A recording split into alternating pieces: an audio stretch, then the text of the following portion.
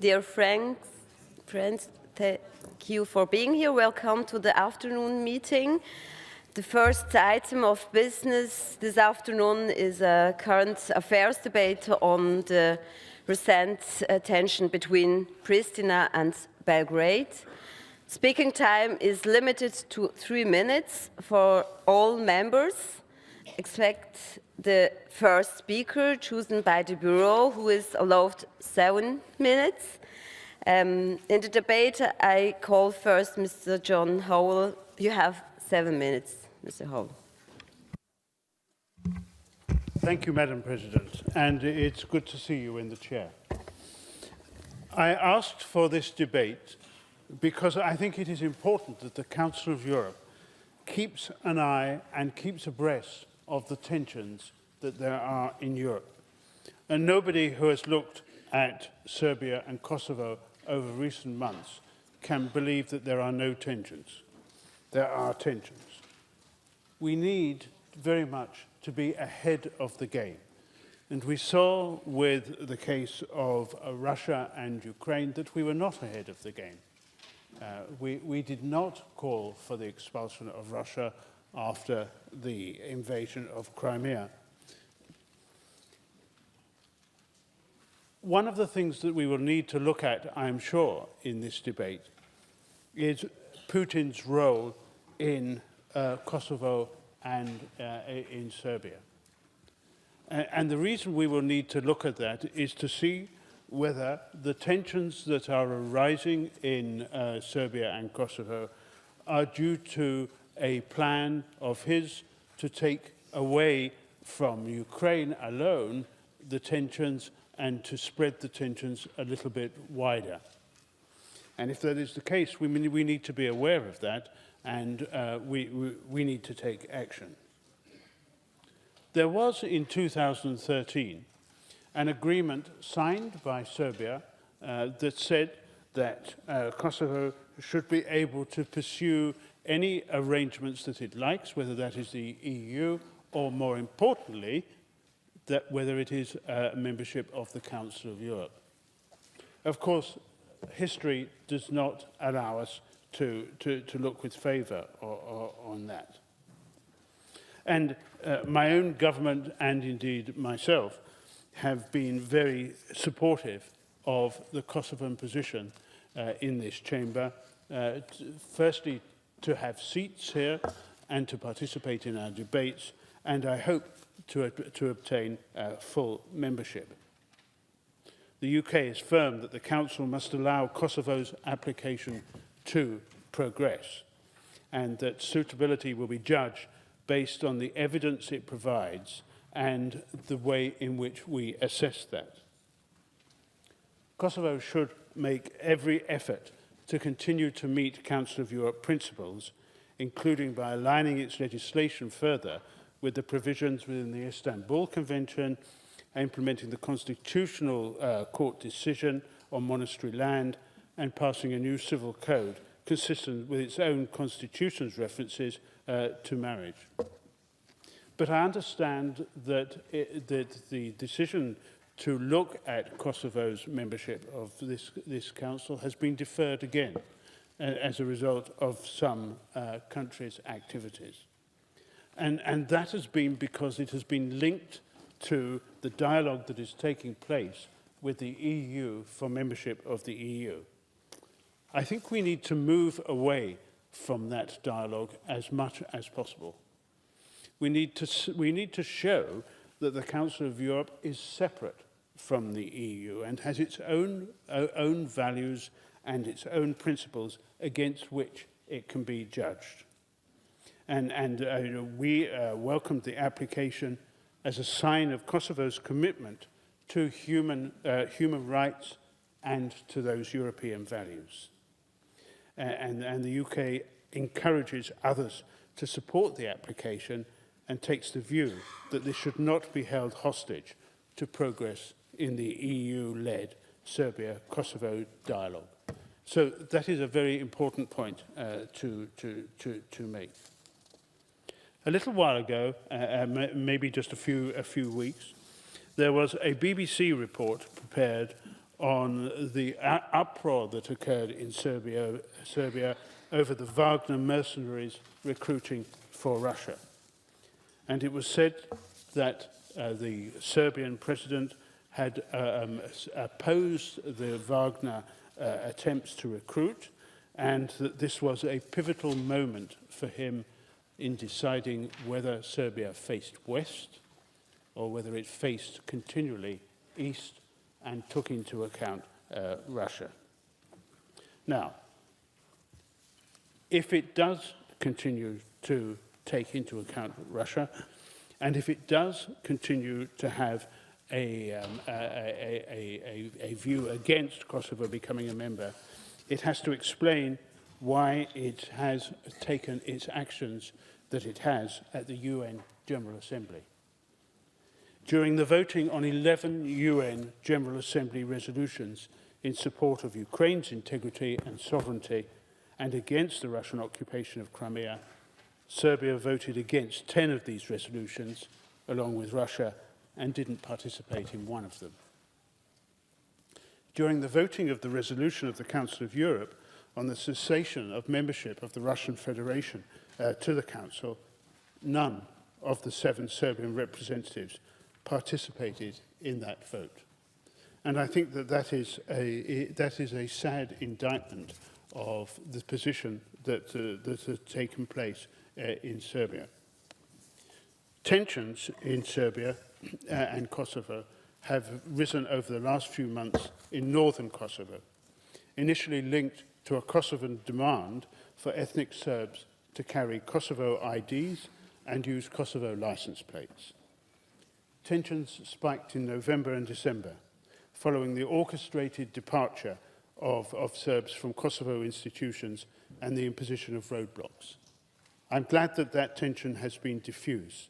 It serves nobody's intention at all that these tensions continue. And in the long-running EU-facilitated talks between Serbia and Kosovo aimed at normalizing relations, I'm afraid that those are in a period of prolonged stasis.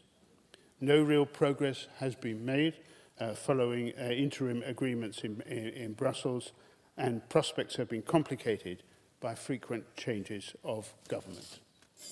It's not a very good situation. We need to make sure that we are aware of this. We need to make sure that we have a view on this for the future. Thank you. Thank you very much, Mr. Howell. I call next Mrs. Ria Omen-Ruijten on behalf of EPP. Dear Chairwoman, and also Mr. Howell, I welcomed your question to have this debate. And as EPP, we very much liked to have this debate.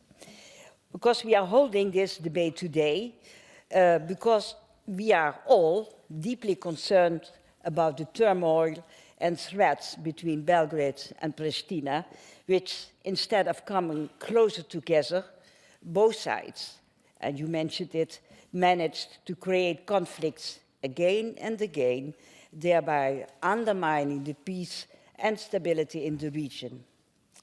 Dear colleagues, this conflict puts considerable pressure on every positive development where people living in the region after so many years of war also have the right to live under peaceful and prosperous conditions. And we all know here the genesis of the conflict. We also know all the attempts made in the past to resolve divisions, and we are aware of a recent Franco-German proposal making the conflict manageable, normalizing the relationship between the two, and building, as already planned before in the Brussels Agreement, a sustainable living together. But instead of welcoming the positive agenda, there is, and there was in the last months, Mr. Howard mentioned it, more pressure, often caused by rhetoric that fuels problems instead of solving or reducing them. And let us add to this tension the Russian war in Ukraine, which gives an extra fire for destabilization of the region, and that is what Russia wants. Today, we can only call on parties to get to work, to come to real negotiations, because a new conflict in the heart of Europe must be resolved. Prosperity and the well-being of citizens in this region is at stake. Sustainable solutions are needed, and it has to come from politicians who really take responsibility for the people they represent. Now, already 10 years ago, an agreement was reached. It has to be implemented. For my group, that means that Belgrade has to look into the new reality for the independence of Kosovo, but also Pristina has to come up with the so-needed protection of the Serbian community. And this, Chair, will be a process for both, of give and take, but for sure the citizens will benefit from it. And that is what our aim is. Thank you very much. Thank you very much. Now I call as next speaker Mrs. Lilian Tanguy on behalf of ALDE. Merci Madame la Présidente, chers collègues. Le groupe ALDE, au nom duquel je m'exprime aujourd'hui, tient à faire part de ses profondes préoccupations devant la situation actuelle au Kosovo et tient également à féliciter les deux délégations de Serbie et du Kosovo pour leur présence aujourd'hui. Le divorce entre la Serbie et son ancienne province autonome proclamée indépendante en 2008 s'est avéré un processus complexe et douloureux, marqué par la guerre qui l'a initié, les blessures infligées de part et d'autre, les rancœurs persistantes et la trop longue stérilité des relations réciproques qui en a découlé. Si les armes se sont tues depuis bien longtemps, jamais n'a été instaurée une véritable paix. Serbes et Kosovars paraissent toujours vivre, penser et agir comme si le conflit pouvait reprendre à tout moment, comme s'ils s'y préparaient sans relâche. Les peuples et les États des Balkans dans leur ensemble n'ont jamais cessé de redouter que ce brasier-là ne se rallume. Certes, Belgrade et Pristina ont renoué un dialogue depuis le début de la décennie 2010. Les accords de Bruxelles conclus en 2013 ont constitué une étape importante vers la normalisation des relations entre les deux pays. Or, nous le constatons avec regret, leur mise en œuvre n'a pas donné les résultats escomptés. Peu de progrès ont été réalisés depuis 10 ans. Pire, les tensions entre les deux pays sont montées d'un cran ces derniers mois, ces dernières semaines en particulier. Des tensions qui prennent une dimension particulière dans le contexte de l'agression perpétrée contre l'Ukraine. Des tensions dont nous n'avons pas le droit de sous-estimer la gravité. Sans agiter à la hâte le spectre d'une nouvelle guerre, nous ne pouvons nous permettre d'en ignorer le risque. La menace existe. Il est de notre devoir de la juguler de toute urgence, si possible durablement. Nous déplorons l'escalade commencée cet été à la suite de la décision du gouvernement de Pristina d'interdire les plaques d'immatriculation serbe au nord du Kosovo. La crise ainsi ouverte n'a toujours pas trouvé d'issue.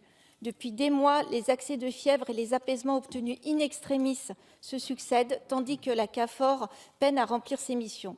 La fracture entre les deux communautés en présence se creuse de plus en plus à chaque incident. Les Serbes du pays se sentent menacés et force est de constater que les violences à leur encontre se multiplient. Ils n'hésitent plus à recourir aux barricades, aux barrages routiers. Les démissions massives de leurs représentants au sein des institutions et de l'administration kosovare ont paralysé de fait les processus de normalisation entamés. À cet égard, la vacance des pouvoirs municipaux est particulièrement dommageable. Cependant, malgré les graves difficultés que connaît la région, le dialogue entre la Serbie et le Kosovo n'est pas rompu. Il est tendu et conflictuel, mais il existe. Notre groupe appelle ces deux pays à le poursuivre coûte que coûte sous l'égide de l'UE, à prendre leurs responsabilités et à faire preuve de courage politique. Notre groupe soutient toutes les initiatives visant à maintenir la paix et rétablir la stabilité dans cette partie fragile des Balkans occidentaux.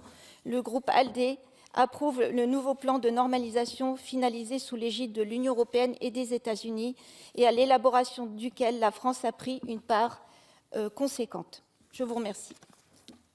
Thank you very much. Our next speaker is George Katrougalos on behalf of UEL. Thank you very much, Madam Chair. Balkans used to be called the powder keg of Europe. And unfortunately, they have still explosive potential. It is not limited to the Balkans. Again, unfortunately, the status of minorities throughout Europe is becoming a factor of destabilization to an extent that reminds the situation before the Second World War. However, in the case of Kosovo, there is some light. It seems, after the recent declaration of the President of Serbia that re-examines their proposals for normalization, maybe the two parties could reach a viable compromise, because it's obvious that the only solution possible is through dialogue, respect of the other, and compromise, as Greece and North Macedonia have shown in the case of Prespa agreement. The so-called Franco-German plan, which provides that Serbia would not oppose the participation of Kosovo in international organization in exchange for some form, if not of self-determination, at least of self-expression of the Serbian minority, I think could be one of the possible ways of compromise. Not, of course, the only one. Both parties should fully respect the framework convention of the Council of Europe on the protection of minorities. Serbia is already party of it. Kosovo authorities should fully endorse and respect its provisions. Finally, a word about the responsibility of us, of Europe. It is persuasive to use the ticket of Europe, saying to the parties, if you do not respect international legality, if you are not trying to have good terms of neighborhood, then you are not going to have a European perspective. If we use this argument, we must keep our part of the promise. This is not the case till now in the Western Balkans. North Macedonia has done whatever they could. And they are frustrated that Brussels have not responded likewise. Therefore, in order to keep the peace in a very problematic area, the Kosovar authorities and Serbia should demonstrate self-restraint, but also we in Europe must take our part of our responsibility. Thank you. Thank you very much. I call next Mr. Piero Fassino on behalf of the Socialist Democrats and Greens. Merci, Monsieur le Président. Le conflit entre le Kosovo et la Serbie, c'est un conflit qui concerne pas seulement les deux pays et les deux peuples, mais comme on est bien clair, concerne la région entière et affaiblit la stabilité du Balkan occidentaux. Et il ne faut pas oublier que dans le Balkan, déjà, il y a d'autres points de crise. Le Monténégro, il connaît dans 2 années une situation de crise politique et institutionnelle très grave. Dans la Macédoine du Nord, il y a un débat politique à l'intérieur très intense. Et la Bosnie, ils vivent toujours dans un cadre institutionnel qui est exposé chaque jour à la dissolution. Alors le conflit, comme nous savons, entre Serbie et Kosovo, il est né dans la crise de 98 et 99, la suppression de l'autonomie de Kosovo par M. Milosevic, l'intervention de l'OTAN, la défaite des accords de Rambouillet et la déclaration unilatérale d'indépendance du Kosovo, soutenue surtout par les États-Unis. Et aujourd'hui, nous sommes dans une situation dans laquelle le Kosovo il est reconnu par 110 pays dans le monde et 22 pays dans l'Union européenne, mais la Serbie n'a jamais accepté l'indépendance et il revendique toujours que la région de Kosovo et Metoja elle appartient à la Serbie. Et donc là, la situation il s'est bloquée. Il y a eu, comme il est clair, plusieurs tentatives de médiation. Vienne 2006, l'accord 2013 à Bruxelles. L'Union européenne il a nommé médiateur le monsieur Lajčák. Dans ces dernières semaines, un plan franco-allemand avec le soutien de l'Italie et des États-Unis a été proposé aux partis. Et il faut bien connaître que la solution elle est très difficile parce qu'il y a un point de conflit bien compliqué. Un point de conflit compliqué, c'est la présence dans l'institution internationale. Le Kosovo, il veut être un full member de toutes les institutions internationales, comme le Conseil de l'Europe. Et la Serbie refuse cette perspective parce que c'est une reconnaissance de facto de l'indépendance et de l'État du Kosovo. Et l'autre point très aigu, c'est le statut de la minorité serbe qui vit dans le nord du Kosovo, autour de Mitrovica. Belgrade demande qu'il soit reconnu une sorte d'autonomie à cette minorité et le Kosovo refuse. Donc je pense qu'il faut travailler pour vérifier comment nous on peut favoriser le dialogue. La seule solution c'est le dialogue et il faut encourager les partis à chercher le compromis nécessaire d'une solution qui soit capable d'éviter le conflit et d'établir des relations normales entre les deux entités. Donc, aussi le Conseil d'Europe doit travailler dans cette direction. La Serbie est notre membre, le Kosovo il a ici un statut d'observateur. Il faut travailler à encourager le dialogue en intensifiant les relations avec le Parlement serbe et l'Assemblée législative du Kosovo. Merci. Okay, thank you very much. I call next Mr. Christian Petri from Germany. You have 3 minutes. Ja, Frau Präsidentin, Kolleginnen und Kollegen, das Verhältnis zwischen Kosovo und Serbien muss auf eine neue, tragfähige Grundlage gestellt werden. Beide Länder sind für eine friedliche Entwicklung in dieser Region von besonderer Bedeutung, damit auch für Europa von besonderer Bedeutung. Wir in Deutschland, die Sozialdemokraten, unterstützen die beantragte Mitgliedschaft des Kosovo für den Europarat. Und Herr Havel hat es eben genannt, der Europarat ist nicht die EU, darauf sollen wir natürlich äußersten Wert legen. Und diese Mitgliedschaft des Kosovo für den Europarat liegt dabei auch und vor allem im serbischen Interesse. Denn die Rechte der serbischen Minderheit beispielsweise werden damit aufgewertet und können besser geschützt werden. Wir unterstützen auch die Bestrebungen des Kosovos, für Mitglied der Europäischen Union zu werden. Dies wird ein weiter Weg, wir wissen dies. Voraussetzung für die Normalisierung insgesamt sind natürlich die Voraussetzungen für die Normalisierung der Beziehung zwischen Serbien und dem Kosovo. Wir beobachten schon sehr kritisch die Entwicklung Serbiens unter der Regierung Vučić in Richtung einer Autokratie. Serbien ist dabei für die Stabilität der gesamten Region von besonderer Bedeutung.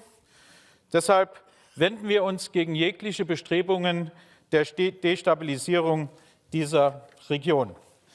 Serbien muss angesichts des russischen Angriffskrieges sich auf die Seite der Europäer stellen und wir erwarten, dass künftig die EU-Sanktionen vollumfänglich mitgetragen werden. Aber auch dem Kosovo empfehlen wir, die Initiative des französischen Präsidenten Emmanuel Macron und des deutschen Kanzlers Olaf Scholz zur Stärkung eines EU-geführten Normalisierungsdialoges anzunehmen und die Schritte entsprechend umzusetzen. Wir brauchen eine Normalisierung. Wir brauchen eine sofortige beidseitige Erklärung auf Gewaltverzicht. Wir brauchen ein dauerhaftes und stabiles Abkommen zwischen beiden Staaten. Denn nur so, liebe Kolleginnen und Kollegen, ist für die Menschen in der Region dauerhaft Frieden und damit Sicherheit und Wohlstand zu erreichen. Liebe Kolleginnen und Kollegen in den Parlamenten im Kosovo und in Serbien, ich appelliere eindringlich an Sie, bitte nehmen Sie sich dieser Sache an. Reichen Sie sich die Hände und bringen Sie Ihre beiden Länder in eine gute Zukunft. Das ist der Appell, der von heute hier ausgehen kann. Vielen Dank, Glück auf. Thank you very much. Our next speaker is Lulzim Basha from Albania. You have the word. Thank you, Madam Speaker. I would like also to thank our honourable colleague, Mr. Howell, for fielding this debate. Only 4 weeks away from the 15th anniversary of the independence of Kosovo, the youngest state in our old continent. As a representative of Albania, I would like to use this opportunity to express our gratitude for all the efforts made by the European Union and the Member States and the United States, as well as their strong commitment towards reaching an agreement between Kosovo and Serbia. Dear colleagues, independent Kosovo is an irreversible reality at the heart of Europe. The sooner this reality is embraced by all, including Serbia, the better it will be, first and foremost, for Kosovar citizens, both Kosovo Serbs and Albanians. The better it will be for the future of our whole region, allowing us to concentrate our efforts and our vision to securing a better life for our youth in our own countries.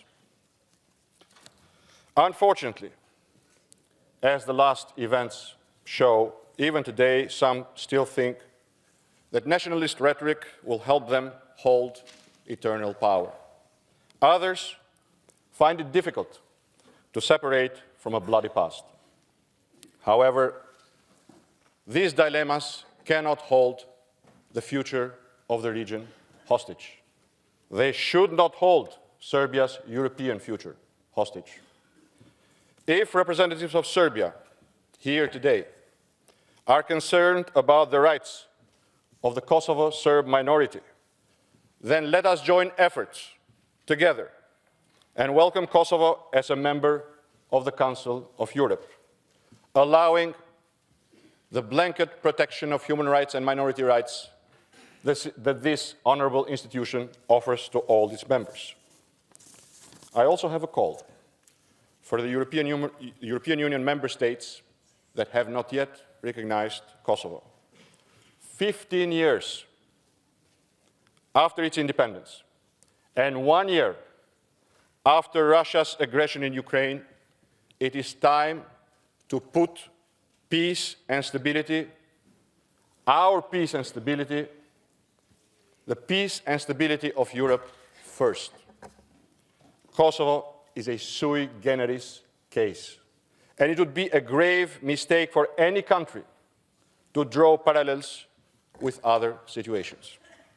What is happening in Ukraine today is a bell that tolls for each and every one of us to look beyond the interests of today. A Western Balkans in NATO, a Western Balkans in the EU means a stronger, safer, and more prosperous Europe.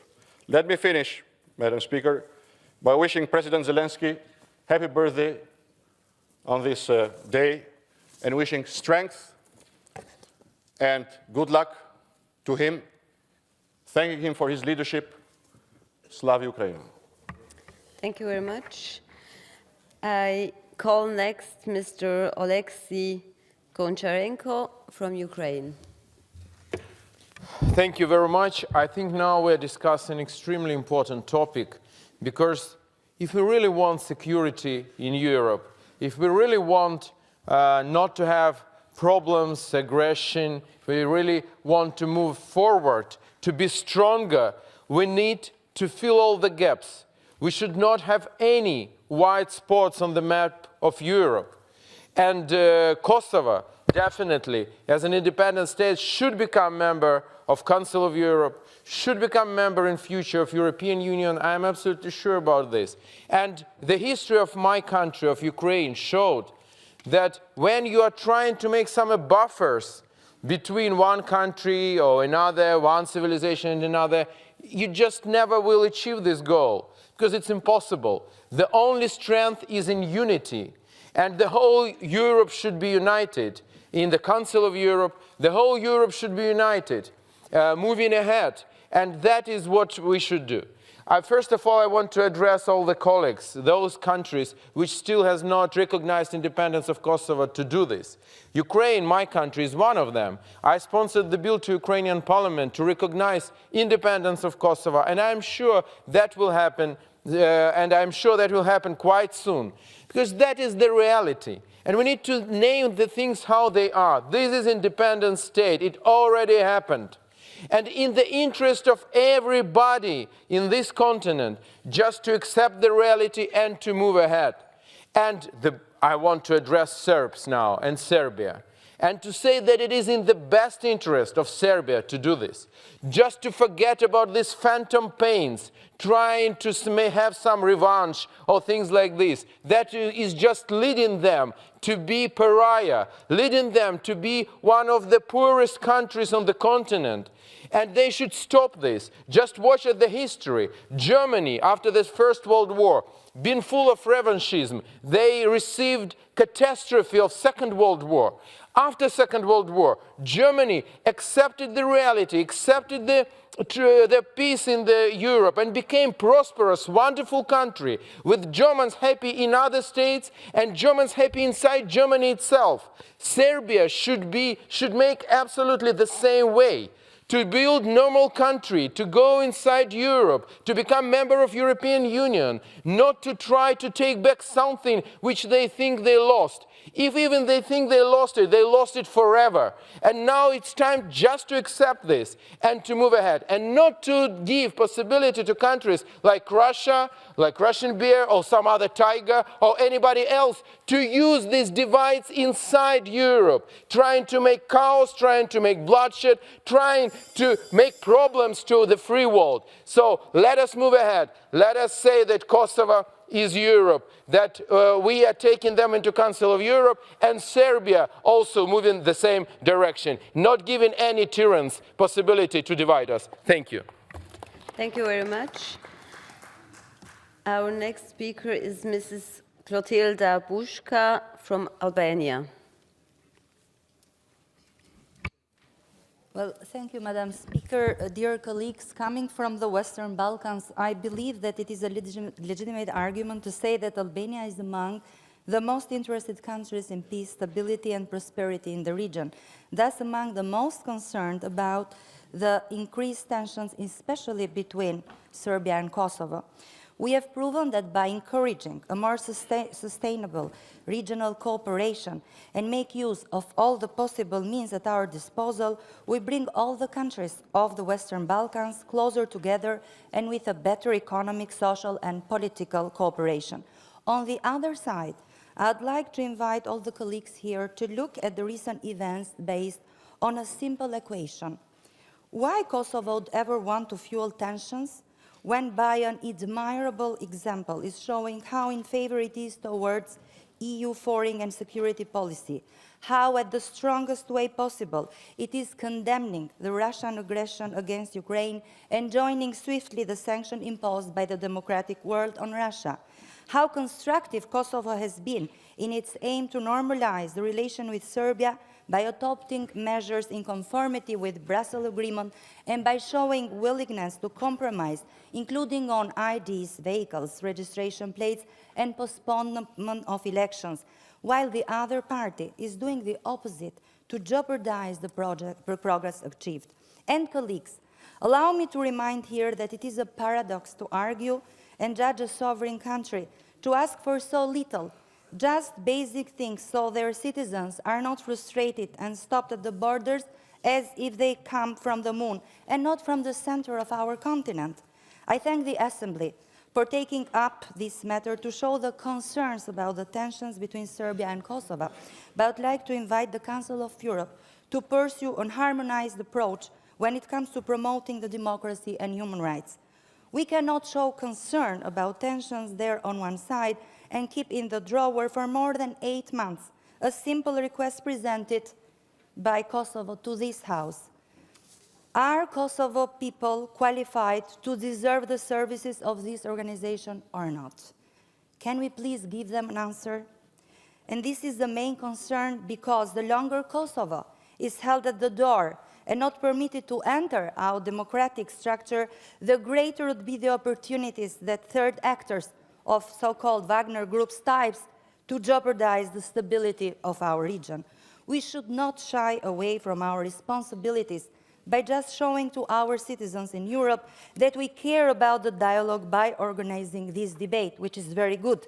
But we don't have to hide from the same citizens that Kosovo has been waiting for 8 months for an answer by the Council of Europe willing to embrace and promote the values we fight for every day. To conclude, I encourage the Committee of Ministers to bring to the Assembly the request of Kosovo for membership so that we can start our work and do our job with no more delay. Thank you very much. Thank you very much. I call next Mrs. Dubravka Filipovski from Serbia. The signing of the Brussels Agreement, the position of Serbs in Kosovo and Metohija is increasingly getting difficult because the safety and survival of Serbs are threatened by ethnically motivated attacks in Pristina, of which there were a total of 228 in the past 2 years alone. This means that attacks on Serbs, their property, monasteries, and churches is almost daily occurrence and consequence of constant media targeting and systematic criminalization of Serbs by representatives of the so-called Kosovo. In particular, I would like to draw attention to the attacks of the 3 Serbian boys on Christmas, Stefan, Miloš, and Stefan, as well as the attack on a 15-year-old Lazar 3 days ago by Albanian in Suvi Do just because he is a Serb. And 2 days later, another Serb was wounded. I would also like to mention the frequent arrest of Serbian policemen, because of which Serb left the institution in Kosovo and Metohija and organized protests for 19 days in the north of province in December last year. Another proof that the authorities in Pristina continue to generate crises and legal violence since Pristina's decision to expropriate Serbian land on the municipality of Leposavić on 16 of January this year. On 18 of January, the police forces of the so-called Kosovo again began to implement a punitive police against Serbs at crossing due the license plates, this breaking the agreements reached on 23rd of November last year in Brussels. Despite everything, Belgrade will continue to preserve peace and stability as before, and Pristina bears all the responsibility for the newly developed situation in the province. Belgrade has fulfilled all its commitment from the Brussels Agreement, while Pristina has been refusing to start the process of establishing in the community of Serb municipalities for 10 years, which is a key issue for Belgrade. Despite for serious problems on the ground, Belgrade remains committed to constructive dialogue and compromise as the only means to create the condition for permanent stability in Kosovo and Metohija and the Western Balkans. And the truth is that 83 countries recognize the independent so-called Kosovo, not 110. Thank you. Thank you very much. Our next speaker is Saranda Bogovievci, Assembly of Kosovo. Thank you, Madam President, dear colleagues. I would like to start by thanking John Howell for bringing this topic to the Council of Europe. It's an important one and an important discussion. I would like to start with that Kosovo is a democratic country and is committed to rule of law, human rights, freedom of media, and especially respect and freedom of minorities. And actually, we call them communities. These how they are in Kosovo. Like Albanian Serbs, Turkish, Bosnian, Roma, Egyptian, Ashkali, Gorani, Montenegrin, Croatians, and all of our citizens without distinction, they need a state that there is rule of law, there is jobs, social welfare. These are our priorities as a country. Kosovo rose to 17 places in the index of fight against corruption, and the first in the region for improvement of rule of law. Euro-Atlantic integration is the unethical goal of Kosovo and its people. When Ukraine was faced with unprovoked war of aggression by the Russian Federation, Kosovo immediately lined up alongside Western democratic countries against this aggression and imposed sanctions on Russia, standing in solidarity with the freedom-loving people of Ukraine. However, Kosovo as a state is facing illegal action of criminal structures in the northern part, which are being encouraged and unfortunately directed by President Vučić. Serbia, our northern neighbor, never distanced itself from Milosevic's genocide crimes against the Kosovo Albanians and other minorities during the 1998-99 war, and continues to coordinate foreign policy with the Russian Federation and be armed by Russia. Serbia, not only that it did not punish and impose sanctions on Russia, but it is very disturbing and worrying to see members of Wagner group in the middle of Europe, which have appeared in the north of Kosovo, entering through Serbia. It is obvious that Serbia is constantly looking for pretexts to destabilize the north of Kosovo. They are doing this because they are trying to remove themselves from a political dialogue with Kosovo for full normalization of relations through the final international and legally binding agreement with mutual recognition. Respecting the law and fighting organized crime cannot and should have no alternative, and it is not addressed on the basis of ethnicity, but on the basis of one's actions. Therefore, the actions of the Kosovo authorities to implement the law through the fight against illegality, smuggling, and ordinary organized crimes cannot be hindered by the use of pretexts as a political action and goal, as Serbia did on the last few months of the last year. The effort has been undermined by Belgrade by encouraging the criminal structures to exert pressure and threats against the Kosovo Serbs citizens who had registered cars with their Kosovo license plates. When this pretext failed, they looked for other pretexts by leaving the institutions and resigning. And when the local elections were also postponed, they placed barricades on the national roads and leading to the border points. It's committed and constructive in the dialogue. We want agreement and normalization between the two countries as two independent countries on the basis of reciprocity as principle of international law. Only in this way we can have complete normalization and good neighborly relations and to continue integration process in the European Union.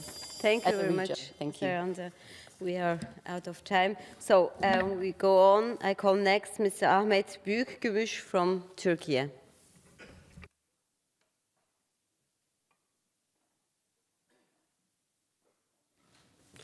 Dear Chairperson, dear colleagues, first of all, I thank the rapporteur for his quick work, and it's a great opportunity to address this important issue here in our Assembly. We are closely following the recent developments in Kosovo. The situation in the north of Kosovo has continued to deteriorate due to several reasons since last summer. First, we have witnessed an escalation about the entry-exit forms in July, then the license plates in October, and finally, the detention of a former police officer and the placement of barricades in December 2022. We were deeply concerned by the violent attacks against Kosovan police, press corps, and to the EU-Lex Kosovo patrol. For about 20 days, the freedom of movement of the people of Kosovo was restricted due to the barricades that were constructed in the north of the country. Since preserving peace and stability in the region is ultimately important, I welcome the de-escalation efforts of the EU and the United States, which resulted in the removal of barricades and the restoration of the freedom of movement before the end of 2022. I firmly believe that diplomacy is the only way to resolve the existing problems between these two neighbor countries. Fortunately, this crisis averted. However, the parties should make a genuine attempt towards reaching the end goal of the process, especially bearing in mind the current geopolitical situation considering the war in Ukraine. We assume that both sides will adopt a more constructive approach in the coming period. We hope that the new EU and United States joint initiative will lead to positive developments.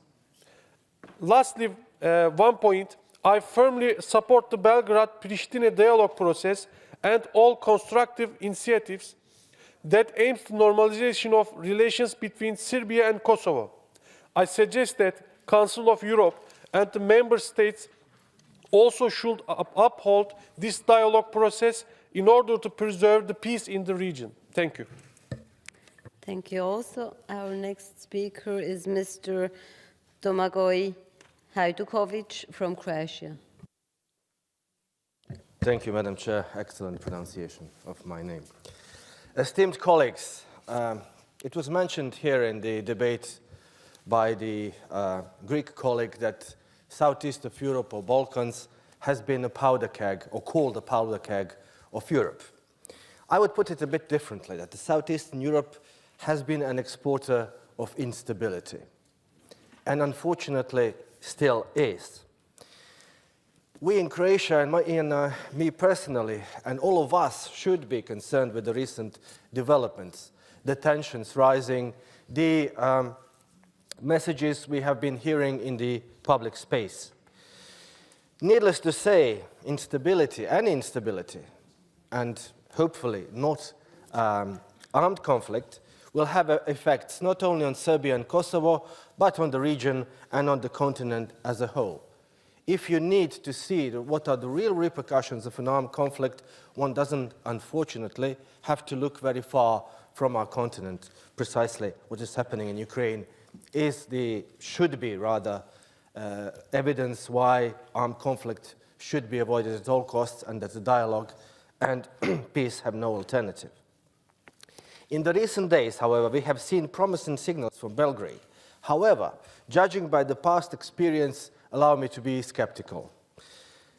If the best I can be is cautiously optimistic, and I hope that the responsibility will not be juggled from one side to the other, but that both sides will recognize that the responsibility for upkeep of the peace is on the both of them. And in all objectivity that I can muster, I must say that the responsibility is weighing heavily on the Belgrade side in this case. In any case, escalation is in nobody's interest. It will hurt, as I said, both Kosovo, Serbia, region, the continent, and if we continue on the road of destabilization, we will be on the, as in the words of the famous song, we will be on the road to nowhere. What is the remedy for this instability and the exporter of the instability? European integration, in my view. Council of Europe, European Union. Membership in those institutions is a guarantee of peace, stability, and protection of human rights and rights of minorities. Therefore, I urge colleagues to support Kosovo's bid to join the Council of Europe. I call on the Council of Ministers to refer this decision to our Assembly so we can proceed with accepting Kosovo into our ranks. And I think that all will gain, not only Kosovo and the Kosovo citizens, but all will gain, including our organization, by having an additional member. I think Kosovo is ready, and we should be ready for them. Thank you very much. Our next speaker is Mrs. Biljana Pantić-Pilja from Serbia. Thank you.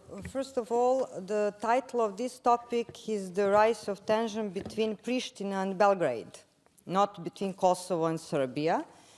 Second, Mr. Fasino, you said NATO intervention. not NATO intervention, but NATO aggression. Third, Republic of Serbia strongly opposed the initiative of Pristina for membership of the so-called Kosovo to the Council of Europe. Ladies and gentlemen, as the head of the Serbian delegation, I'm very glad that we speak today about the situation of Kosovo and Metohija. The main goal of the Parliamentary Assembly is protection of human rights. And unfortunately, we are faced with grossest human rights violation of the minority on Kosovo and Metohija, especially of Serb minority.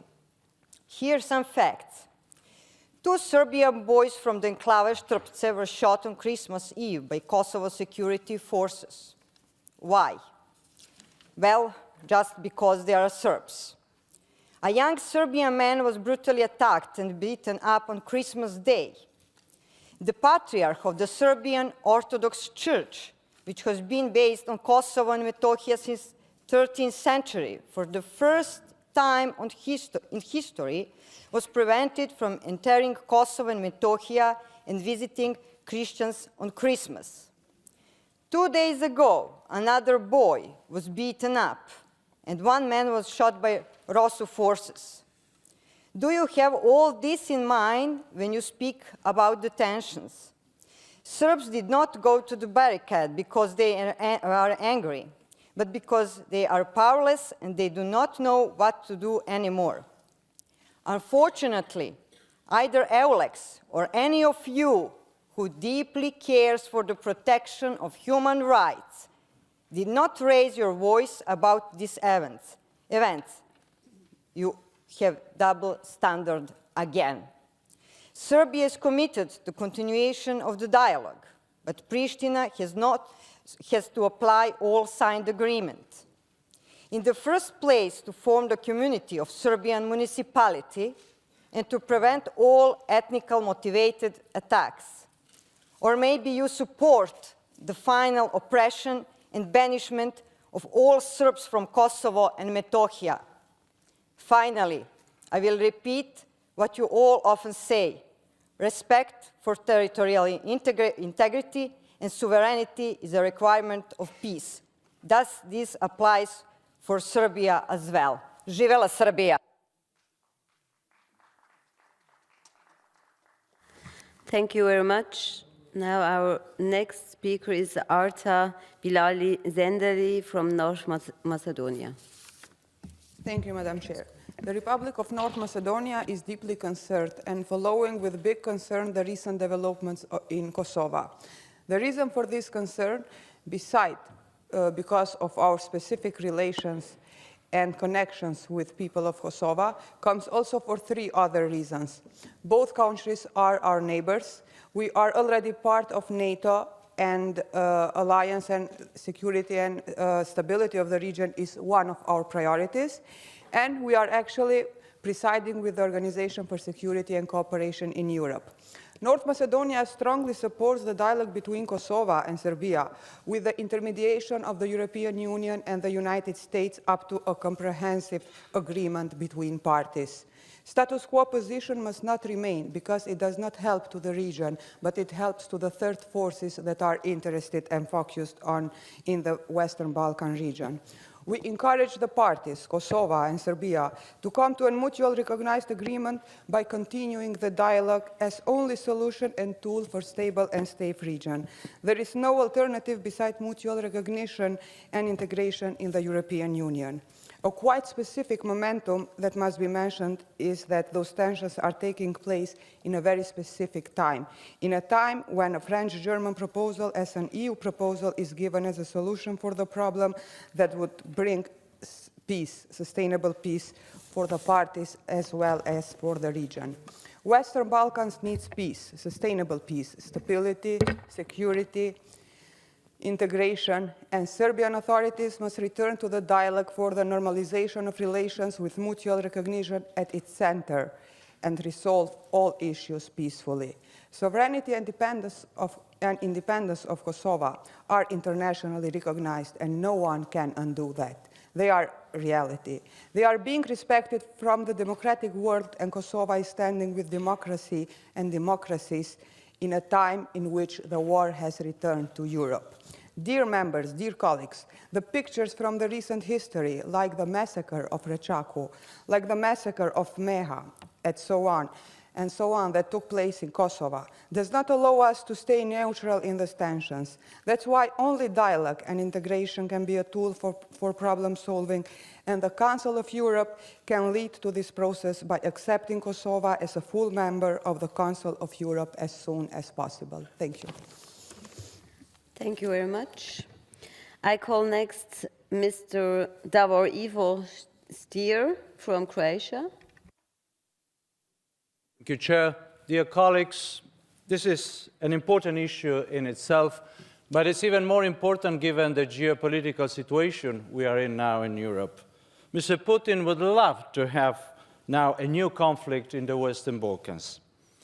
But I do believe that our colleagues, both from Serbia and Kosovo, they want exactly the contrary, peace and stability. Now, what is the solution? I do believe that the solution is a European one. And a European solution is about opening doors. So, yes, to open the door for Kosovo to become a member of the Council of Europe and other organizations, including the United Nations, but also to open the door fully for Serbia to become a member of the European Union. Now, both Kosovo and Serbia, as well as other countries in the Western Balkans, are surrounded by the European Union and by NATO. So I do believe that the place of Serbia and Kosovo is with the West and in the West. Of course, it is up to the authorities in Belgrade to make the geopolitical choice, to align with the West, to continue with all the reforms that are required to become a member of the European Union. And it's up to the authorities in Pristina to do as well all the necessary reforms to become first a candidate and then to become a member of the European Union. But when it's placed the question, and our Italian colleague explained very well where are the two positions. One, wanting to have, again, Serbia and Kosovo in unity.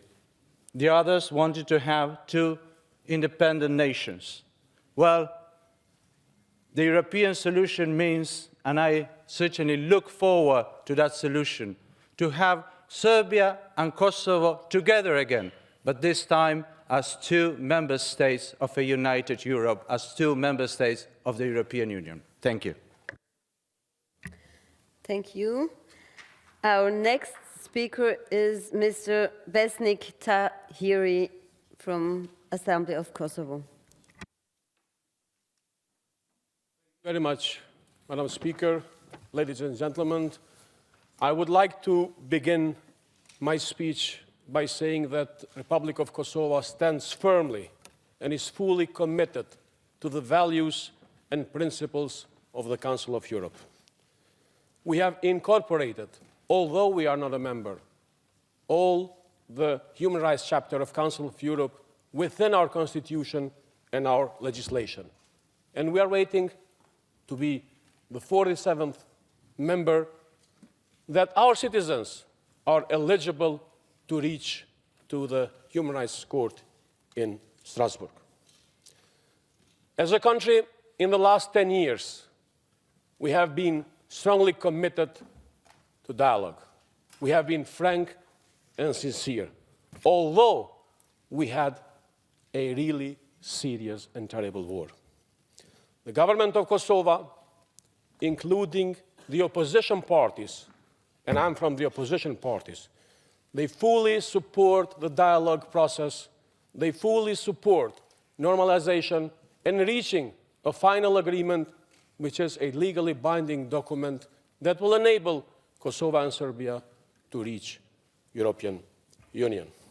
As for the subject that we are discussing today, I would like to say a few things in chronology. The government of Kosovo took a legal decision to abandon, to stop illegal number plates that are Kosovo number plates that were issued in Serbia. The action behind were well planned from Serbian regime. Barricades, attack against Kosovo police, attack against NATO peacekeeping missions. Latvians were attacked, and then also attack against EULEX. What we wanted is to restore rule of law in that part of Kosovo. Dear colleagues, I'm asking a very simple question to all of you. Why do we need tensions? Why do we need tensions only 40 kilometers from the capital of Kosovo? We know very well because we had really a terrible war. Thanks to Kosovo Liberation Army and the efforts of NATO, we are free. And we will forever be thankful to the European Union and to all those that support it. We knew what is to be minority. We are not fearing from Serbs of Kosovo. But we will never allow Serbian regime, through Russian influence, through Wagner troops, to hit our country. We belong to Europe. We are Europeans, and we will forever stand with you. God bless this institution. Thank you very much. Dear colleagues, let's close the speakers list with a woman. I call as last speaker Mrs. Elvira Kovacs from Serbia. Distinguished Chair, dear colleagues, since 2011, the European Union has facilitated the process of dialogue between Belgrade and Pristina. On April 19, 2013, the Brussels Agreement was signed, fully understanding that the EU accession process and normalization of relations should run parallel and support one another. The Republic of Serbia will remain entirely committed to the continuation of the normalization process and its dialogue with Pristina. The latest reports of the Serbian government's Office for Kosovo and Metohija emphasizes the importance of the historical reconciliation of the Serbian and Albanian people, pointing out that in a long-term scope, without deep normalization, institutional political consolidation will not be achieved either. But agreement requires constructivism and compromise from both sides. Willingness to compromise is essential. Hence, we can find a stronghold for comprehensive normalization of relations and reconciliation in two key words: dialogue and compromise. The rejection of dialogue and compromise further complicates international political relations and the dialogue between Belgrade and Pristina. It is impossible to come up with a solution if weakness is seen in the dialogue, if the attitude that choosing a compromise means choosing life is rejected. And life implies deviations and concessions. The opposite of compromise is not honesty, idealism, determination, but fanaticism and downfall. So the one who rejects compromise and dialogue can only count to one.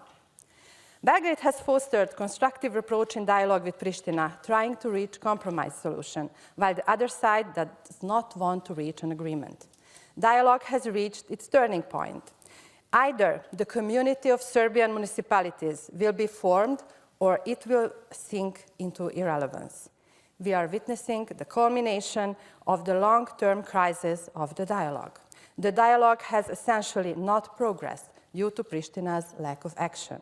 The fact is that so far, the authorities in Pristina have not faced sanctions, no punishment from the international community for such a behavior. Belgrade expects pressure to be exerted on Pristina to start implementing what was agreed, and above all, the obligation to form the community of Serbian municipalities. Therefore, Serbia's position is unchanged and clear. Any attempt to resolve the Kosovo issue is possible only through the established mechanism of dialogue. Everything that has been signed so far has to be implemented, including the UN Security Council Resolution 2044, the Brussels Agreement, and the Washington Agreement. The most important is to ensure the rights and complete security of the Serbs in Kosovo and Metohija. Thank you. Thank you very much, dear colleagues. I must now interrupt the list of speakers. The speech of members on the speakers list who have been present during the debate but have not been able to speak may be given to the table office for publication in the official report. I remind colleagues that the typewritten text can be submitted electronically if possible, no later than 4 hours after the list of speakers is interrupted.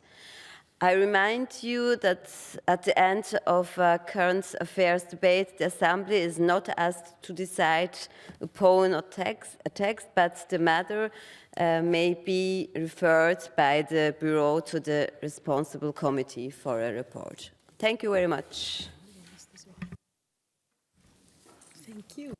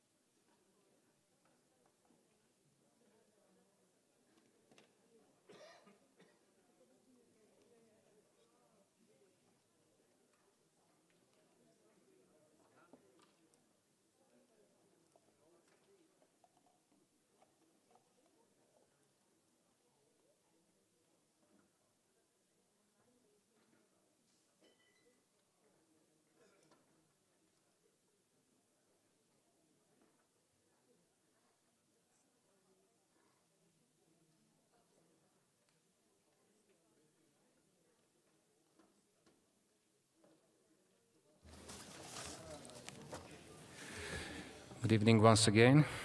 We now come to the joint debate on 3 reports from the Committee of Equality on Non-Discrimination.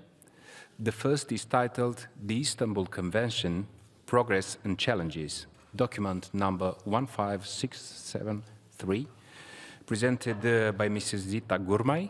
The second is titled The Role and Responsibility of Men and Boys in Stopping Gender-Based Violence Against Women and Girls, document number 15678, presented by Mrs. Petra Stinen.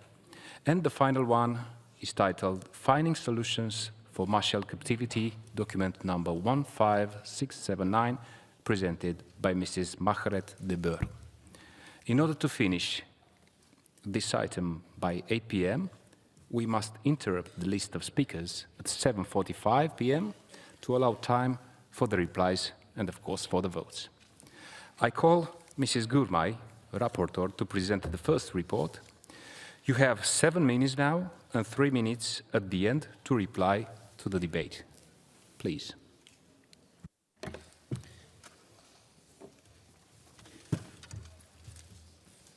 Please don't count yet, because you need proper space when you want to speak. Anyway, dear President, dear colleagues, first of all, let me congratulate the new EGA President, Maria Metsentseva.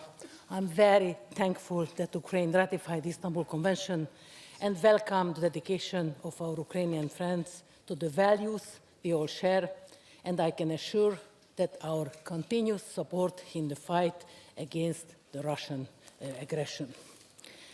Let me continue by expressing What a privilege is to be the rapporteur of this very important report, because I'm convinced, beside the Human Rights Charter, this is the most important tool in the last 11 years which could save women's life, an achievement for which the Council of Europe rightfully can be proud of. And let me tell you, I was amazed at the pace women at 1 o'clock today, in which both Secretary Generals has been there. And let me quote what she said, what UN has been saying. This is really a golden standard. So we should really clap hands, dear friends, because I think this is a great achievement.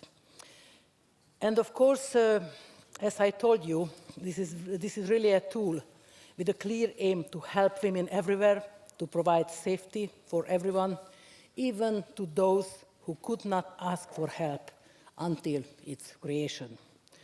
To quote the rightfully famous Ukrainian writer Lesia Ukrainska's forest song, "Brother, you know the price of women's sacrifice, but I will tell you, of all womankind, far-famed Iphigenia did not make the greatest and the hardest sacrifice.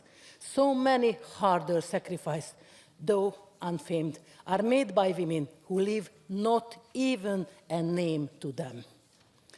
The United Nations estimates that 736 million women in the world have suffered physical or sexual intimate partner violence, non-partner sexual violence, or both, not including sexual harassment, at least once in their lifetime, which represent 30, I'm repeating again, 30% of women aged 15 and above.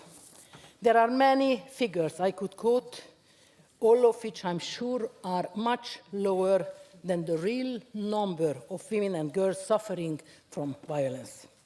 We heard yesterday about the under-reporting of conflict-related sexual violence, but this occurrence is also true for other forms of violence against women and domestic violence due to the family secrecy, fear, and lack of adequate spaces and shelters. According to the first finding, gender-based violence increased during the COVID-19 pandemic due to the successive lockdown, which trapped victims in close spaces with their aggressors, and at the same time complicated women's and girls' access to protection and assistance in shadow pandemic. Gender-based violence is present in all member states of the Council of Europe.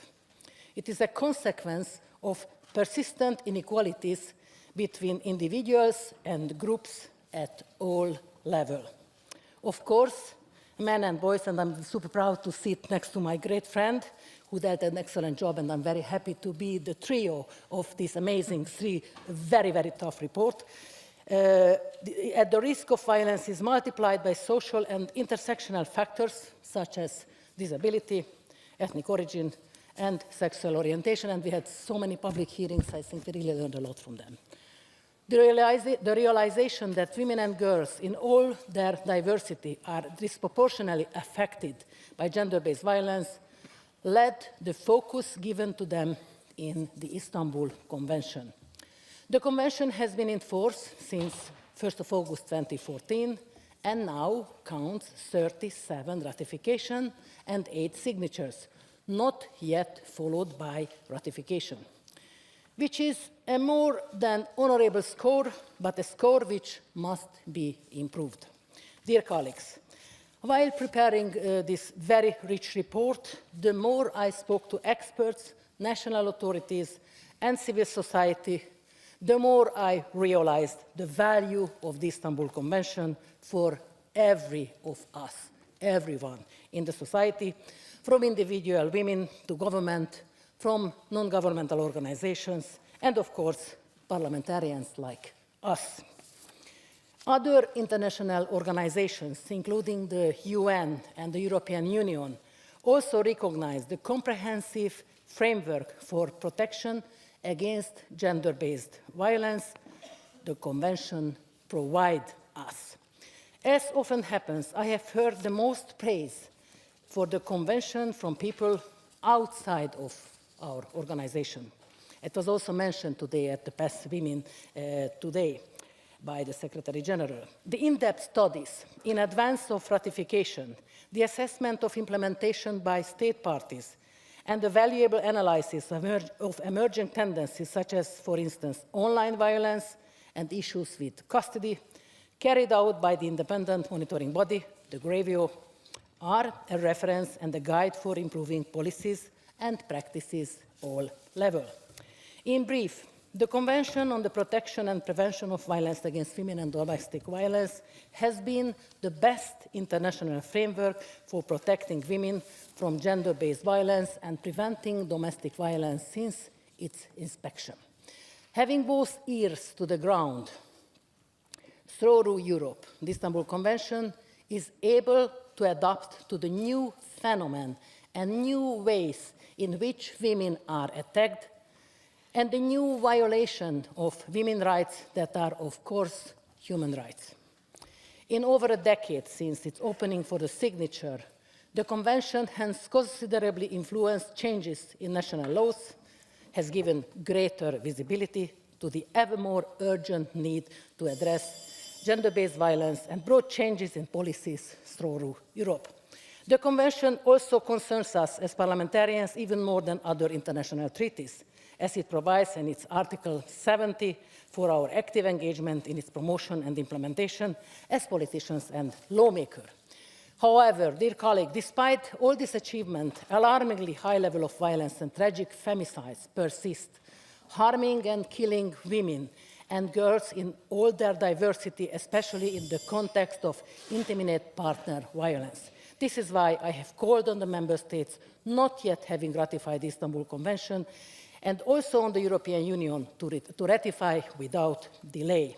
I have also made a pretty strong call, which I repeat here today, for Turkey, the country that gave a name to the Convention and was among the first ratification. Please come back to the Convention. State parties to the Convention must step up their implementation of the provisions using the evaluation reports by the Group of Experts on Action Against Violence Against Women and Domestic Violence GRAVIO as a guide. And now I will thank you. I can tell you I could talk hours because I have been experienced since 2019 a lot of cases, but I'm sure that all of you who are going to make a contribution will help us to make it happen. Thank you very much. Thank you, Mr. Gurmai. You had only 1 minute and a half supplementary. Sorry. I now call Mrs. Stinen, rapporteur, to present the second report. You have 7 minutes now, and 3 minutes, of course, at the end to reply to the debate. Thank you, please.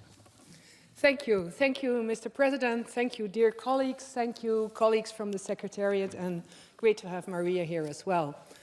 Dear colleagues, let me start with 2 quotes that guided me during writing this report. First, the famous quote of the Canadian author Margaret Atwood, who said, "Men are afraid that women laugh at them. Women are afraid that men want to kill them." This quote is rather pessimistic, but I think realistic as well when we listen to the story of Zita about the Istanbul Convention and gender-based violence. We need to look at the pyramid of violence to understand why this quote is realistic. I've heard men say, "Can I not make a joke anymore?" But these locker room jokes are at the basis of the pyramid of violence. And when you climb the pyramid, you will see stalking, gaslighting, sexual assault, rape, and even femicide. And I think this is a phenomenon we really have to talk about, the killing of women because they are women. And the cost of our societies of this violence against women cannot be underestimated. They're enormous. Look at the overloaded social services, the losing of working days, school days, the police system, the judicial system. The European Institute of Gender Equality has calculated that 366 billion euros per year are the societal cost of gender-based violence in the European Union. So I call on this organization to have better data for all the Council of Europe states. It's one of the recommendations of this report.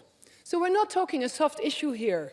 No, we're talking a gross global human rights violation against women and girls, exactly in the places where they should feel safe, at home, at school, in the office, in the street, in sports, at the club.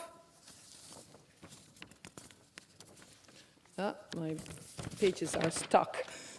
But there are reasons for optimism, a lot of reasons for optimism. And let me start with the other quote by Bell Hooks.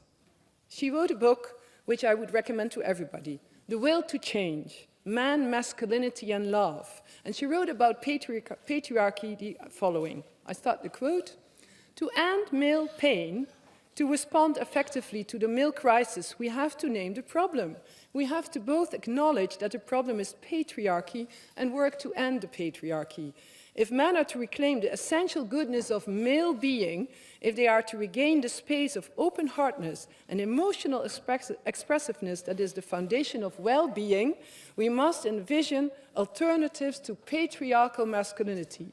We must all change. End of quote. And I see, dear colleagues, that times are changing. Everywhere I see men engage in the fight against gender-based violence. I see more and more men willing to embrace a mindful masculinity and take political responsibility.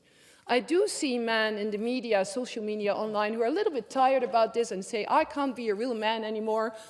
Well, they should write their own report. Because I think we need to have men and boys being involved in fighting against gender-based violence, and it's very clearly stated in the Istanbul Convention, Article 12.4, which says, I repeat to you all members of society, especially men and boys, should be encouraged to contribute actively to preventing violence. End of quote. Let me be clear, of course, not all men are perpetrators, but most perpetrators of gender-based violence are men. And therefore, men in all their diversities can be agents of change. They can speak out against harmful practices, they can act as role models, and they can challenge sexism around them. And it's also true for all the men here in this room today. And it's true for all the men in your political parties, at your parliaments back home. And please ask them to stop being a silent bystander when they see sexism. Because I think we need to discuss harmful versus mindful masculinity. I really believe that we have to allow men to step out of this man box. You know what a man box is? Think a square, write in this square the words that come up when you think about what is a real man. I'm sure many of you will say, needs to be tough, cool, strong. And when I ask you, write some words outside of this square, the man box. What is not manly?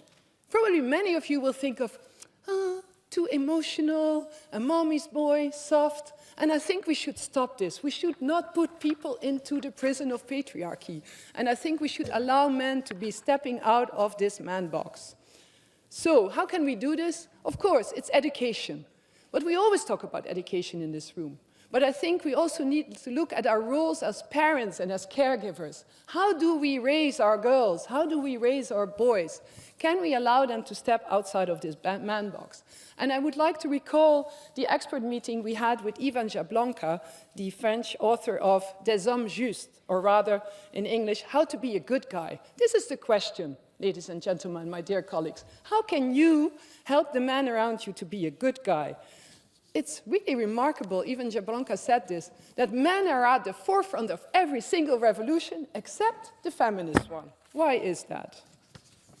And sorry, Mr. President, but there's something wrong with the printer in the Dutch delegation because all my pages are stuck, so allow me for a few more seconds. Of course, men and boys are not an homogeneous group. We have men. Masculinities are multiple, and I think we also are aware that some men have more privilege than others, depending on which class you're from, race, religion, and what have you. But I think men everywhere in the world, we should allow them to also take care responsibility at home. This is not only a women's job. Now about my report and the next steps. I believe my report can contribute in raising awareness among all of you that men and boys have a part to play. And I have tried to be very inclusive, and I would like to thank all my male colleagues here in this room and elsewhere who were willing to talk to me, heads of the committees, heads of political groups, and for sharing also their I would say, awkwardness with this topic, not wanting to take away women's voice as well. I'm very glad that you spoke to me. I also would like to thank the Spanish delegation for helping me out when I visited Spain, because, ladies and gentlemen, dear colleagues, the Spanish example is amazing. The political will in Spain to involve men in fighting gender-based violence, to fight against the machismo that is really inside of the country due to traditions, to culture, what have you. Everybody who thinks that a Catholic country cannot change, look at Spain. Now, to conclude, I think there are a few things in the Istanbul Convention that can help us. Article 16, for sure, we have to work with perpetrators and we have to work towards prevention, and we really should help men to become better men, indeed, to embrace mindful masculinity. I think, to conclude, that feminism and the fight for gender equality are beneficial for a society as a whole. The men who are engaged in the fight against gender-based violence do not take space away from women. There's a space for everyone in this fight. And the participation can be a positive contribution to the general objective of keeping more women and girls safe from violence, and for people of all genders to enjoy the right to be who they are outside of this prism of patriarchy. Thank you, Mr. President. Thank you, Mrs. Stinen. And now I call Mrs. Margaret de Boer, the rapporteur, to present the third report. You have 7 minutes now and 3 minutes at the end to reply to the debate. Thank you, Mr. President. And also congratulations to my colleagues Sita Gurmai and Petra Stine for their excellent reports. Dear colleagues, marital captivity, a human rights violation experienced by tens of thousands of people in Europe alone every year. But people are unaware of it, and it's often ignored in public policy making. Today we have an opportunity to turn that situation around. But first, what is marital captivity? Forced marriage, we know. I'm sure all of you know. It's forcing someone into a marriage they do not want. Marital captivity is quite similar. It is forcing someone to stay in a marriage that they no longer want to be in. And sometimes they never wanted to be in that marriage, and then it's the following up of the forced marriage. But often they are entered the marriage willingly, but get trapped in there afterwards. This can happen because the other partner refuses to cooperate with a divorce, and it is coupled with grave breaches of human rights. Often refusing to divorce is not an isolated event, but part of a whole system of abuse and coercion. The trapped spouse might be a victim of economic coercion by the partner or family, or faces threats or psychological coercion. They may also face physical violence, including sometimes so-called honor-based violence.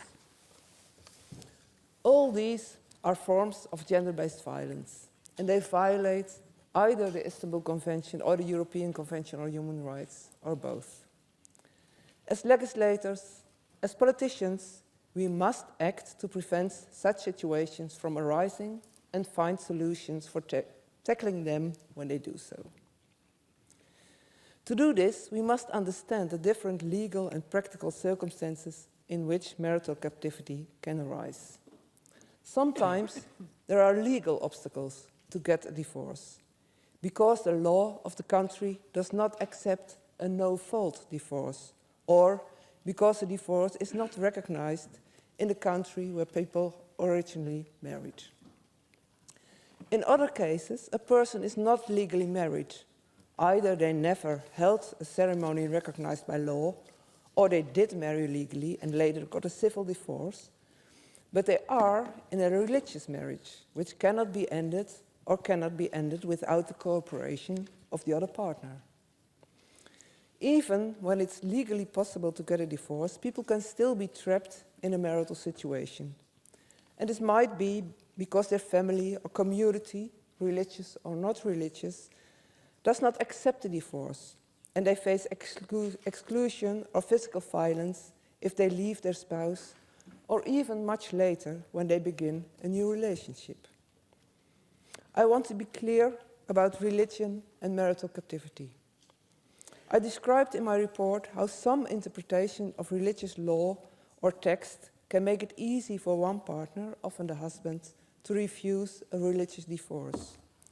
But today I want to underline that to find solutions for these situations, we need to understand that religion plays a major role in many people's lives. And it can be important for the trapped spouses also. So to find solutions, we have to work with religious communities and not against them. I also want to point out that a lot of excellent work is already being done within religious communities to deal with marital captivity, especially by feminist Jewish Orthodox and feminist Muslim organizations. And finally, regardless of religion, social stigma, financial issues, emotional pressure, fear or dependency can all be impediments to divorce. And now about solutions. On the legal side, we need to find ways to use civil law provisions to oblige both partners to cooperate with a religious divorce. And civil divorce must also be easily accessible, and a no-fault civil divorce in particular. We must also make it easy to use criminal law provisions on psychological and physical coercion in intimate relationship to address cases of marital captivity. And we need to make all of these remedies accessible. Many measures designed to implement the Istanbul Conventions, both within and outside the legal structure, can help women who are trapped in a marriage and at the risk of violence. We must work much harder to ensure that isolated women have access to the information they need, and we must ensure that all women, including migrant women, are fully aware of their rights, and we must work with communities and with men and boys to change mindsets. So, dear colleagues, there would be a lot more to say, but I'd like to end by thanking the NGO Fund for Freedom, who first put this issue on the agenda in the Netherlands and in Europe, as well as the many organizations and interlocutors who have contributed to this report and who are already working hard to make marital captivity a thing of the past. I'd like to thank you for your attention, and I very much look forward to your questions and feedback. Thank you.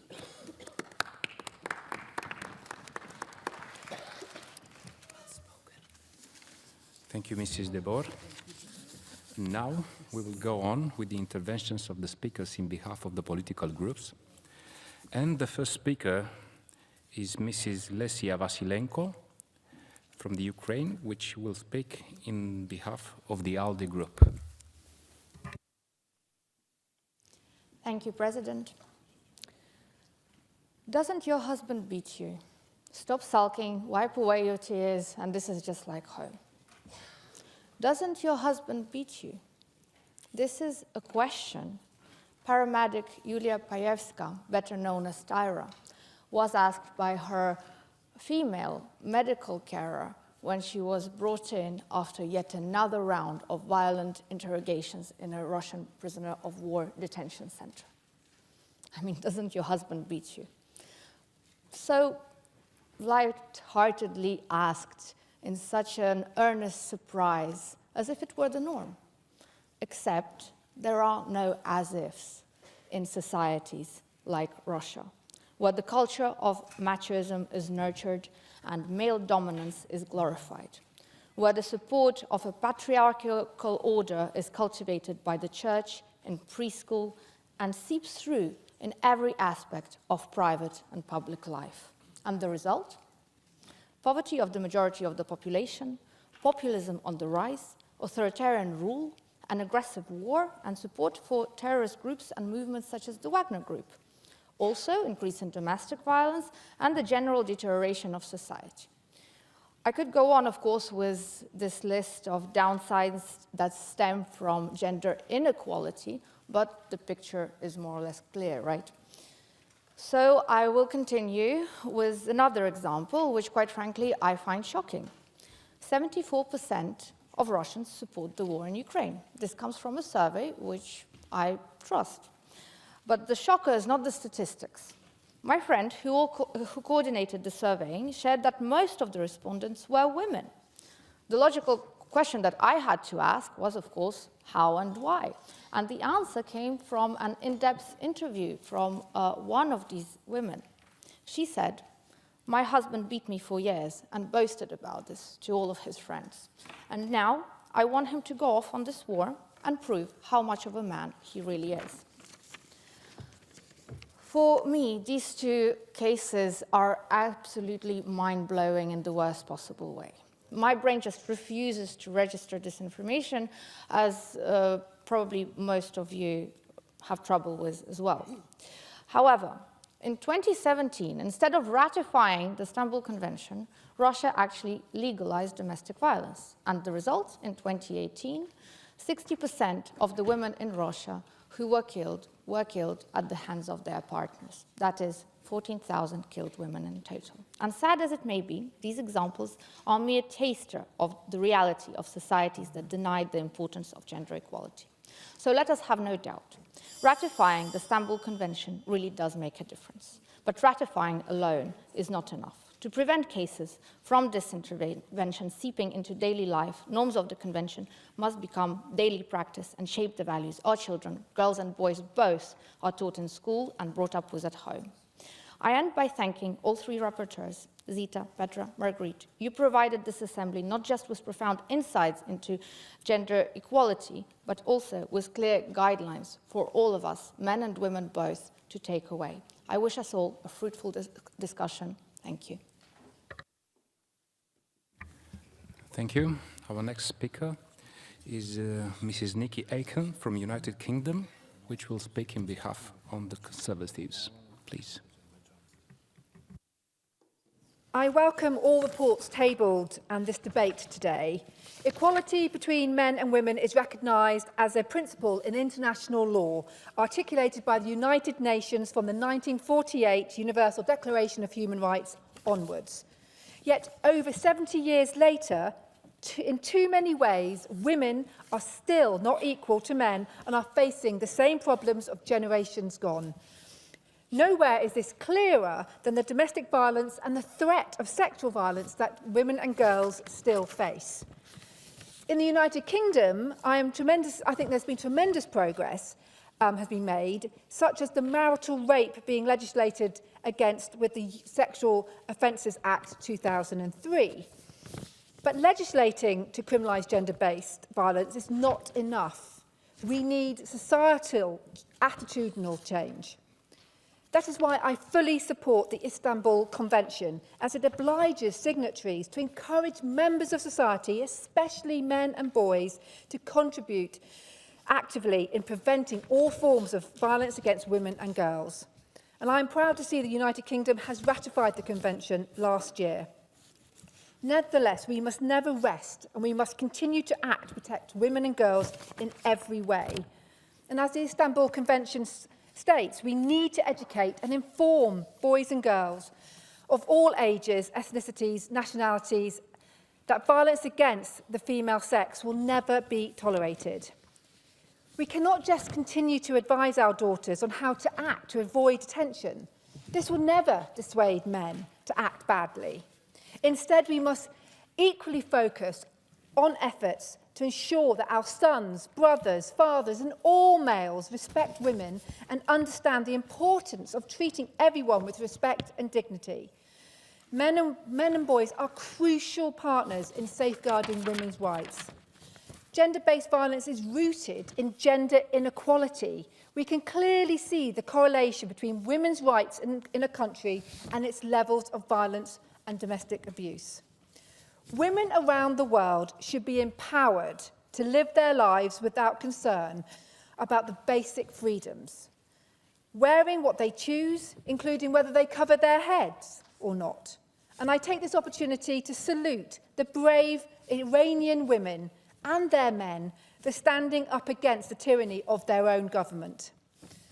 Living a life of freedom also includes choosing who you marry. Forced marriage is a human rights violation, and we must stamp it out. where it exists. I can conclude by urging all nations in the Council of Europe to send a clear message to the whole world that women's and girls' rights are human rights and must be protected. Thank you. I now call Mrs. Anne Stambache-Terrenoir from France, who will speak in behalf of the United Left. Please, you have the floor. Merci, Monsieur le Président. Je tiens d'abord à saluer Mesdames les rapporteurs pour leurs travaux passionnants et remarquables. Nous sommes en 2023, mais garantir les droits des femmes et assurer leur sécurité n'est toujours pas une évidence. Selon l'OMS, en 2021, plus d'une femme sur 3 a été victime de violences physiques ou sexuelles, le plus souvent de la part de son partenaire intime. Et dans mon pays, la France, au moins 106 femmes ont succombé l'année dernière sous les coups de leur conjoint ou ex-conjoint. Notre tâche reste donc immense. Le rapport de Mme Stinen nous rappelle la nécessité et la possibilité de déconstruire les stéréotypes de genre à l'origine de la spirale de la violence.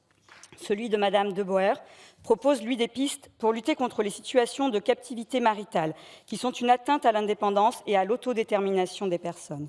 Enfin, derrière les 3 textes, un fil rouge, l'importance de la Convention d'Istanbul, dont le rapport de Mme Gourmay présente le suivi. C'est une convention historique qui a su mettre la lutte contre les violences faites aux femmes en centralité et l'ériger comme une urgence et une question de droits humains. Charge à chacun de nous, parlementaires de cette Assemblée, de la promouvoir avec force et fierté, car le rapport de Mme Gourmay le montre bien. Partout où elle est appliquée, la Convention d'Istanbul inspire des évolutions législatives positives. C'est un traité précieux, car les droits des femmes ne sont jamais acquis. Ils sont même les premières victimes de tous les reculs démocratiques. Alors, à l'heure où on voit monter l'extrême droite et avec elle des dirigeants politiques qui contestent l'égalité des genres et font reculer le droit à l'interruption volontaire de grossesse, la Convention d'Istanbul est un point d'appui important et doit rester notre boussole. La société civile et les défenseurs des droits des femmes en ont d'ailleurs fait leur slogan dans les rues de Pologne ou de Turquie, par exemple, comme souligné par le rapport. Mes chers collègues, quel déchirement de voir que le pays qui a donné son nom à la Convention, au lieu de le porter comme un honneur historique, a décidé d'en retirer sa signature. Comme la rapporteure, nous appelons de toute urgence la Turquie à revenir sur cette décision funeste. Car chaque crise donne lieu à des régressions pour la sécurité des femmes. Les périodes de confinement liées à la pandémie de Covid-19 et leurs incidences sociales et économiques ont eu pour conséquence d'exposer davantage les femmes à des partenaires violents, tout en limitant leurs accès aux services d'accompagnement.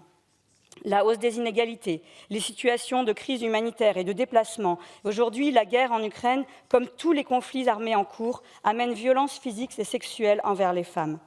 Nous l'avons affirmé hier, si nous voulons protéger les femmes en temps de guerre, il est capital que la Convention d'Istanbul soit d'abord pleinement appliquée en temps de paix. C'est pourquoi notre Assemblée doit se prononcer unanimement pour la ratification de la Convention par tous les États membres, comme le demandent les rapporteurs, et pour la mise en place d'un suivi solide de l'application de ces dispositions. Nous soutenons notamment la proposition d'un échange annuel sur les progrès de la ratification et de la mise en œuvre de la Convention. Nous suggérons que ce suivi soit systématiquement présenté à l'Assemblée parlementaire par Madame la Secrétaire générale en sa qualité de dépositaire des conventions européennes. Je vous remercie. Thank you, Madam. And now I call Mr. Frank Schwabe from Germany on behalf of the Socialist Group. Please.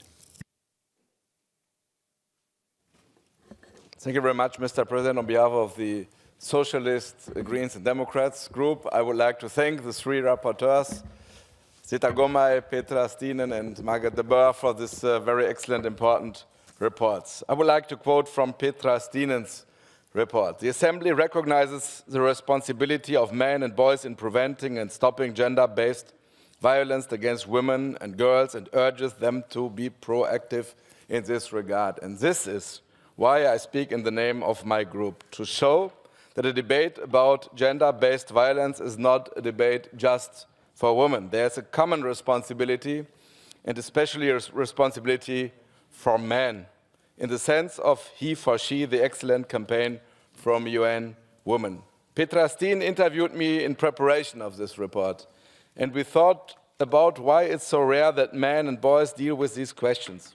In fact, probably also because there's a lack of sensitivity for the importance of the topic, but possibly also because they are unsure and insecure how to deal with the topic. It's not always about obvious violence, physical violence, or even rape or obvious insults. It's also about inappropriate behavior, inappropriate remarks, e.g. in the field of remarks about the female body or inappropriate jokes showing inappropriate videos and pictures. And I think there's a male insecurity about openly addressing the issue of gender-based violence because men put themselves in an insecure position, because they may not be sure about their own role, their own behavior, a learned way of communicating with and about women. But, men and boys, I want to call for overcoming this fear, because this is necessary. Women can do a lot, almost everything, but they need the support of men and boys in this debate. And that's what we can do personally. But we can do something politically as well. I find it incredible that 9 of the member states have not signed the Istanbul Convention. Armenia, Azerbaijan, Bulgaria, Czech Republic, Hungary, Latvia, Lithuania, Slovakia, and Turkey. Turkey even withdraw from a convention named after one of the most beautiful cities in the world. And on top of that, some governments have staged an absurd campaign against all the values of this Council of Europe. It would be a good opportunity, even a very good one, to use the preparations for the Reykjavik summit to correct one's position and ratify and implement the Istanbul Convention. I would like to thank the rapporteurs, and I would like to thank even Eriksson. He is the new one who is a general rapporteur for violence against women, a man in this assembly, and I would like to congratulate him and all of us to elect him, and I think he's a very good example for all of us. Thank you very much. Thank you, Mr. Schwabe. And now I call Mrs. Elvira Kovac from Serbia on behalf of the EPP group. Distinguished Chair, dear colleagues, dear rapporteurs, on behalf of EPP, I would like to congratulate Zita, Petra, and Margaret on their tremendous work and fight you are doing all the time. It is unfortunately a sad fact that in every country in the world, women experience sexual, physical, and emotional violence. On the one hand, domestic violence is a widespread form of violence. On the other hand, freedom from violence is a basic and universal human right. Violence against women is a huge problem. The effects of it are lasting and difficult to overcome. It is a human rights violation which inevitably leads to other violations and therefore makes equal opportunities for women and men impossible to achieve. Domestic violence is a form of gender-based violence, discrimination, and denial of equal opportunities. Its victims might not have a chance of reconstructing themselves, of finding a job, another partner, another home. Some of them will not have the chance to survive. Therefore, it is essential to fight for these women's rights to have a second chance. The Istanbul Convention provides a comprehensive framework to prevent violence against women, to protect the victims, as well as to prosecute the perpetrators. All of our countries have a responsibility to prevent, stop, and sanction violence against women. Domestic violence should never be perceived as a domain of invisible, private suffering of women. It is a big social problem. It applies to other instruments. However, for the Istanbul Convention to have a real impact on the lives of millions of women, it is not enough to have it on paper. Changes in domestic laws in line with the conventions are also important, as well as their implementation. Domestic violence should also consider violence above only physical harm, causing feelings of fear with a threat, forcing to sexual act, imposing limitation of the freedom of movement or communication with third parties, verbal assaults, as any other impertinent, reckless, or malicious behavior. It is extremely useful to have telephone helplines with trained staff for individuals looking for advice after being subjected to violence or seeking information. On the other hand, it is of great importance to train police officers and members of the judiciary in the identification of violence against women and domestic violence, as well as to guarantee a sufficient number of places with adequate funding in facilities for the reception of persons having fled such violence and to offer care appropriate to their situation. Overall, every country should provide adequate assistance for the victims. They need physical and psychological support programs, accommodation, and financial independence. Last but not least, a particular attention should be paid to the gender perspective by taking into account the specific situation and needs of women and girls in order to ensure equal opportunities and protection of their dignity. Thank you. Thank you, Mrs. Kovac. And now we will continue the debate with the individual interventions.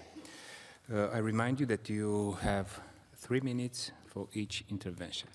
So the first speaker now is Mr. Pedro Seguinho from Portugal, please. Mr. Chairman, for the floor. First, I want to congratulate our rapporteurs for their Herculean work with these reports. I would like to focus on Zita Gurmai's report. The Istanbul Convention is a human rights treaty. Accordingly, violence against women is understood as a violation of human rights and a form of discrimination against women. Every woman has the right to live a life free from violence. Portugal was the first EU country to ratify the Council of Europe Convention on Preventing and Combating Violence Against Women and Domestic Violence. Our engagement with the creation of this convention goes back to 2008. The Istanbul Convention was born of a widespread consensus around its importance. This original consensus is now being shattered. As such, it is even more crucial to strengthen the Convention, namely by linking it with another instruments from the Council of Europe, such as the Convention on Action Against Trafficking in Human Beings, the Gender Equality Strategy, and the Council of Ministers' recommendation on preventing and combating sexism. Therefore, I would like to underline in the conclusions presented these issues. First, the Istanbul Convention opened avenues for the monitoring of public policies by an external entity, Gravio. Second, all member states of the Council of Europe should ratify and implement the Convention to reduce gender-based violence in Europe. The Assembly and national parliaments must step up their efforts to promote the Istanbul Convention and to firmly oppose its detractors. This convention is the Europe's most comprehensive legal framework to protect all women and girls from violence. It recognizes the right of women to be protected from violence. Understanding the continuum of male violence against women and girls, online and offline, including sexual exploitation, will foster better integrated policies with positive spillover effects on prevention. Thank you, Mr. President. Thank you, Madam Rapporteur. Thank you. We'll go on. The next speaker is Mrs. Natalia Davidovic from the Republic of Moldova. Please. Thank you, Mr. President, dear colleagues. As you probably already know, in terms of women's representation and power, Moldova can be an example. 40% of our members of parliament is women. And partly thanks to this, in October 2021, the Moldovan parliament ratified the Istanbul Convention. And in May 2022, it entered into force. 1 year after its ratification, we can already speak about the first results. A number of amendments have already been made to adjust domestic legislation to the requirements of the Convention. For example, one of these amendments allows applying electronic monitoring to domestic aggressors immediately after the issuance of a protection order. Statistics show that this measure has reduced the recurrence rate. While in 2020, every second aggressor committed repeated crimes, in 2021, since its implementation, the rate has dropped by 31%. According to other provisions, urgent legal assistance to victims of domestic abuse and sexual crimes is free, guaranteed, and provided around the clock.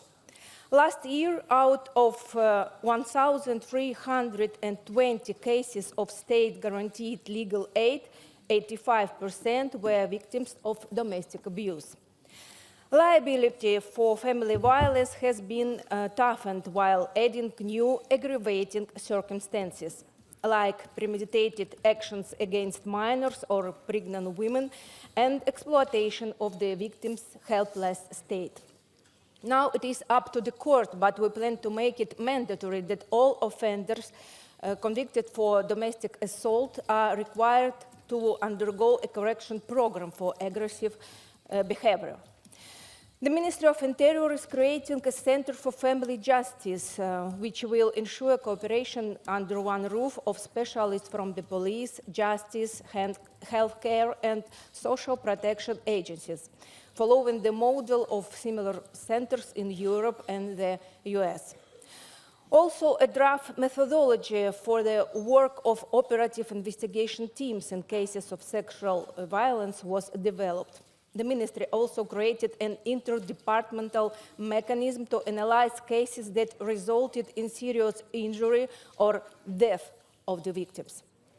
We still have a lot of work ahead in order to bring Moldovan legal framework in line with the provisions of the Istanbul Convention, to overcome stereotypes and to change mentality, in order to create a society in which violence against women is absolutely unacceptable, a society in which every woman and every girl feels safe. Thank you. Thank you. The next speaker is Mrs. Sona Gazarian from Armenia. You have the floor. Chair, dear colleagues, I was waiting for the speakers list and I'm truly impressed and happy to see such a distinguished one. So many men stepped up and perhaps some will get out of their comfort zone and will speak on the specific subjects that is fight against violence. Also, there is ample evidence that showing that women are more vulnerable to gender-based violence than men, but I believe this fight against the phenomena should be owned by all of us, regardless of gender. What happens usually, and unfortunately, it is always women that come together, we speak, we agree with each other on the subject, and this is not very productive in my opinion. We need more men at the table. As clearly mentioned in the UN Beijing +20 campaign, we need to engage men and boys on gender equality and women's empowerment talks. Violence-free society is to benefit of all. Men need to be engaged as gender advocates, speaking out as active agents and stakeholders who can transform social norms, behaviors, and gender stereotypes that usually perpetuate discrimination and inequality. It is very impressive to see how different states all over the world put efforts into engaging local leaders and authorities to fight against violence regardless of their gender. The concept of positive masculinity is what male resource centers should focus on and educate their communities about. Today in this room, I am privileged to share the efforts I pursue at the national level. Firstly, as a member of parliament, I work on improving the legal environment, improving the law on domestic violence. With my colleagues, I drafted the amendments on the law on domestic violence. We surely engaged male members of parliament in this process as well. Moreover, the Armenian government created the Council of Women's Affairs, led by the Deputy Prime Minister, members of government, members of civil society organizations, and parliament to have multi-stakeholder discussion. It makes me pleased to see that many men in the discussion accepted their responsibility and duty to also be the front runners on the subject. Ms. Stehen, I agree with your conclusion that gender-based violence is a threat to democracy. This is another reason why everyone, regardless of gender, should be partner and allies to fight against it. Thank you very much. Thank you too. I give the floor to Mrs. Konul Nurulaeva from Azerbaijan. You have the floor. Dear Honourable President and esteemed members of the Council, I would like to start by thanking Ms. Dita Gurman, Ms. Petra Stein, and Ms. Margaret de Boer for providing such a substantial and comprehensive report on this crucial subject. The entire community must work together to bring an end to violence in our communities. And it's essential that men and boys are active participants in this process. For instance, the Republic of Azerbaijan regularly calls for the implementation of measures to avoid domestic abuse and to protect women's rights. The Azerbaijani government has also passed the law on state guarantees of equal rights for women and men in 2006 and ratified the Convention on Elimination of All Forms of Discrimination Against Women, which set the legal foundation for gender equality. I am confident that men who are civic leaders or make decisions for a better purpose may present a constructive role model culture based on positive examples of masculinity. They can take action to address the attitudes and actions that justify violence on a national scale. Young guys may be influenced to follow the path in the future by such role modeling. Moreover, campaigns to increase public awareness of gender inequality and gender-based violence, as well as policies to address these issues, may also contribute to highlighting the significance of the issue. Initially, in order to solve this matter, national-level equal treatment rules must be implemented. For example, it will be considered for member states to accept marital captivity in the form of forced marriage. Following this, member states can be urged to expand their jurisdiction to release women from marital captivity brought on by their ex-partner's resistance who lives abroad. For instance, the issue of marital captivity needs to be brought up in reports and resolutions, as well as through increased public awareness. Concurrently, authorities can begin finding partners who prevent their wives from getting a divorce and make it feasible to bring legal action against husbands who persistently refuse to comply. I strongly believe that marital captivity must be recognized as a distinct type of violence against women if these appeals are to be employed in the future. Thank you for your attention. Thank you. And our next speaker is Mrs. Luz Martinez Seijo from Spain. Gracias, señor presidente. Comienzo con mi reconocimiento al trabajo realizado en este informe, que considero muy pertinente y necesario, porque es evidente que la lucha contra la violencia de género no puede ser una lucha con éxito si solo participa el 50% de la sociedad. Y será imposible construir una sociedad con igualdad, justa y sin violencia sin la implicación de los hombres. Las relaciones de violencia de género están construidas sobre un patrón de dominación de los hombres sobre la sumisión de las mujeres. Son relaciones que se sostienen en el control y el miedo. Intentar comprender, analizar o erradicar la violencia de género fuera de ese marco es un error. Querer hacerlo sin los hombres es perder el tiempo. Sí, España sufre violencia machista. Han sido cerca de 1.200 mujeres asesinadas en los últimos 20 años. Por eso impulsamos ya hace 18 años la Ley de Medidas de Protección Integral contra la Violencia de Género. Y también por eso, en el 2017, escuchando a las organizaciones feministas, elevamos la violencia de género a un pacto de Estado, un acuerdo político y social de gran consenso e impulsado por los socialistas para prevenir y erradicar la violencia de género. El papel de los hombres y los jóvenes y la manera de mostrar una determinada masculinidad debe cambiar, porque la violencia machista es un problema masculino. La mayoría de los hombres no ejercen la violencia machista, pero todos los que la ejercen son hombres. Por eso es fundamental establecer modelos y pautas en las que los jóvenes y los niños se puedan mirar, que se impliquen en la lucha contra la violencia de género y el trabajo por la igualdad los 365 días del año. Trabajar con luces largas, estrategias que, además de curar la herida de la violencia, nos ayuden a que no se vuelva a producir. Construir sociedades donde las mujeres no sean agredidas. Nuestra última ley educativa, que ha comenzado a implantarse este curso, presta una especial atención a la prevención de las violencias contra las mujeres y a las desigualdades derivadas del sexismo. Para ello, se adopta un enfoque de igualdad de género a través de la coeducación y se fomenta en todas las etapas el aprendizaje de la igualdad efectiva de mujeres y hombres, la prevención de la violencia de género y el respeto a la diversidad afectivo-sexual. Casi 7 de cada 10 adolescentes de entre 13 y 17 años consume pornografía. El peligro no es tanto que vean pornografía, sino que su sexualidad, que se está formando en estas edades, asuma como normales comportamientos agresivos, violentos.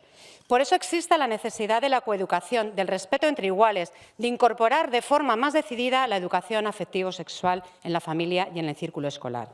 Cada crimen machista es un fallo del sistema, una anomalía democrática.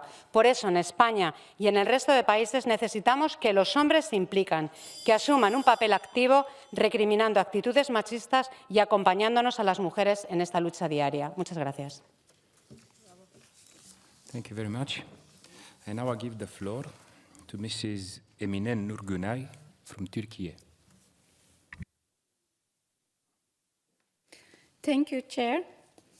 Dear President, dear colleagues, I would like to thank the rapporteurs for their hard work and dedication to women issues.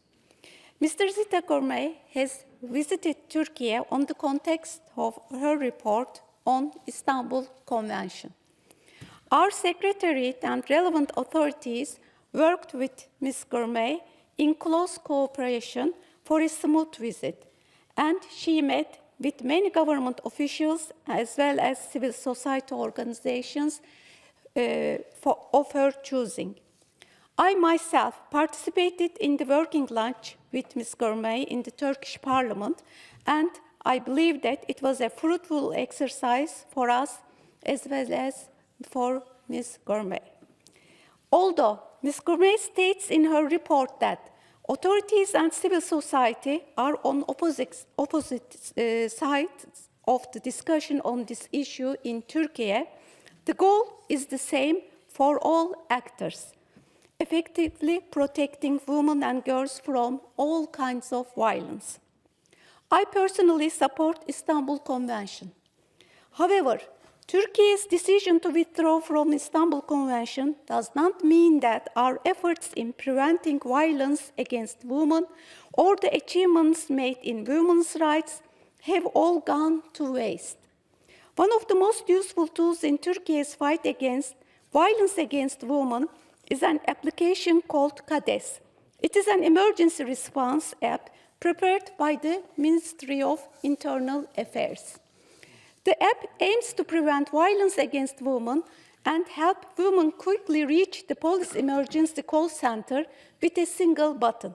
The closest police team is dispatched to the scene where the call for help is made to intervene in the incident.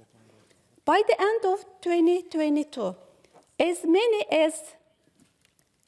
many women as the population of Ireland had downloaded the app to their mobile phones. It means more than 5 million women. With this app, more than 562,000 violence cases has been avoided by the security forces. Furthermore, the law number 6284 on protecting the family and preventing violence against women is a comprehensive legal tool in the fight against domestic and gender-based violence that incorporates relevant elements of the Istanbul Convention. This law was amended last May for enhanced protection of women and stricter punishment of gender-based crimes. Sentences were lengthened for crimes committed against women. Stalking has been codified into law for the first time as a separate crime against women. Perpetrators' formal attitudes and behavior aimed at influencing the court at the hearing cannot be taken into account as grounds for discretionary reduction according to the amendment. So these tools are being supported by the efforts of judiciary and law enforcement, and prevention efforts in educating and transforming people continues. As Turkish female members of PACE, we closely monitor the practices of the relevant actors in this area and will continue to do so. Thank you for your attention. Thank you. And also I invite members to limit their intervention to 3 minutes. And now we will continue with Mrs. Esther Peña from Spain. Thank you. Gracias, presidente, y enhorabuena. Y gracias por estos 3 informes que redundan en una cuestión de democracia y por sus propuestas de presente y futuro, porque la violencia machista se puede prevenir, no es un fenómeno meteorológico. Las mujeres que vivirán con maltratadores dentro de 10 años puede que todavía hoy no les conozcan. Invertir en políticas de igualdad y prevención de la violencia machista significa que hoy, ahora, estamos a tiempo de evitar esos encuentros con maltratadores. Bien, porque las políticas de igualdad facilitarán que las mujeres estén más protegidas frente a la violencia de género, o bien, y esto es lo más deseable, porque los hombres tendrán actitudes más igualitarias. Los zapatos que necesitamos para ese camino son las políticas de igualdad. Y tenemos que hacerlo en un momento de cuestionamiento de estas políticas, que están rompiendo consensos y generando un caldo de cultivo que facilita la proliferación de discursos que cuestionan la igualdad y la capacidad de las mujeres para ser libres y autónomas. No podemos pensar que las cosas están consolidadas y no hay marcha atrás. Los ponentes las dejan claro, hay que seguir luchando juntos y juntas. En mi tierra, en Castilla y León, donde gobierna la derecha con la extrema derecha, estamos sufriendo y mucho. Después de finiquitar las ayudas a la lucha contra la violencia de género, cercenar las políticas de igualdad, cerrar las casas de emergencia para víctimas de violencia machista, ahora quieren implementar un protocolo antiaborto para coaccionar a las mujeres que desean interrumpir su gestación y dificultar el ejercicio de ese derecho, transmitiendo la sensación de que las mujeres que queremos ejercer ese derecho al aborto tenemos un problema de salud mental. La sociedad española ha conseguido pararlo, pero el camino sigue siendo largo y muchas veces tortuoso. Y decía que había que hacerlo juntos y juntas. Sensibilizar es fundamental. Compañeros, también aquí, siéntanse interpelados para sensibilizar. Gracias, como dice Petra Stinen en su informe y como comparte el presidente español cuando dice: compañeros, dejemos de encubrirnos, de restar importancia a la violencia machista, de intentar como hombres dar lecciones, de quejarnos de que quizás exageran, de mirar hacia otro lado. No basta con decir yo no soy machista, con creer que no lo somos, con guardar silencio. Para dejar de ser machista hay que aprender y dar un paso al frente en esta lucha. Mezclémonos con las mujeres en su lucha. Miremos la lucha como nuestra. Aspirar a una Europa libre de violencia machista es una obligación democrática. La violencia de género no es un problema de las mujeres, es un problema de calidad democrática y del Estado de Derecho. Muchas gracias. Thank you. And here we have a man. I call Mr. Fazil Mustafa from Azerbaijan to take the floor, please. Dear colleagues, the problem of violence against women and girls has deep historical roots. All our words in the news, we often encounter publications about violence against women and girls, early marriage, about children who become mothers at an early age. In effect, society as a whole, and should be recognized as a global human rights issue, I think that in order to stop this flow of action, we need to unite. It is high time for the Parliamentary Assembly to address the role and responsibility of men and boys in stopping gender-based violence and make concrete proposals to encourage them to join this fight. There can be a sense of change in multiple ways. They can speak up, be role models, and challenge sexism. They can work on preventing and combating harmful masculinities. In this way, men must understand that they are a part of solution as well as being part of the problem. They have a responsibility to act to prevent and combat gender-based violence against women and girls.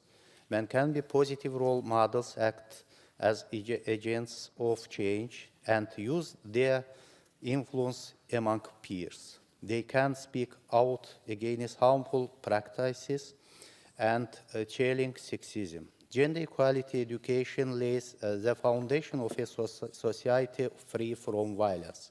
All genders, including men in all their diversity, can and should be allies and partners in the fight for gender equality and against gender-based violence. The Parliamentary Assembly recognized the responsibility of men and boys in preventing and stopping gender-based violence against women and girls and urges them to be proactive in this regard. Leading the resolution as an example, we note that Parliament awareness-raising initiative was launched to prevent and combat sexism, harassment and violence against women in parliaments. Working on gender equality education from a young age and through school years should be a priority. Education is one of the keys to long-lasting change and lays the foundation of a society free from violence. Thank you.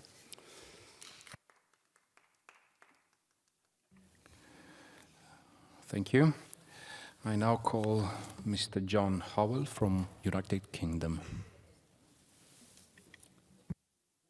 President, let me offer my congratulations to the rapporteurs for their excellent publications.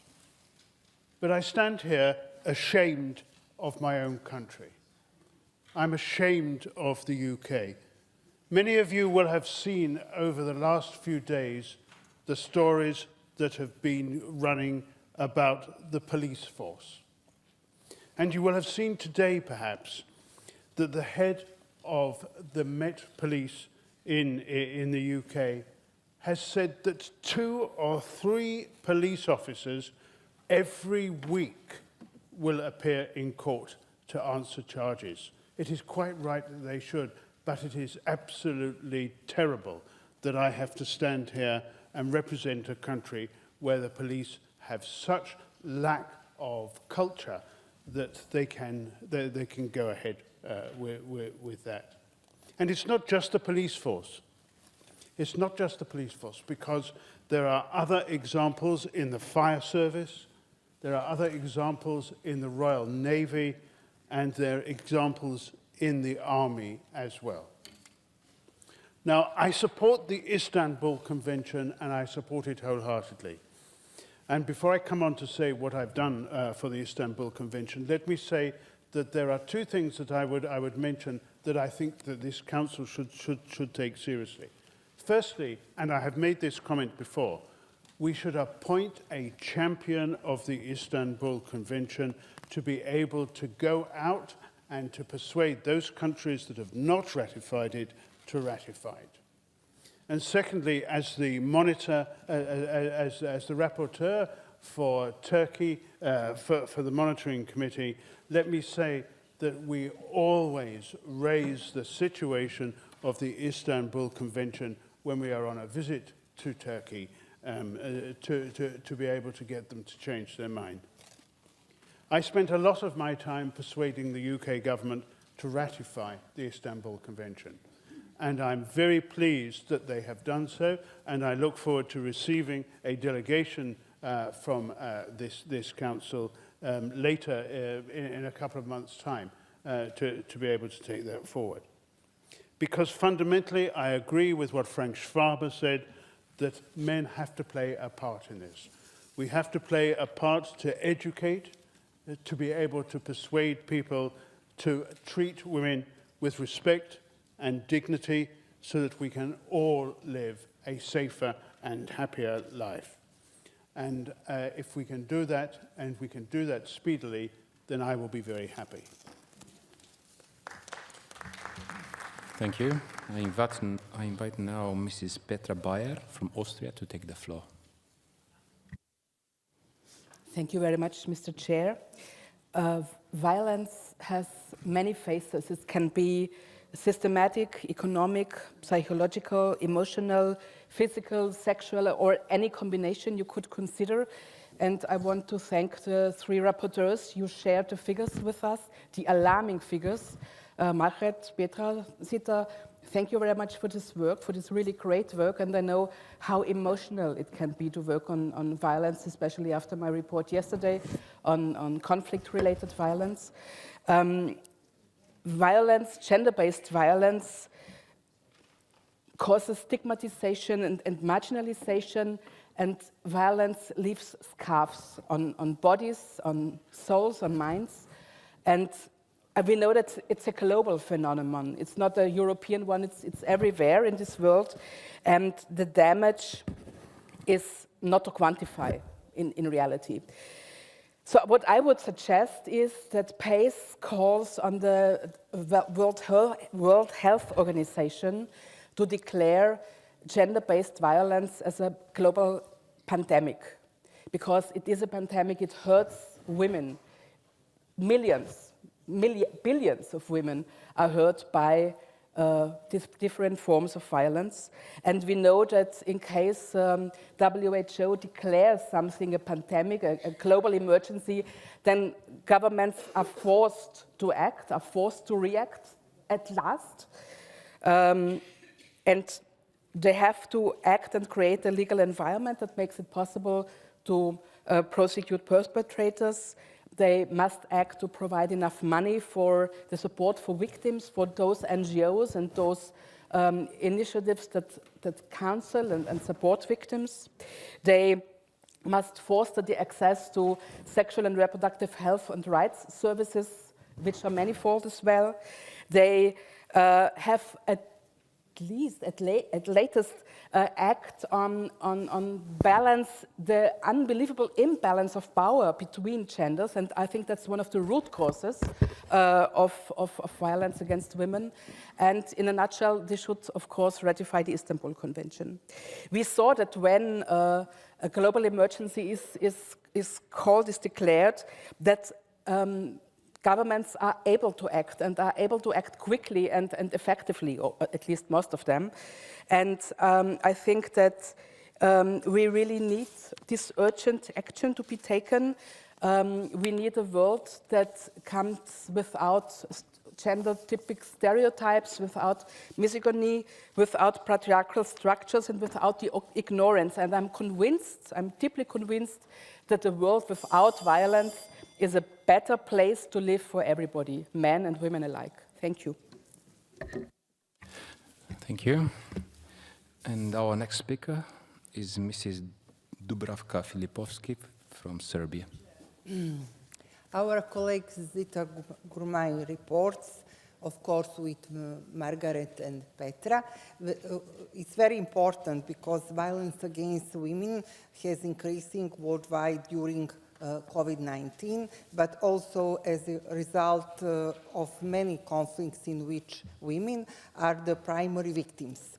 Violence against women is also main obstacle to gender equality. The Council of Europe Convention of the Prevention of Violence Against Women has provided a legal framework for the protection of women against all forms of violence. It's very important that thanks to greater measuring instruments, the effect of the application of this convention can be monitored. They showed that none of the countries that have ratified and implemented the Istanbul Convention have managed to fully meet the requirements of the convention, but each country has made progress, often significant progress, in preventing violence against women. The experience of my country, Serbia, which was among the first 8 countries to ratify the Istanbul Convention, showed that it is the best tool for the most effective reduction of domestic violence and violence against women thereby creating better conditions for life and continuing respect for the culture of human rights. Serbia amended its criminal legislation, adopted special laws on domestic violence, and introduced emergency measures to ban accesses to the victim. Based on the implementation of the Convention of the Council of Europe of the Prevention of Violence Against Women, the key question for me is how to motivate other countries to ratify this convention. In conclusion, our commitment and concrete action in this area are essential, but additional efforts are needed from all of us in the preventing violence against women and children. Thank you. Thank you. I now invite to take the floor Lord Leslie Griffiths from United Kingdom. Chair, and to all those who've spoken thus far. The leader of my political group, Mr. Frank Schwabe, sitting quietly there, has listed the countries that have not yet ratified the Istanbul Convention. A year ago, he would have added the United Kingdom to that list. The leader of our British delegation, another man, both have stepped outside the man box for the purposes of this debate, and Mr. Howell has been a champion of getting the United Kingdom government to ratify the Istanbul Convention, which all those years ago they already put their signature to. We have been taking that amount of time to put into British law the various requirements of the Istanbul Convention, and I need to report that there is one outstanding piece of that convention that we have yet to put into British law before we can show a 100% legal commitment to the Istanbul Convention. And the one aspect of the Istanbul Convention that has not yet passed into British law is pointed to in this report, where it refers to deliberate misrepresentations around the ultimate objectives of the Istanbul Convention. And the suggestion is, at 9.3 in the report, that there's the suggestion that women victims of intimate partner violence might be dependent upon the residency status of their aggressors, and we should take into account, says the report, that we should not allow anyone to draw that conclusion from the Istanbul Convention, that in fact women and those who suffer violence must be taken on their own account in terms of their own conditions and according to their own needs, that justice may reign without this associative way of including them and making them subservient to their social status. And so we do look forward to doing something about that. The British government has been persuaded to have a year-long consultation, a pilot project which is currently going on, and the hope is that we gain empirical evidence from that inquiry, that pilot scheme, that will allow us soon to incorporate an appropriate principle endorsing the hope of the Istanbul Convention at this point. So, if last year Mr. Schwabe would have had to add Britain to the list of those who have not yet ratified the Istanbul Convention, I'm hoping that this time next year we'll be able to say it's all now legal in Britain, now let's see that it's all implemented in Britain too. Thank you, Lord. And now I call Mrs. Laura Castel from Spain to have the... Thank you, Chair. Dear colleagues, sexual violence is the most prevalent form of male violence and is necessary to understand it as a social and political phenomenon. Member States should promote a sexual violence approach with protocols, circuits and care services and intervention with two main goals: to prevent and eradicate the structural causes, promote a social and cultural transformation, and replace the culture of rape with the culture of consent, which involves carrying out interventions with aggressors. The second goal should be to repair the damage. Among the prevention actions, member states should approve actions in all areas. For example, in the community area as leisure, transport area, neighborhood networks, shops, etc. Educational area, such educational centers, universities, and leisure. Labor area, cultural area, sports, political life, digital, media, etc. Among leisure actions, it could be proposed to put purple dots or pay attention to the design of public spaces or to the connection with public transport, safe itineraries, training security agents, training taxi drivers and hotel sector, etc. In conclusion, focus on the factors that cause or naturalize or justify sexual violence, eradicate myths, generate a new culture of consent, and promote anti-sexist and egalitarian masculinities. Within the repair policies, it could be proposed a free, confidential, and 24-hour telephone line with psychologists specialized in sexual violence to offer emotional support and initial legal advice, and connect this phone to comprehensive care and recovery service for women in situations of gender-based violence, with capacity to arrange visits and follow up the cases. Another action could be create the crisis intervention service, decentralized and 24 hours when a crisis appears, activated with a free line telephone, and the psychologist with the capacity to travel for a rapid emotional support, psychological first aid, and help the women make her first decisions. Finally, the legislative action. It is necessary to establish the definition of sexual violence in different areas: partner, family work, social or community, educational, digital, public sphere, institutional. And it is necessary to take into account intersectionality, including administrative situation, social class, addictions, or deprivation of liberty. It is also necessary to recognize other invisible forms of violence, such as obstetric, digital, vicar violence, and the concept of due diligence of the public authorities to adopt measures and puts the concept of sexual consent at the center. Thank you very much, and thanks to all the three amazing rapporteurs for their terrific work. Thank you. Thank you. I now invite Mr. François Calvet to take the floor.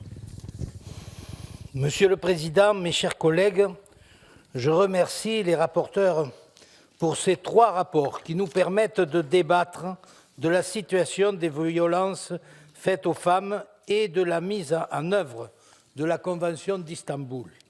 Le Conseil de l'Europe est et doit demeurer en pointe sur cette question. En effet, les violences faites aux femmes restent encore beaucoup trop nombreuses. Une étude menée par l'Agence des droits fondamentaux de l'Union européenne indique qu'au sein de l'Union européenne, un peu plus d'une femme sur 5 a subi des violences physiques ou sexuelles de la part d'un ancien compagnon ou de son compagnon actuel. Toujours selon cette étude, 43% des femmes ont été victimes, dans le cadre d'une relation amoureuse, de maltraitance psychologique ou de comportements dominateurs. En France, une étude du Haut Conseil à l'égalité présentée la semaine dernière a malheureusement montré qu'un quart des hommes de moins de 35 ans estiment qu'il faut être violent pour se faire respecter. Cela montre l'ampleur du travail qu'il reste à accomplir. Face à ce triste constat, éduquer nos enfants à l'égalité entre les femmes et les hommes m'apparaît essentiel pour jeter les bases d'une société sans violence. Au-delà de l'éducation, il faut également mettre en place une politique globale de lutte contre les violences faites aux femmes, à l'image de ce qui a été fait en Espagne, comme le révèle le rapport de Petra Stinen. Des campagnes de sensibilisation, de formation à destination des hommes sont bien organisées, mais elles s'accompagnent également en parallèle d'un durcissement de la loi pénale et d'un soutien aux victimes. Aujourd'hui, la Convention d'Istanbul, initiée par le Conseil de l'Europe, est reconnue comme un outil particulièrement utile pour lutter contre les violences faites aux femmes. Elle fournit un cadre essentiel pour les législations nationales et de nombreux codes pénaux ont été adaptés pour être en phase avec la Convention. J'encourage tous les États membres de notre organisation à signer et à ratifier cette Convention et je me félicite de la déclaration faite hier dans notre hémicycle par la ministre allemande des Affaires étrangères. Je forme également le vœu que l'Union européenne, en tant que telle, adhère à cette Convention. Au-delà de cette phase, il importe bien sûr que les États respectent ensuite leurs engagements. Je veux à cet égard souligner le rôle essentiel de Grevio, dont les recommandations du Grevio doivent être suivies d'effet. Une évaluation régulière des législations nationales est également nécessaire pour s'assurer de leur efficacité. Je voterai donc les 3 projets de résolution qui nous sont proposés aujourd'hui. Thank you. I now invite Monsieur Jean-Pierre Grand from Switzerland. Merci, Monsieur le Président. Chers collègues, félicitations aux auteurs des 3 rapports relatant toutes les formes de violence faites aux femmes. Je vais m'exprimer plutôt sur le rapport « Trouver des solutions à la captivité conjugale ». L'excellent rapport de notre collègue Margrethe de Boer relate toutes les formes possibles de captivité conjugale, allant du mariage forcé au refus d'un divorce en passant par la religion et l'absence de moyens financiers.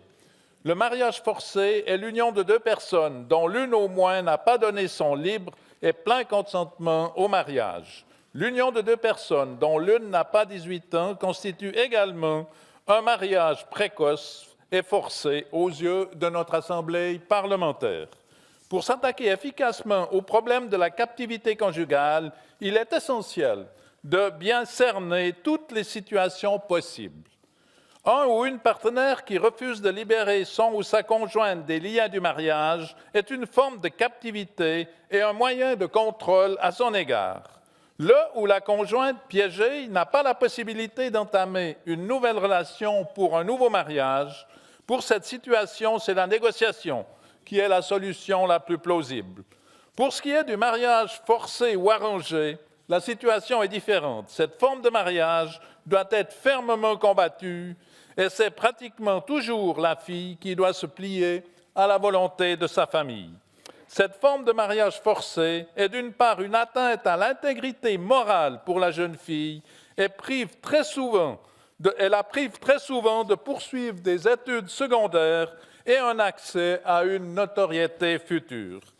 Les pressions exercées pour se conformer aux normes religieuses, aux traditions et aux coutumes constituent un facteur important d'enfermement des femmes dans des situations conjugales néfastes. Sur ce point-là, il faut faire évoluer les mentalités au sein des communautés religieuses ou autres pour venir à bout de cette forme de captivité conjugale.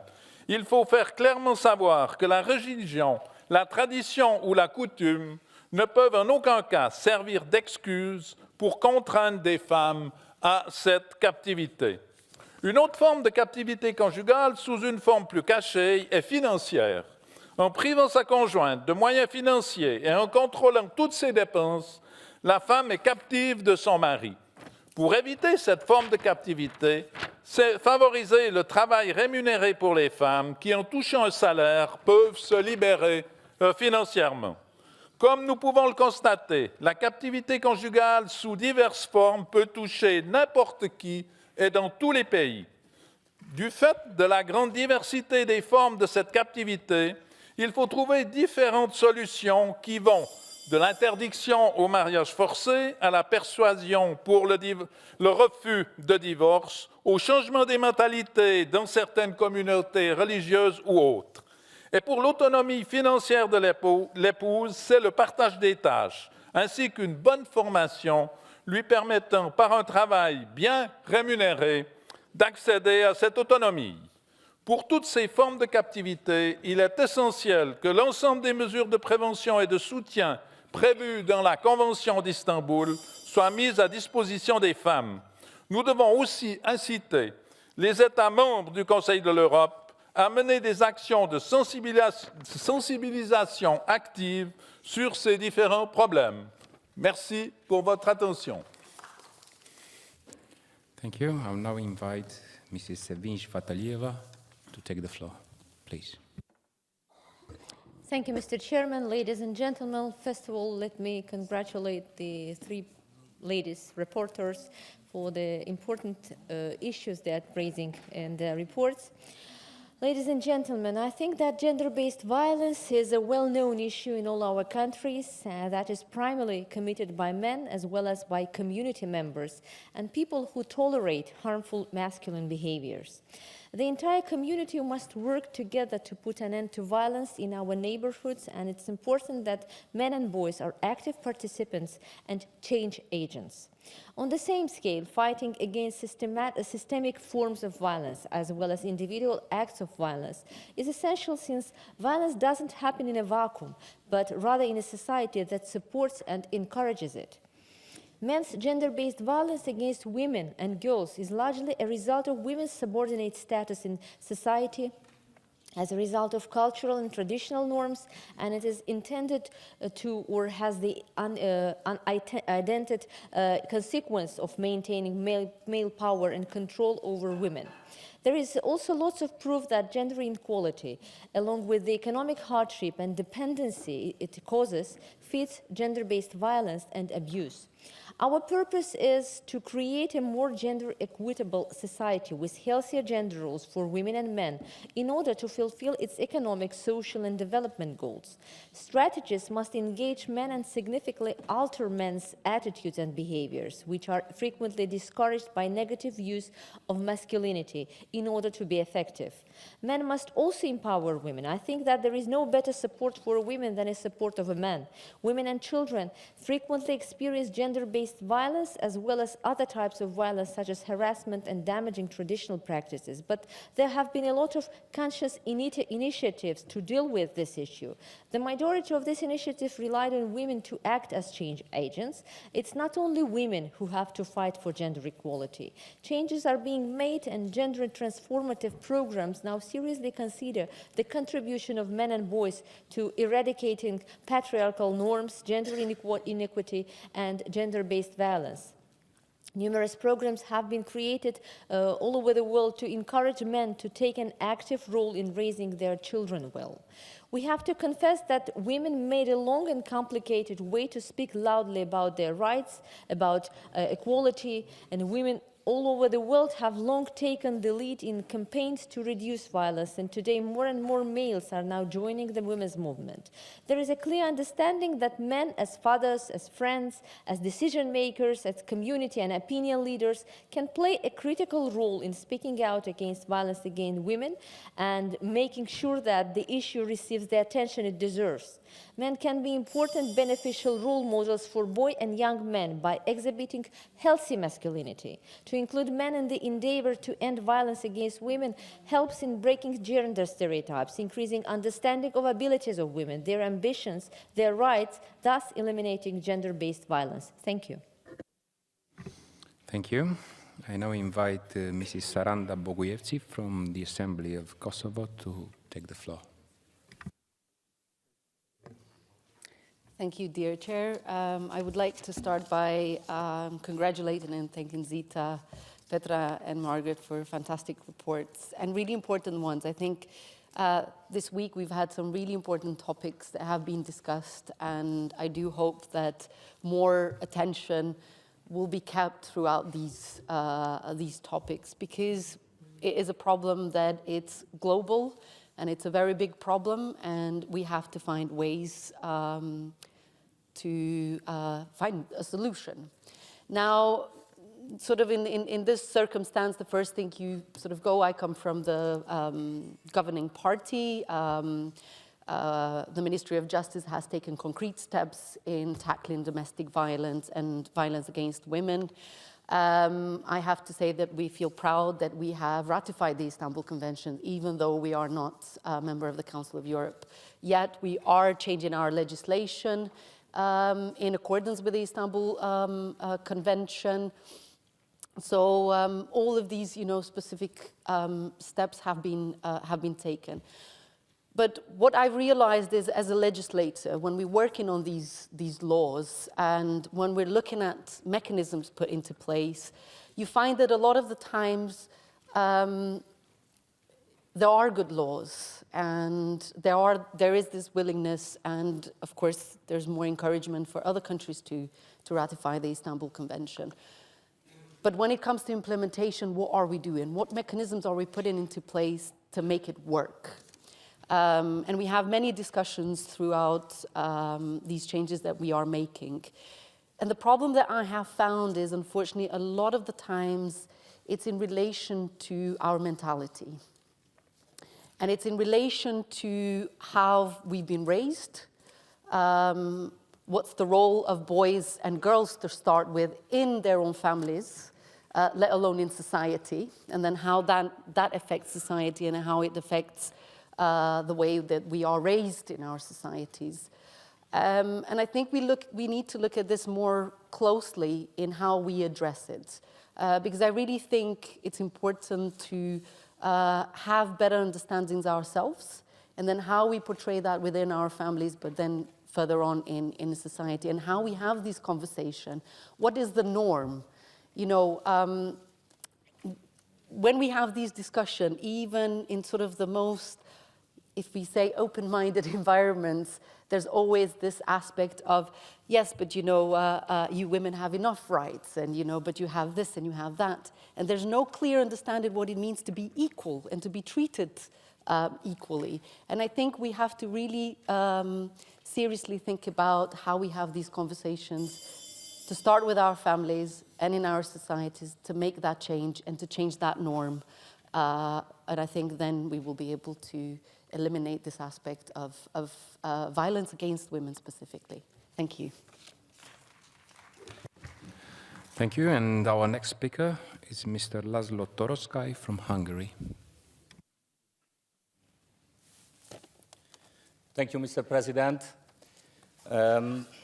I would like to make it clear that I strongly condemn any kind of violence against women and girls. I myself have 3 daughters, and that alone could be reason enough. Yet I have several problems with this report. I'm talking about the second part of this report. I'm talking about the role and responsibility of men and boys in stopping gender-based violence against women and girls. So what is my problem? For example, the report does not examine how a relationship could be made more harmonic, how the institution of the family could be stronger. But still the biggest problem with this report is that it does not say a single word about migration. However, in the context of violence against women and girls, we must talk about mass immigration. In fact, in many African or South Asian cultures, women have a very different social status than in Europe. Gender equality does not exist in these cultures. As these cultures arrive in Europe en masse, they have a profound impact on the global situation. And if a man from a non-European patriarchal culture starts a relationship with an emancipated European woman, after the first romantic months, there will almost certainly be conflict. Obviously, mass migration is the main reason why, for example, in Sweden, the number of attacks and rapes against women has increased significantly over the last 30 years. As long as this report does not address reality and does not seek solutions to the conflicts caused by mass migration, this report is absolutely meaningless. Thank you very much. Thank you. I invite now Mrs. Edithia Estrela from Portugal to take the floor. Président, chers collègues, tout d'abord, je veux féliciter les 3 rapporteurs, Zita, Petra, Margaret, pour la qualité des rapports et remercier leur engagement dans la lutte contre la violence à l'égard des femmes. Merci beaucoup. Je tiens à souligner ce que j'ai dit plusieurs fois. La Convention d'Istanbul est l'instrument international le plus complet pour prévenir et combattre la violence à l'égard des femmes. C'est peut-être pour cela que la Convention est souvent attaquée. C'est peut-être pour cela que certains États membres du Conseil de l'Europe ne veulent pas l'adopter. C'est peut-être pour cela que la Turquie est sortie de la Convention d'Istanbul. Je suis fière que mon pays, le Portugal, a été le premier pays à ratifier la Convention d'Istanbul. Au Portugal, la prévention et la lutte contre la violence domestique sont une priorité. Dans mon pays, la violence domestique est un crime public. Ça veut dire que tout le monde peut et doit signaler des situations de violence, les membres de la famille, les voisins, les amis et pas seulement la victime. En regardant cette assemblée et voyant des femmes informées, indépendantes et actives politiquement, j'ai eu l'envie de lancer un défi, de demander à celles qui ont déjà subi une forme de violence pour être femme de lever la main. Je suis sûre qu'il y aurait beaucoup de mains levées.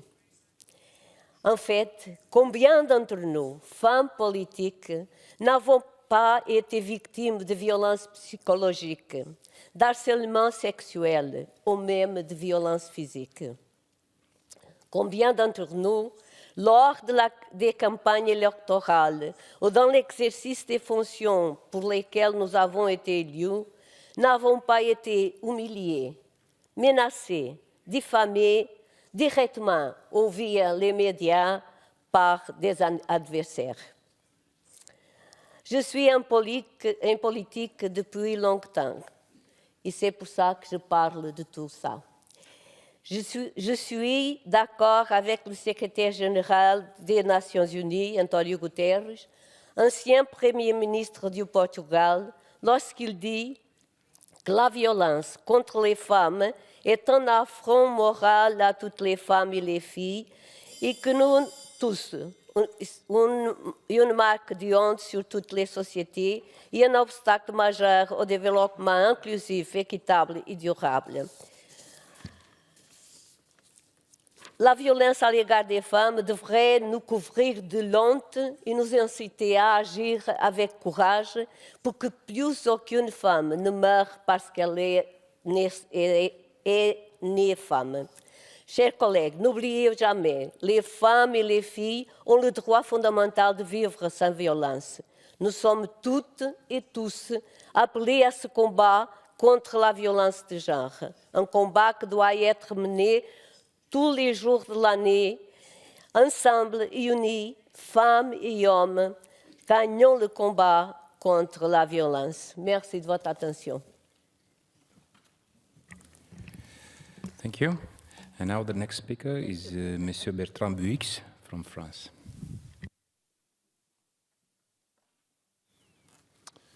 Merci, Monsieur le Président. Mes chers collègues, dans mon pays, la France, une femme meurt tous les 3 jours sous les coups de son conjoint ou ancien conjoint et les violences au sein du couple ne font qu'augmenter.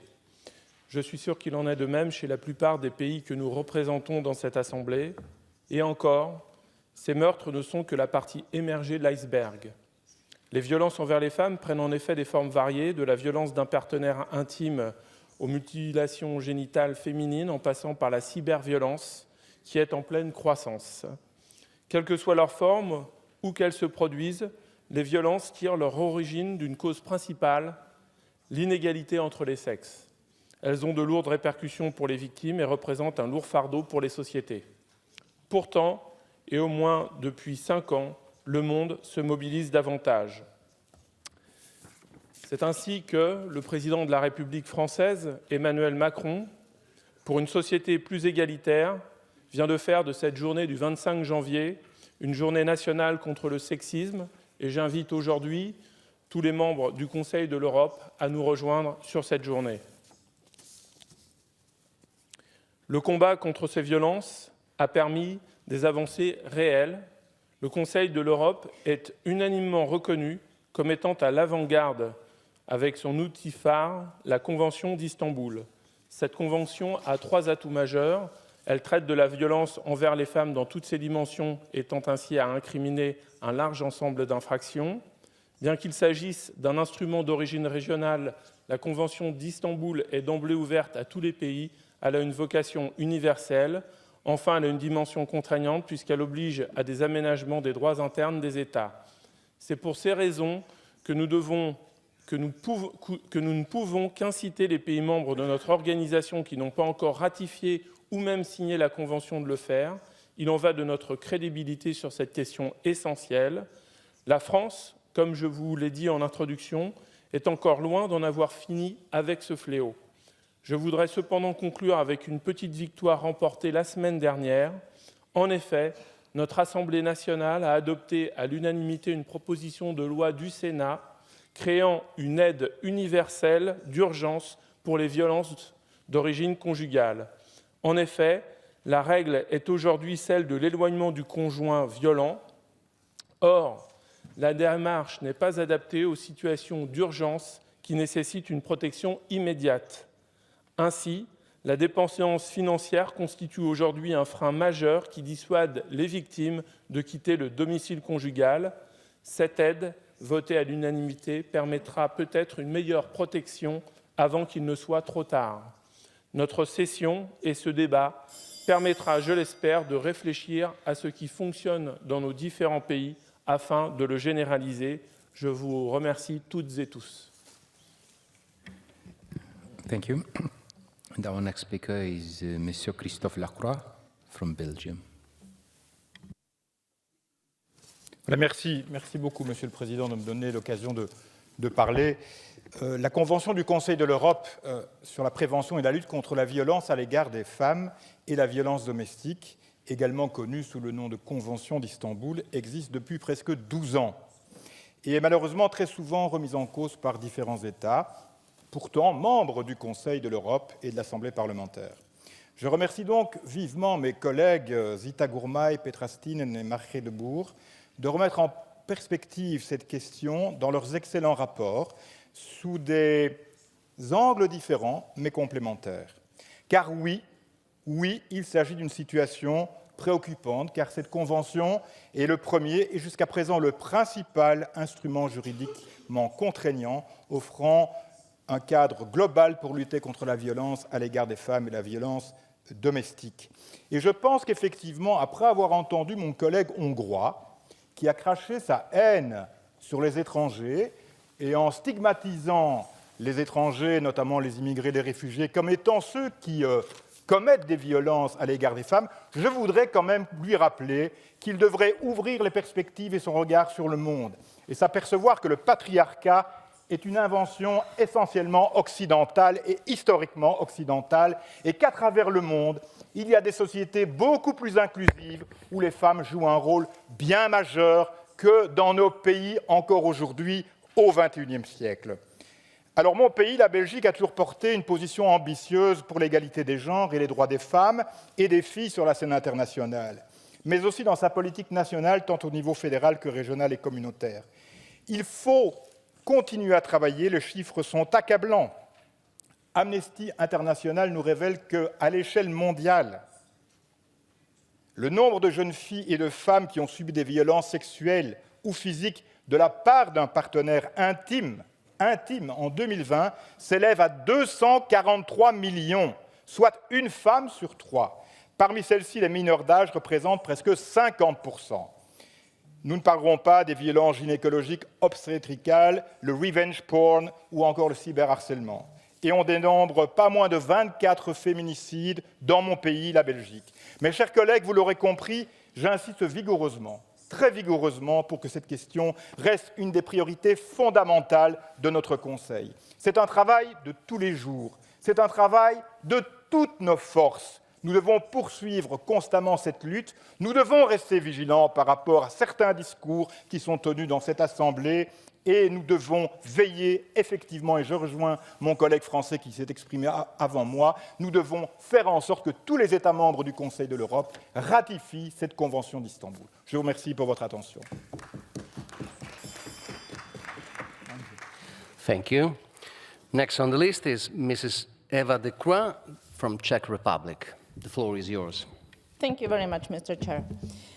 Ladies and gentlemen, maybe more ladies today, and especially ladies rapporteurs, thank you very much for your excellent report. And I'm a Czech, so I'm one of the countries representative who is appealed today, one of the countries who still did not ratify the Istanbul Convention. So it's important for me to address you my speech and to explain where we are.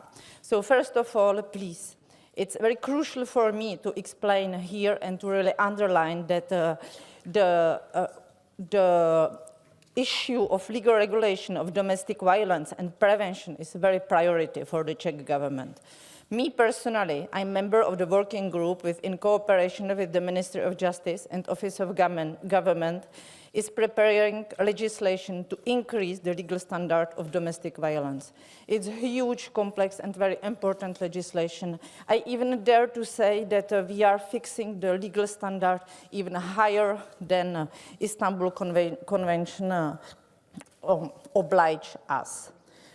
Furthermore, it's not only about the domestic violence. We are working also on the definition on the rape. We are working and opening the discussion about change in the criminal code because still we are aware, and we are not the only country in the European Union, not all the issues, not all the cases of the sexual violence are reported to the police. This is very important because no woman should fear to announce and to notify what happened. So the prevention is very important in our politics. Of course, I'm aware that all of this, it's only beginning of the effort. The effort was launched, and Istanbul Convention is also a symbol. So I understand your appeal that the Czech Republic should ratify the convention. The work was already launched during the past mandate. After it was stopped, I think partly because of the misinformation which were in the public space, and the society was not open to hold this discussion. It's pity. I'm today very happy that I hear and I know that the discussion is launched again. Our Commissioner for Human Rights is launching this discussion. I know that documents are making ready. I will be very happy if you personally or in general Council of Europe may be part of this discussion, trying to explain a lot of this misunderstanding which were mentioned even by you, why sometimes it's so difficult to explain that it's only about prevention. So me personally, as woman, as lawyer, as family lawyer, or even as member of this Committee for Equality, I merely assure you that it's our priority, and the gender-based violence is on the first place in the Czech Republic. Thank you. And now, Mr. Yuri Kamelchuk from Ukraine.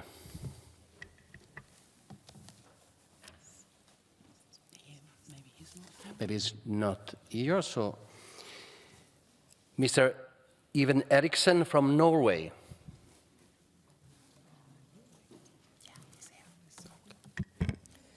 Mr. President, think about it. If you cannot feel safe in your own home, where can you feel safe?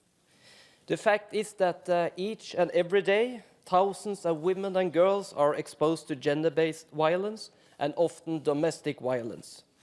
The European Council has been a driving force of protecting human rights. The Istanbul Convention is a major contributor to the fight against gender-based violence, and thereby preventing violations of human rights.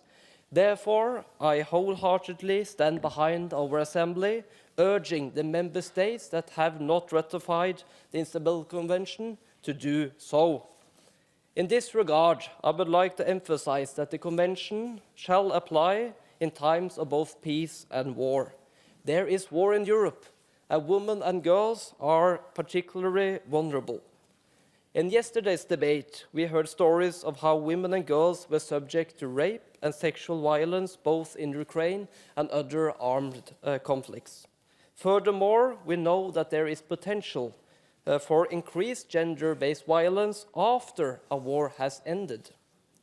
Mr. President, one of the most under-communicated obligations that arise from the Convention is the responsibility that each and every one of us has to prevent and stop gender-based violence. Article 12.4.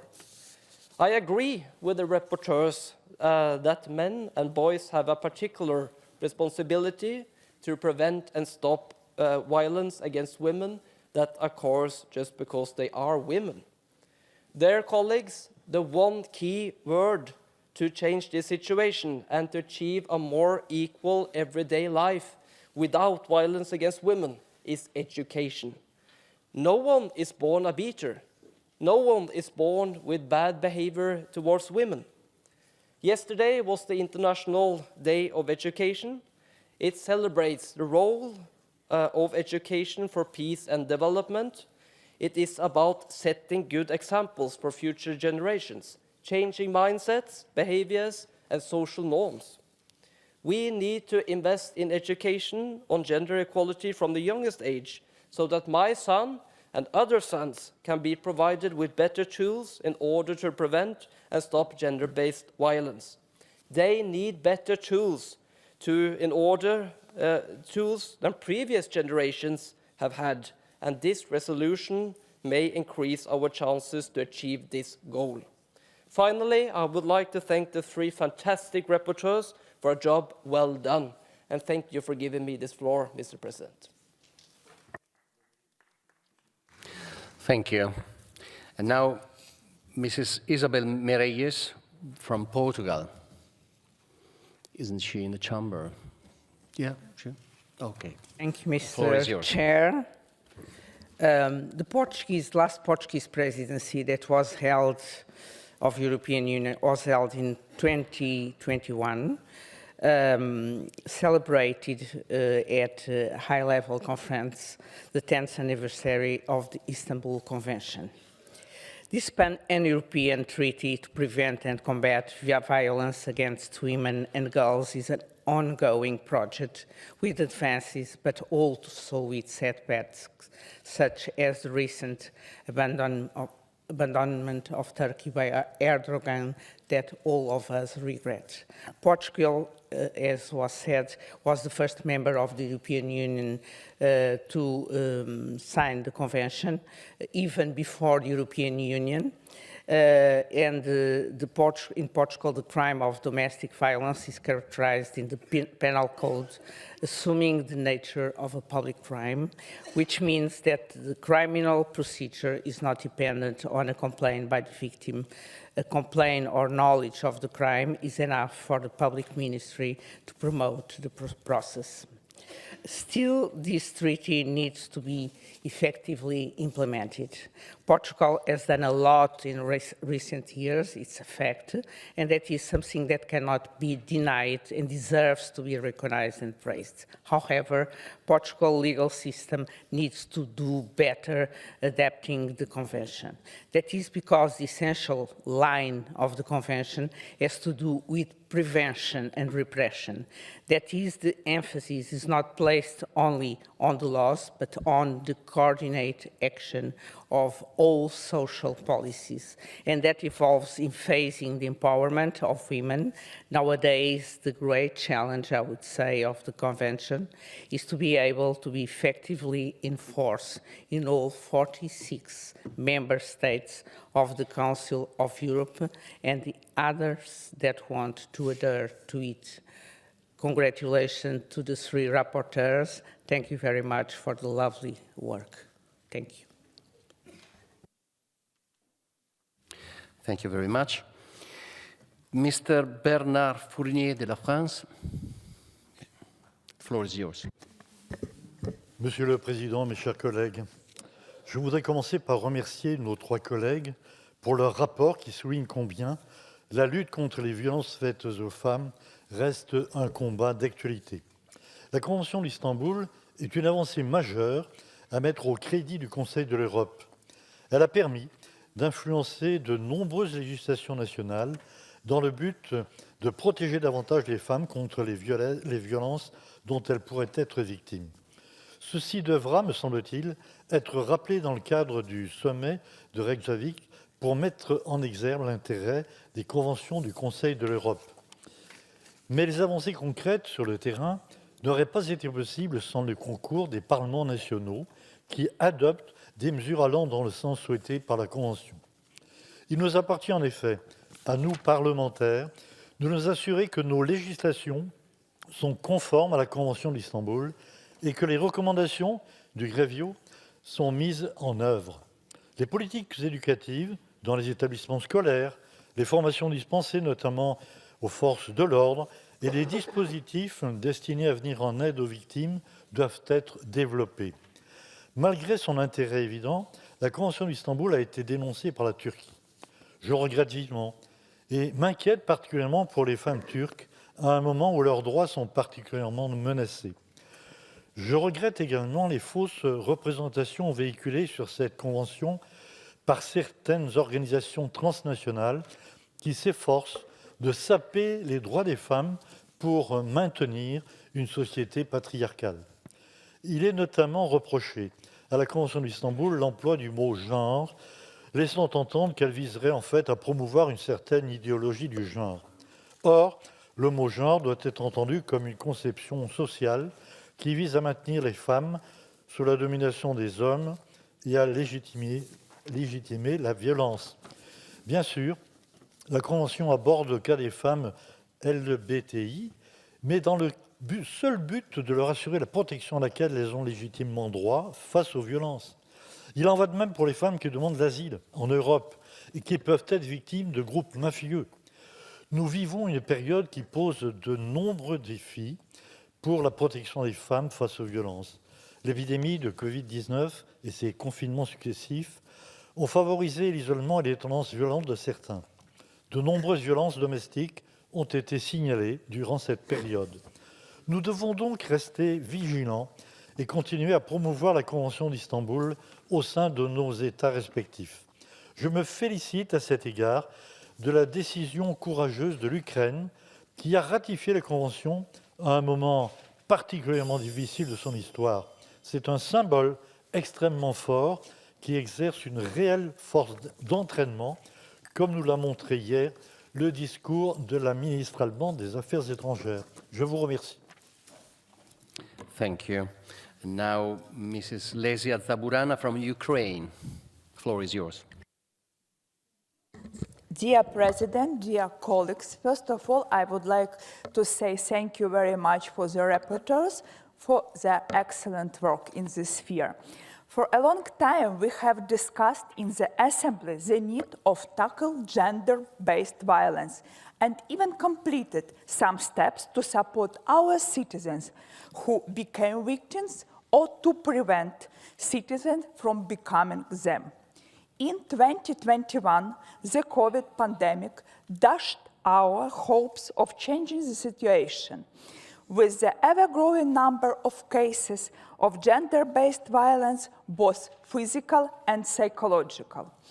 In 2022, has driven the situation to another level, with an unprovoked invasion by the Russian Federation of Ukraine, nearly breaking a global record of cruelty and creating significant risks for the population of Ukraine in many dimensions, including gender-based violence.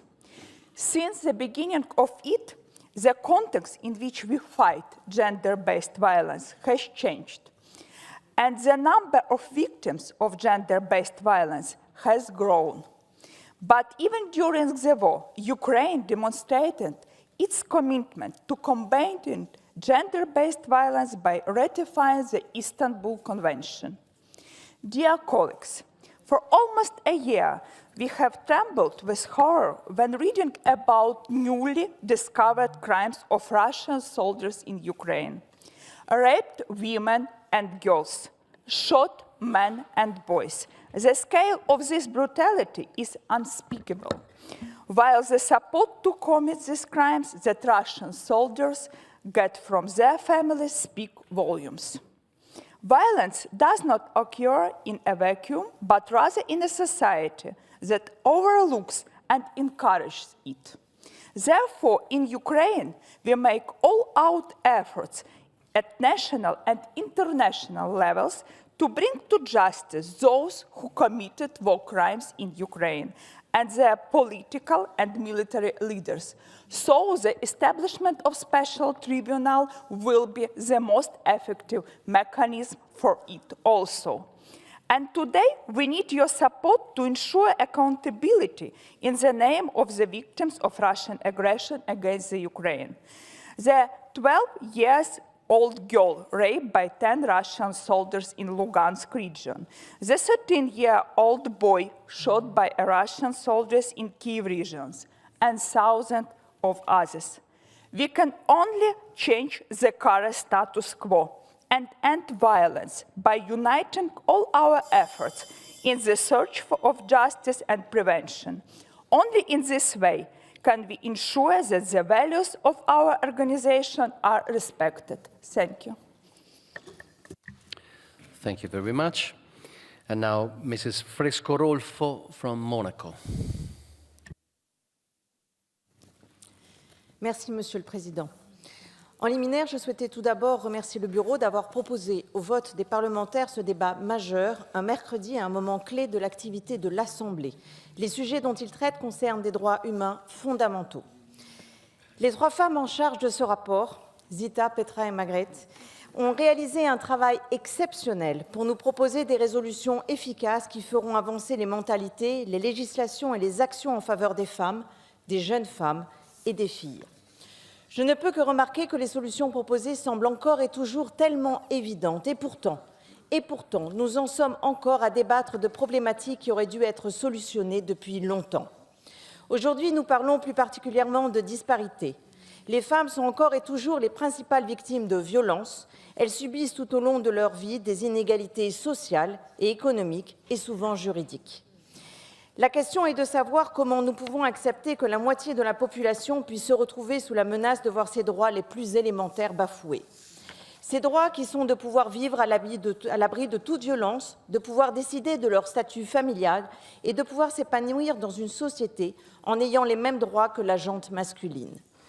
L'autonomisation des femmes et leur sécurité financière restent des points cruciaux dans tous les rapports qui nous ont été présentés cet après-midi et découleront le plus souvent de modifications juridiques qui restent donc essentielles. Tous nos rapporteurs ont parlé, cité et encensé la Convention d'Istanbul, qui demeure, je le rappelle, un texte majeur des travaux de la Commission, mais surtout un texte primordial pour nos sociétés. Alors oui, les hommes ont un rôle à jouer, et c'est d'ailleurs le propos de la campagne He for She, lui pour elle, initiée par l'ONU Femmes en 2014, qui a pour objectif d'inciter les hommes et les garçons à participer au combat pour l'égalité des sexes et les droits des femmes. Mes chers collègues masculins, je vous invite donc à vous montrer proactifs sur tous ces sujets. D'ailleurs, en tant que membre de la Commission Égalité et Non-Discrimination et ancienne rapporteure générale sur la violence à l'égard des femmes, je suis très heureuse qu'un homme, notre collègue norvégien Even Eriksen, ait souhaité relever le défi et apporter sa vision sur cette cause.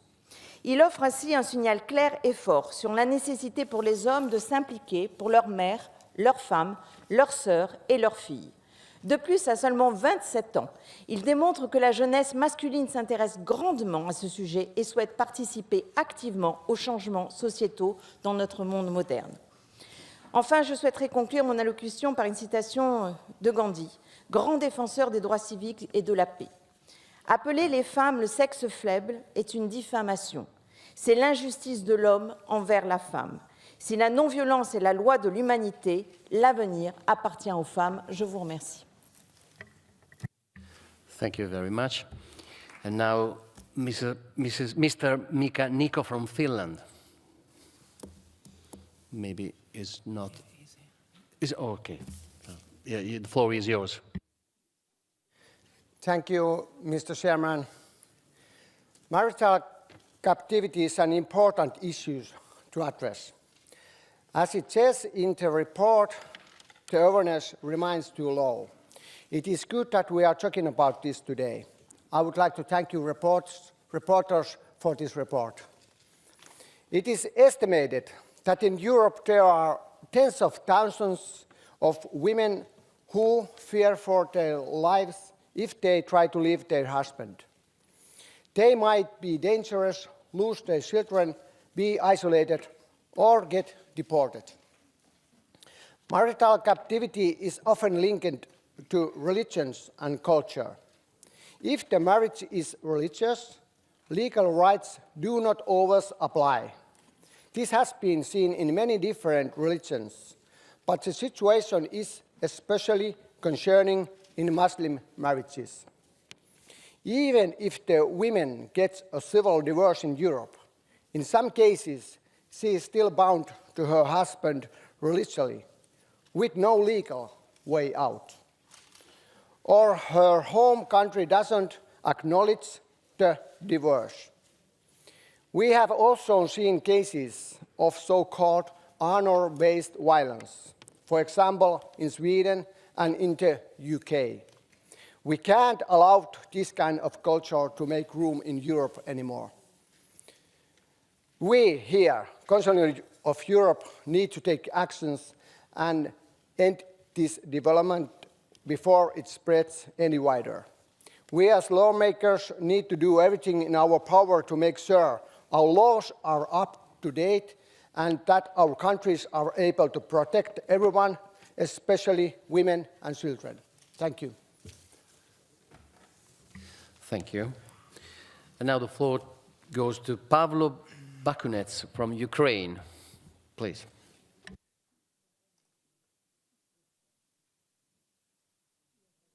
Dear Mr. President, dear members of Assembly, first of all, thank you, all reporters, for the 3 reports.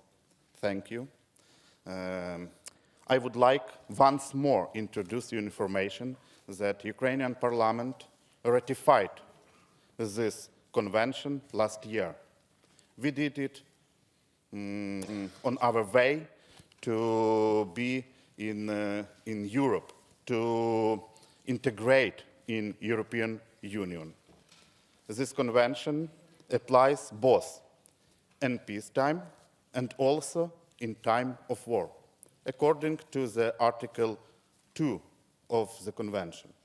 And today, the convention faces one of the biggest challenges on the European continent. This is the test of brutal war, of Russian aggression against Ukraine. That's why we want to make every effort to ensure the rights and safety of women, safety of children in Ukraine, in Europe. And today, the biggest threat to women and children in Ukraine is Russian missiles targeting hospitals, targeting civilian homes. According to official information, unfortunately, more than 1,700 women and girls have been killed by Russian occupiers. And unfortunately, this number will continue to grow up. Just remind the recent cynical attack at the residential building in Dnipro city. That's why, therefore, the best guarantee of safety of women, of children in Europe, in Ukraine today, is military aid, is financial support to Ukraine. This means the immediate supply of modern tanks, like we know today's information, the supply of air defense system and other artillery. And we believe in our soldiers and we believe in our common victory. We should also create a special international tribunal to punish Russian political and military leaders for their crimes against women, against our girls, against our children in Ukraine. We believe in brave Ukrainian soldiers. We believe in brave Ukrainian men and women. We believe in our common victory, victory of Ukraine, victory of Europe. Slava Ukraini! Thank you. Next on the list is Mrs. Sibel Arslan from Switzerland. The floor is yours. Dank, Herr Vorsitzender. Ich möchte mich auch bei den Berichterstatterinnen für diese unermüdliche Arbeit und für diesen guten Bericht herzlich bedanken. Die Istanbul Convention zum Schutz und zur Verhütung von Gewalt gegen Frauen und häuslicher Gewalt ist der beste völkerrechtliche Rahmen zum Schutz von Frauen vor geschlechtsbezogener Gewalt und zur Verhinderung häuslicher Gewalt. Das haben wir immer wieder auch jetzt gehört. Auch wenn wir Fortschritte sehen, haben Gewalt und tragische Frauenmorde leider massiv zugenommen.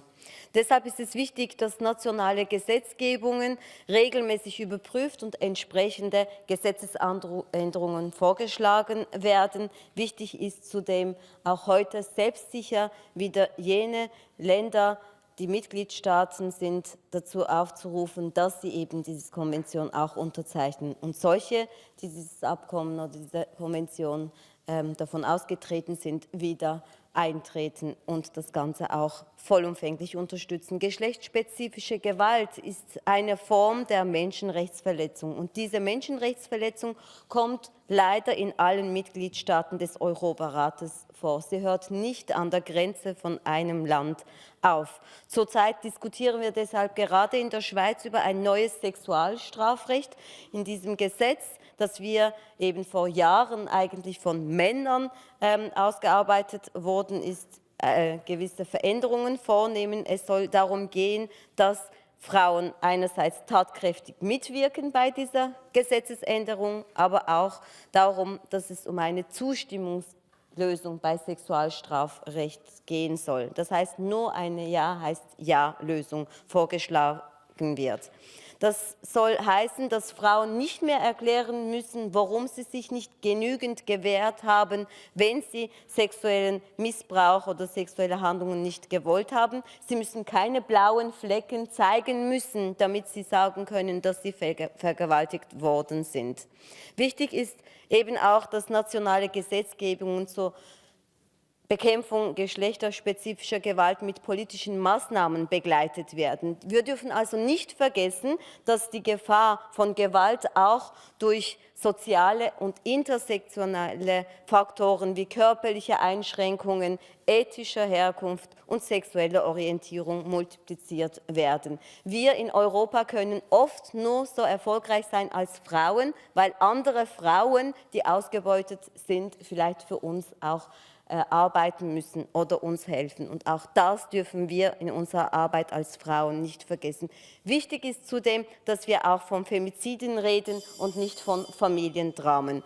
Deshalb möchte ich mich auch bei den Herren, die heute als Feministinnen diese ganze Konvention und sich für Istanbul Convention eingesetzt haben, mit ihnen sind wir, glaube ich, stark. Vielen Dank und ich danke nochmals für diesen Bericht.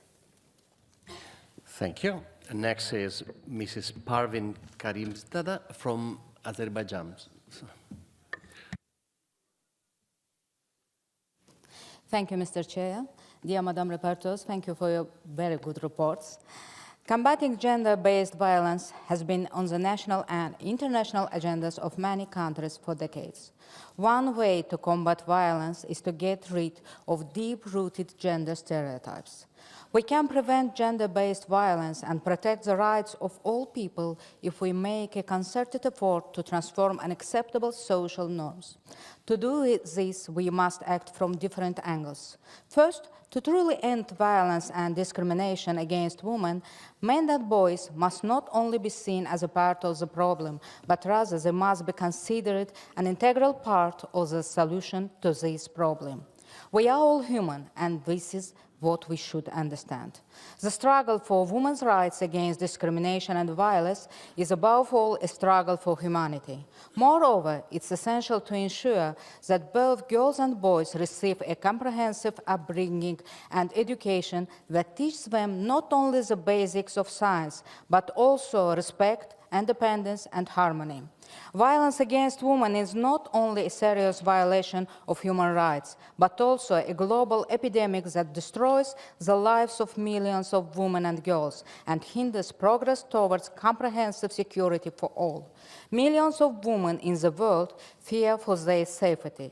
This not only affects their personal security, but also prevents them from participating in society or using their skills and knowledge to the fullest.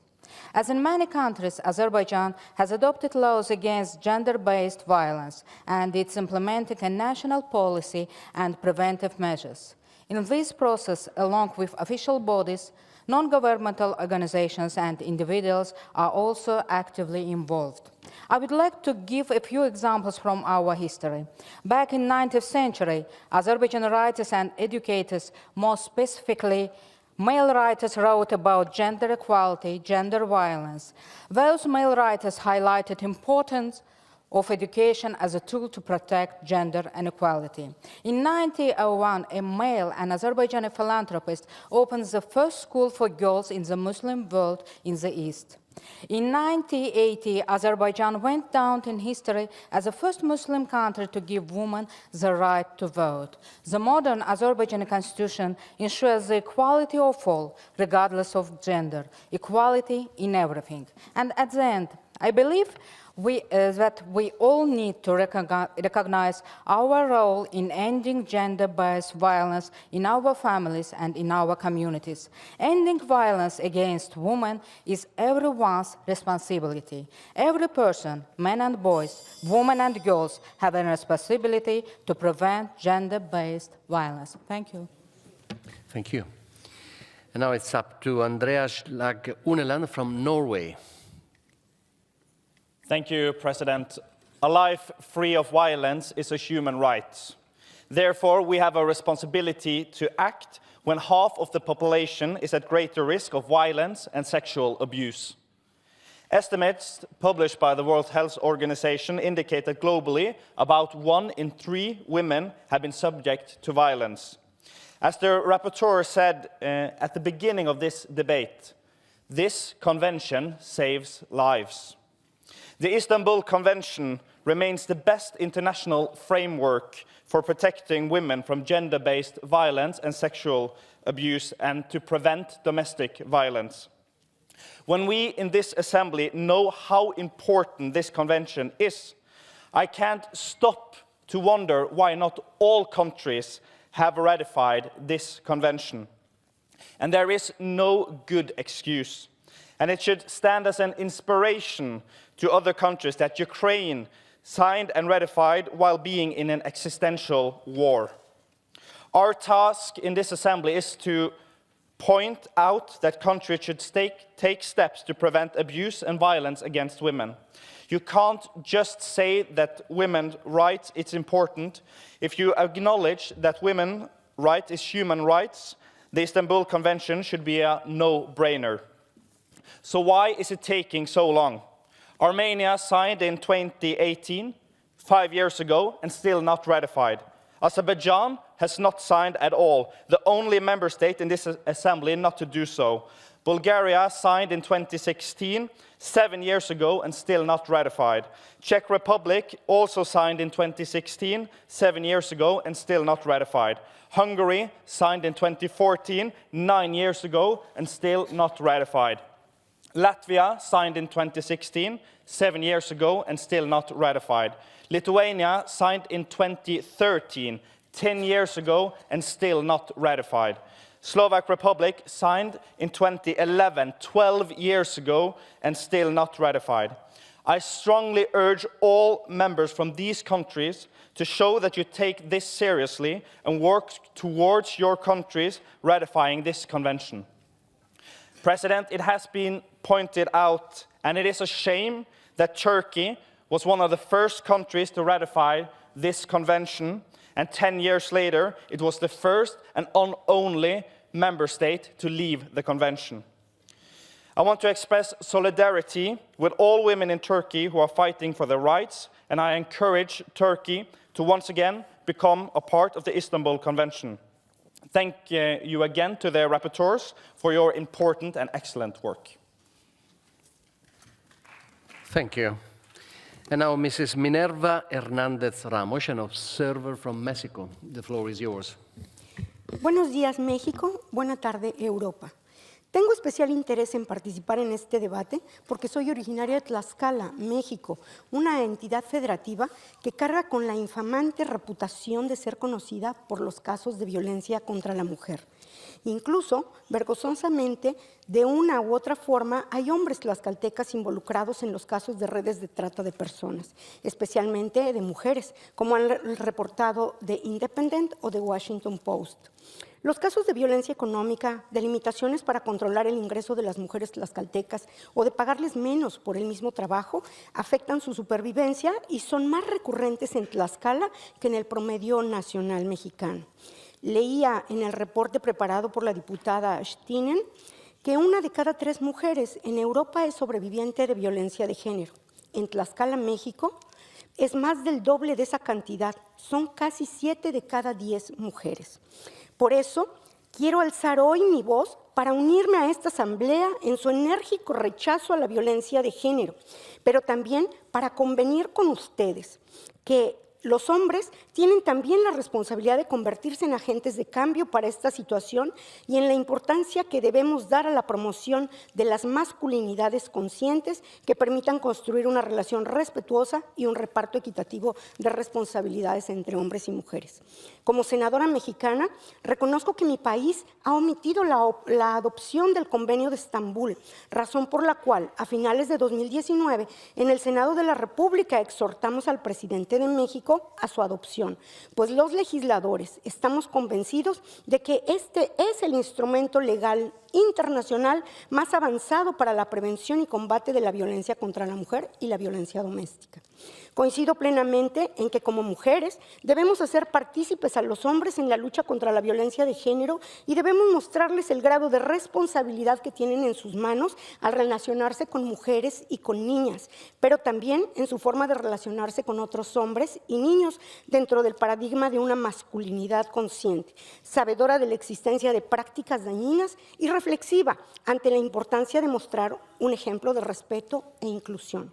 Recuerdo que al inicio de mi trayectoria política, las mujeres pedíamos espacios de igualdad y decíamos que no podían tomarse decisiones sin escuchar la voz y sin la participación de la otra mitad de la población. Ahora, con el problema de la violencia de género, no podremos alcanzar soluciones integrales si no involucramos a la otra mitad de la población, a los hombres y a los niños. Es cuanto. Un saludo desde México. Thank you very much.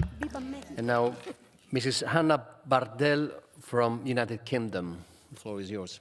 Thank you very much, Mr. Chair, and it's a huge privilege and pleasure to speak in this debate, and I want to congratulate the rapporteurs on 3 excellent and crucial reports because, according to the UN, more than 1 in 5 women and girls were killed every hour by a family member in 2021.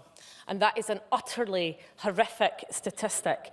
And as many other speakers have said, we must be inclusive and intersectional in our approach. Because as a cis, white, queer woman, I've been targeted, I've experienced sexual and gender-based violence since I was a little girl, and I hold a huge amount of privilege. And as a Member of Parliament for now nearly 8 years, I have seen in my constituency work, as I'm sure many of us have, some of the most terrifying and deeply upsetting cases. And as one of my UK colleagues said earlier, the UK has a huge issue with gender-based violence, with misogyny, both online and offline. And in the last 5 years, we've lost 2 parliamentarians, one a woman, Jo Cox, who was killed in cold blood on the steps of her constituency, and also Sir David Amess. Now, as the report on the responsibility of men and boys highlights, there is a huge responsibility and an impact. If we can solve the issues around gender-based violence, we can stop toxic masculinity, which also feeds into the huge levels of male suicide that we see in the UK and across the world. So when we see members trying to divide out the role of men or suggest that immigrants or asylum seekers are at the root of this problem, we are absolutely turning in on ourselves and we are sending the wrong message. We want to lift each other up across the world to have the best possible standards, and the UK needs to look at itself as well. And I want to pay tribute. There has been a lot of negativity, rightly, in the press about police officers in the UK. But in Police Scotland, we have a campaign called Don't Be That Guy, which is about toxic masculinity and about not being a bystander. And it has had a very powerful and important impact on men in our society. But we cannot get away from the murders of Sarah Everard and the horrific incident of one of our officers in the Met Police recently who has been raping and murdering women. But I've seen in my own constituency some of the women who have been lives lost to male violence. I want to pay tribute to Amy Cannon and her mother Wendy, who I have sat with and I have cried with, understanding and listening to her experience. And I have seen women who have come as immigrants or asylum seekers to Scotland who have been abused by their partners and who need our support. This legislation is crucial across all of our nations, so let's work together to make it happen. Thank you very much. And now Mr. Robert Troy from Ireland. Thank you. Dear colleagues, can I start by adding my voice of thanks and gratitude to the rapporteur for the work that they've done. And if you forgive me for singling out one in particular, my ALDE colleague Petra, who I know from my time as serving on the Equality Committee with her from 2016 to 2020, has been an extremely strong voice on this important issue. The eradication of gender-based violence is a key priority of our time, and this was acknowledged by the report on the 4th summit adopted by PACE last night and by the high-level reflection group report chaired by Mary Robinson. The Istanbul Convention remains the best international framework for protecting women from gender-based violence. Our country ratified it on International Women's Day in 2019. And while much positive work has been done, much more needs to be done. And last year, my government published the Zero Tolerance, the third national strategy to combat domestic sexual and gender-based violence. This strategy was co-designed with organisations working on the front line helping victims of domestic sexual gender-based violence and included extensive engagement on the issues that should be addressed. The goal of the third national strategy is clear: zero tolerance in Irish society for any form of domestic, sexual and gender-based violence. It is an ambitious 5-year programme of reform to achieve a society which does not accept domestic, sexual, gender-based violence or the attitudes that underpin it. The 360 million strategy is built on the 4 Istanbul pillars: protection, prevention, prosecution and policy coordination. And the strategy specifically in relation to the role and the responsibility of men and boys in stopping gender-based violence against women and girls includes commitments such as raising public awareness of the domestic sexual gender-based violence in all its forms and across all groups in society, and working to challenge existing misconceptions and established beliefs in relation to domestic sexual gender-based violence. Inclusivity will be a central feature of the campaign, with messaging focused on encouraging men and boys to contribute to actively preventing all forms of violence and delivering age-appropriate interventions for boys to address and challenge male violence. Men have a responsibility to be role models, and we can be the agents of change that is needed. Thank you. Now the floor goes to Mrs. Arta Bilalli Zendeli from North Macedonia. Thank you, Mr. Chair. We all agree that violence is not a way for problem solving. It is quite bad when this starts within the family and then increases in other human and wider aspects of the society. North Macedonia has ratified the Istanbul Convention in 2014, but knowing that it is not enough only to ratify the international convention, we continue to work in our domestic legislation. Thus, in 2021, we adopted the law on specific law, lex specialis, on combating the domestic violence, violence against women, and gender-based violence. In December last year, we adopted changes in the criminal code. During the process of amendment proposals, MPs, women MPs, from different political parties had many discussions with civil society in order to get their suggestions and amend the proposed changes from the Ministry of Justice. I would like to highlight here that in this issue, in this topic, women parliamentarians in North Macedonia overcame the political differences, and we proposed amendments in line with the Istanbul Convention altogether, regardless of our political background. They were accepted by the Ministry of Justice and voted in the Parliament. Earlier, I mentioned the law on combating the domestic violence, violence against women, and gender-based violence. In this law, we also put some solutions that are deriving from the Istanbul Conventions in order to protect the victims. But the statistics shows that victims in most cases are women, wives, daughters, mothers, intimate partners, etc. At the other hand, a very bad data or information is that even there are some cases that are reported to the police, proceeded to the public prosecution, and then decided in the court, an analysis from Organization for Security and Cooperation in Europe shows that in North Macedonia, only 2% of cases are reported, which means that the dark number is remaining very, very high. Violence must not be tolerated. If the state cannot stop or prevent it, the least that must be done is to punish the perpetrators. In particular, increasing the competencies of state organs for the perpetrator and undertaking the helping measures for the victims are an essential part of this law. We also accepted few new terms or notions like economical violence, persecution, as well as sexual harassment through internet. It would be better if we call for its stop, but if we don't do it, because we are not sure that it will work, at least we can call for ratification of Istanbul Convention from the states that didn't do it yet, as well as its incorporation of its provisions in domestic legal system.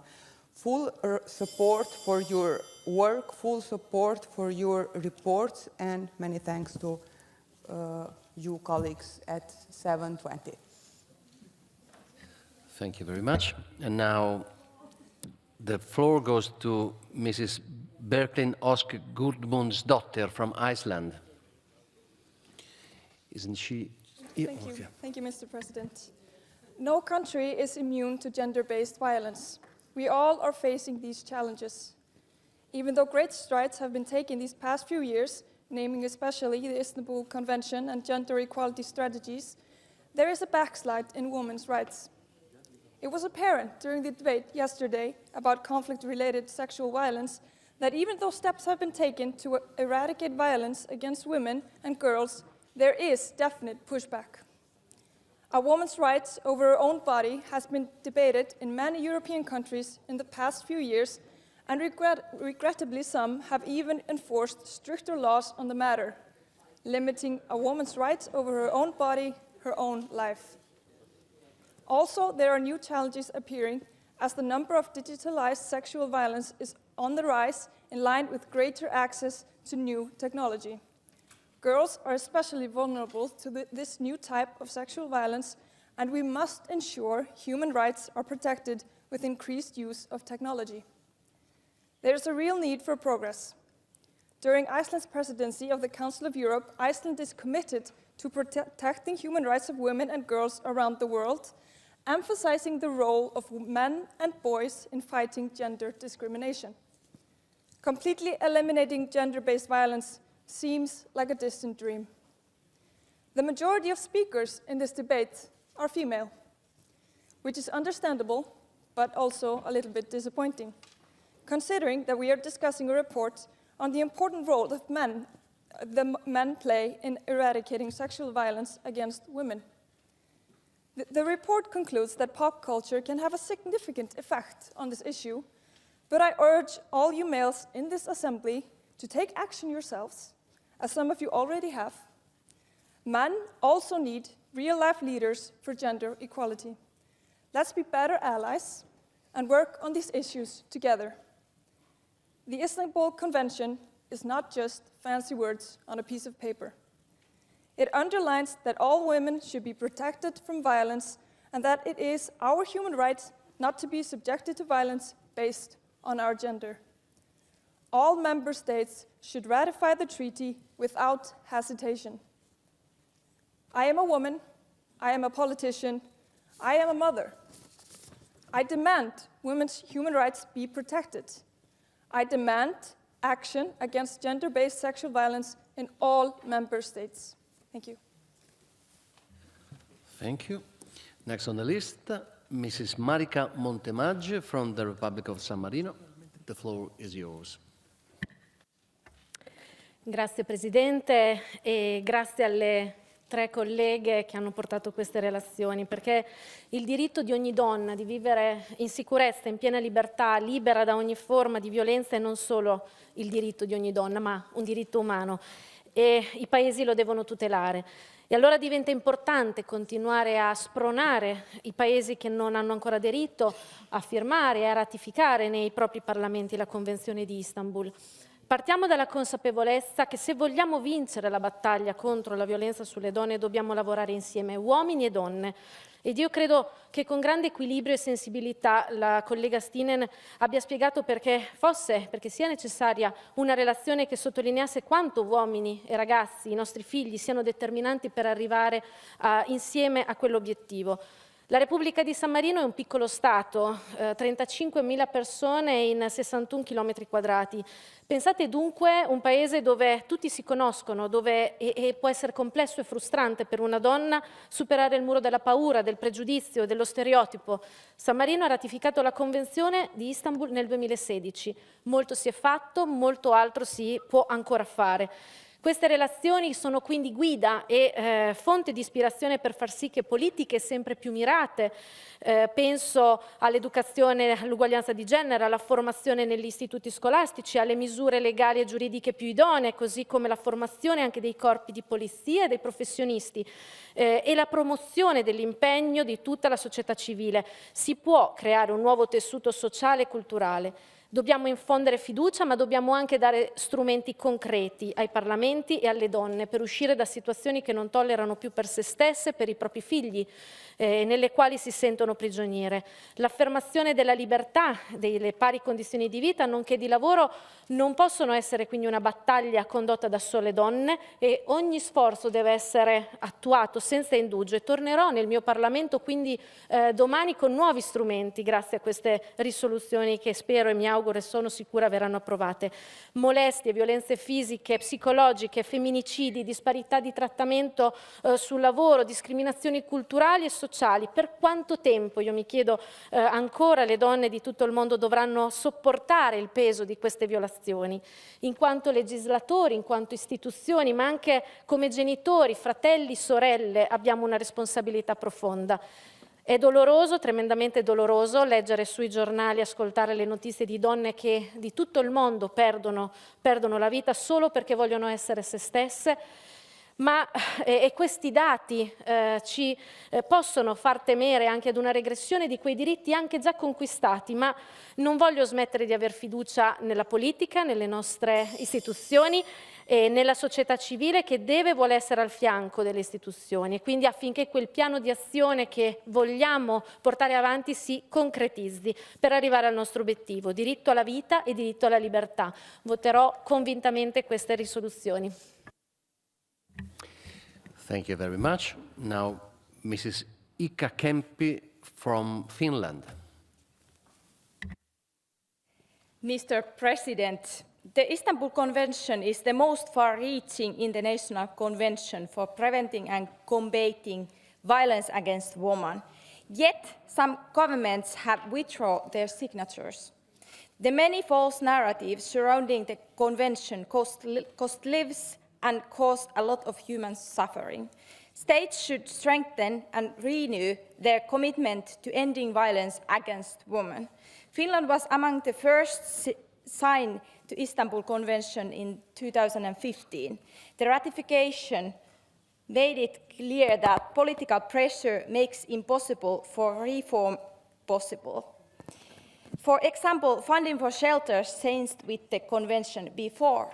Finland's shelters were strictly shield protection units funded by municipalities and the Finnish Slot Marine Association. When buying shelter services for NGOs, funds were taken from the municipality shield protection budget. As a result, some municipalities were hesitant to use the funds for shieldless women in need of shelter. This changed with the legal amendment that made shelters more accessible. Now all women, young, old, with or without kids, can use shelters free of charge.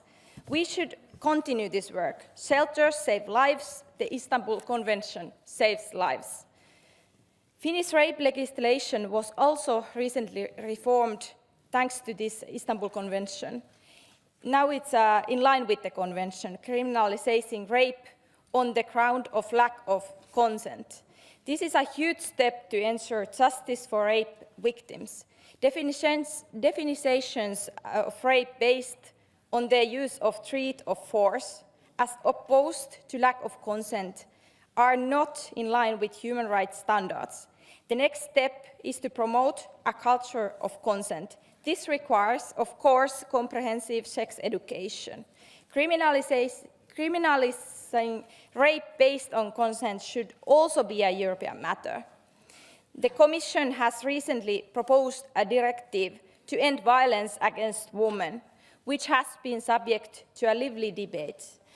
I am concerned by rumors that some states are considering removing the criminalization of rape from the directive. My position is clear. I believe that criminalizing rape is one of the main objectives of the directive. It is in line with the Istanbul Convention as well. We should not create double standards within Europe. Thank you. Thank you very much. And now, Mr. Jeremy Corbyn from United Kingdom. And it's a pleasure to take part in this debate, and I think the quality of discussion about these three excellent reports really is a credit to this Assembly. And I think the speech we've just heard from Minerva Hernandez from Mexico shows the value of having observer delegations here who can take part in our debates. The essential part of this is, of course, about the Istanbul Convention. The Istanbul Convention was signed some years ago. It's been ratified by the majority of countries, but surely we need to send a very strong message out from here today. Those countries that have not yet signed or ratified the convention must do so as a matter of urgency, and Turkey, above all, must return to the fold because it's, after all, named after the wonderful city of Istanbul. But we should also recognise there are some very important parts of the convention. One is that women who have made their homes in different countries and migrated to them suffer domestic violence, marriage breakup follows as a result of it, and in some countries and in some cases they're in danger of losing their residence status and as a result become virtual prisoners in a terrible situation where they're subject to violence and difficulty of knowing where they're going to go in the future and possibly losing contact with their own children. Therefore, we need total protection for all women in this, and that means also looking at immigration laws in each country and making sure that there is no-fault divorce available for women in all countries that are signed up to the Convention and indeed support the principles of the European Convention on Human Rights. Today we should also send a message out to women around the world and men who are supporting those women around the world who are campaigning for their rights. We all have histories in our own country. We have the suffragettes and many others who campaigned for the right of women to vote. Sadly, for some women around the world, that is not the case. It's not the case in Saudi Arabia that women enjoy full rights. It's absolutely not the case in Iran either. So a strong message from this Assembly today in support of those women campaigning for those rights is something that, to me, is very, very important. The last point I want to make is this. Male violence doesn't come from nowhere. And so we should, in addition, be looking at the way we bring up our children, looking at the way we bring up our boys, what values they're taught, and what place they feel they have in society. Because I'm constantly shocked by the degree of isolation of many young men in Britain and indeed in other countries across Europe, where the highest rates of suicide exist amongst young men. So in looking at all these issues, let's also look seriously at issues of boys' education, men's education, and their place in our society to end the scourge of violence against women. Thank you. And now the floor goes to Mr. José María Sánchez García from Spain. Gracias, señor presidente. La Convención de Estambul entró en vigor en 2014, hace ya 8 años, más de 8 años. Es una convención sobre la violencia contra la mujer y contra la violencia familiar. El primer proyecto de resolución objeto de debate tiene la prudencia de destacar que la violencia contra la mujer sigue teniendo un crecimiento y unas magnitudes alarmantes. Destaca también que en 2021 este tipo de violencia sigue afectando mayoritariamente a mujeres. El porcentaje que ofrece como dato es del 79%. Destaca que la Convención no amenaza la familia nuclear ni tampoco a los valores de la familia. Y destaca también que la Convención no impone un modo o ciertos modos de vida. Sin embargo, aceptando el dato cuantitativo del 79% mencionado de violencia contra la mujer, deseo destacar, en primer lugar, que las legislaciones nacionales especiales de violencia de género para su combate se han mostrado ya sobradamente ineficaces, porque no han logrado disminuir el número de agresiones sexuales contra la mujer. Este es el caso de España, cuya Ley Orgánica 1/2004, 10 años anterior a la Convención de Estambul y su entrada en vigor, pues sigue sin ofrecer ningún resultado positivo acerca de los propósitos perseguidos. En segundo lugar, que a pesar de este fracaso, se persiste en dichas legislaciones, en la española y en otras muchas nacionales, en establecer un tratamiento procesal discriminatorio de hombres y mujeres ante los tribunales y ante las autoridades administrativas. Todo ello debería hacer reflexionar sobre tales políticas legislativas y su origen, que se encuentra en una ideología feminista radical, llamada de género, caduca y contraria a una concepción tradicional de la vida, que es lo que pretende combatir en contra de lo que ahora se nos dice en este informe acerca de la Convención de Estambul, que no está en el origen de la ideología de género, pero que sí es efecto relativo de dicha ideología. Además, quiero destacar que en España ha habido una reciente ley de reforma del Código Penal que ha fundido dos tipos penales de abusos sexuales y agresiones sexuales con el efecto indeseable, contrario a la pretensión del legislador, de provocar la excarcelación de delincuentes sexuales y en el futuro condenas más leves para delincuentes sexuales. Todo ello, esta ley, provocada de nuevo por esa ideología feminista radical a ultranza, torpemente ejecutado. Por último, es totalmente inaceptable en el tercer informe objeto de debate que se mencione al matrimonio canónico civil de la Iglesia Católica como algo impeditivo o acaso causante de la cautividad de la mujer. Esto es contrario a la libertad religiosa y es contrario a la tradición jurídica occidental y verdaderamente es, como digo, inasumible para nuestro grupo y para quienes piensen como nosotros. Nada más, muchas gracias. Thank you. Now the floor goes to Mrs. Deria Turk-Nakbaur. Präsident, liebe Kolleginnen und Kollegen, das Jahr 2023 ist noch keinen Monat alt, doch schon viele, viele Femizide schwer. Frauen werden ermordet, weil sie Frauen sind. Frauen erleben Gewalt, weil sie Frauen sind.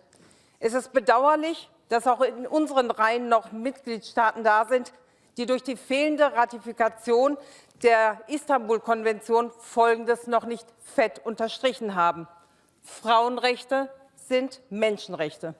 Liebe Sita, liebe Margaret, Liebe Petra, vielen Dank für diese Berichte, die uns allen noch mal sehr deutlich vor Augen führen. Schwarz auf weiß haben wir es, welche Dimension diese geschlechtsspezifische Gewalt hat. 30% aller Frauen weltweit sind schon einmal Opfer von körperlicher und sexueller Gewalt geworden. Jede dritte Frau.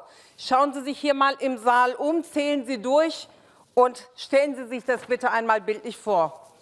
Die bittere Realität ist, wenn die Lebensumstände frostig werden, sind es vor allem die Frauen, die sich besonders warm anziehen müssen. Nicht nur die Pandemie hat die häusliche Gewalt zusätzlich verschärft, auch die steigenden Lebenshaltungskosten, wachsende Armut, hohe Energiepreise sind Faktoren, die Menschen verunsichern und häusliche Gewalt verschärfen. Von Entspannung in den eigenen vier Wänden kann noch überhaupt keine Rede sein. Entspannung gibt es erst, wenn wir in unseren Herkunftsländern die Umsetzung der Istanbul Convention energisch voranbringen. Die Bundesregierung Deutschland tut es. Ab Februar 2023 wird die Istanbul Convention auch in Deutschland ihre Wirksamkeit voll entfalten.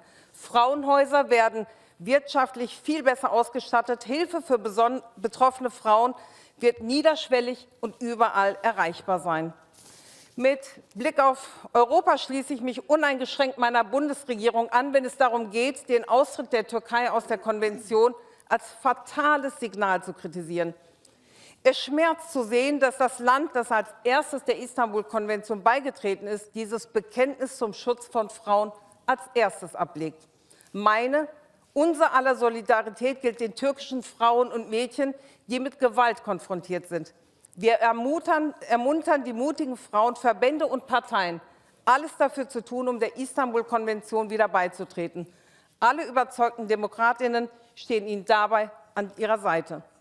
Doch auch unsere EU als Ganzes sollte die Istanbul-Konvention nun endlich ratifizieren. Das ist leider noch nicht passiert. Es wäre aber ein wichtiger Schritt und ein klares Signal an Länder wie Lettland, Litauen, Tschechien, Slowakei, Ungarn und Bulgarien, die dem Schutz von Frauen nun den nötigen Rahmen geben müssen.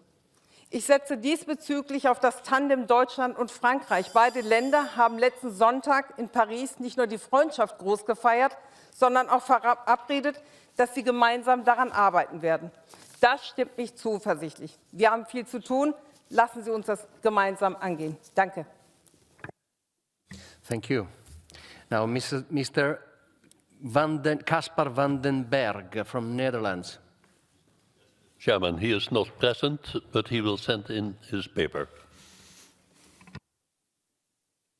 Okay, thank you very much. So now the floor goes to Mrs. Felenkas Uka from Turkey. Vielen Dank, Herr Vorsitzender. Ich gratuliere alle drei Berichterstatterinnen für die Erstellung der wichtigen Berichte. Vielen Dank für die wertvolle Recherche und die harte Arbeit. Wie wir alle wissen, gibt es überall auf der Welt geschlechtsspezifische Gewalt. Und jeden Tag erhöht sich die Dosis an Gewalt. Woher kommt häusliche Gewalt? Was für eine schlimme Situation, wenn man sich die Berichte der Dimensionen ansieht. Da sehen wir leider, wie im Bericht angegeben, gibt es nach Schätzung der Vereinten Nationen 736 Millionen Frauen auf der Welt, welche sexuelle oder körperliche Gewalt ausgesetzt sind. Daten wie diese, die Prävention geschlechtsspezifischer Gewalt, wie die Istanbul-Konvention schützt Frauen, Mädchen und Jungen. Es zeigt, wie wichtig Verträge sind, die vor häuslicher Gewalt schützen. Rücktritt vom Vertrag bzw. Nicht-Unterzeichnerstaaten sollten ermutigt werden, so bald wie möglich zu unterzeichnen, um Frauen und Kinder vor Gewalt zu schützen. Mit der wirksamen Umsetzung zusätzlicher Gesetze zum Schutz von Frauen sollten abschreckende Strafen von Männern vollzogen werden. Gewalt wird verhindert, indem das System der Gewalt beendet wird. Gewalt gegen Frauen und geschlechtsspezifischer Gewalt aufrichtig zu verhindern, wird die Länder voranbringen und wird als Niveau anheben. Natürlich liegt es in der gemeinsamen Verantwortung von uns allen, die Errungenschaften der Frauen zu schützen. Jedoch müssen der Rat und seine Mitgliedstaaten eine größere Verantwortung übernehmen, um mehr Agenda zu diesem Thema zu erstellen und die Konvention zu schützen. Die Türkei, das zu den ersten Ländern gehört, die die Istanbul-Konvention zugestimmt hat, hat sich nun aus dem Vertrag zurückgezogen. Natürlich kritisieren wir die Türkei, dass sie sich zurückgezogen hat.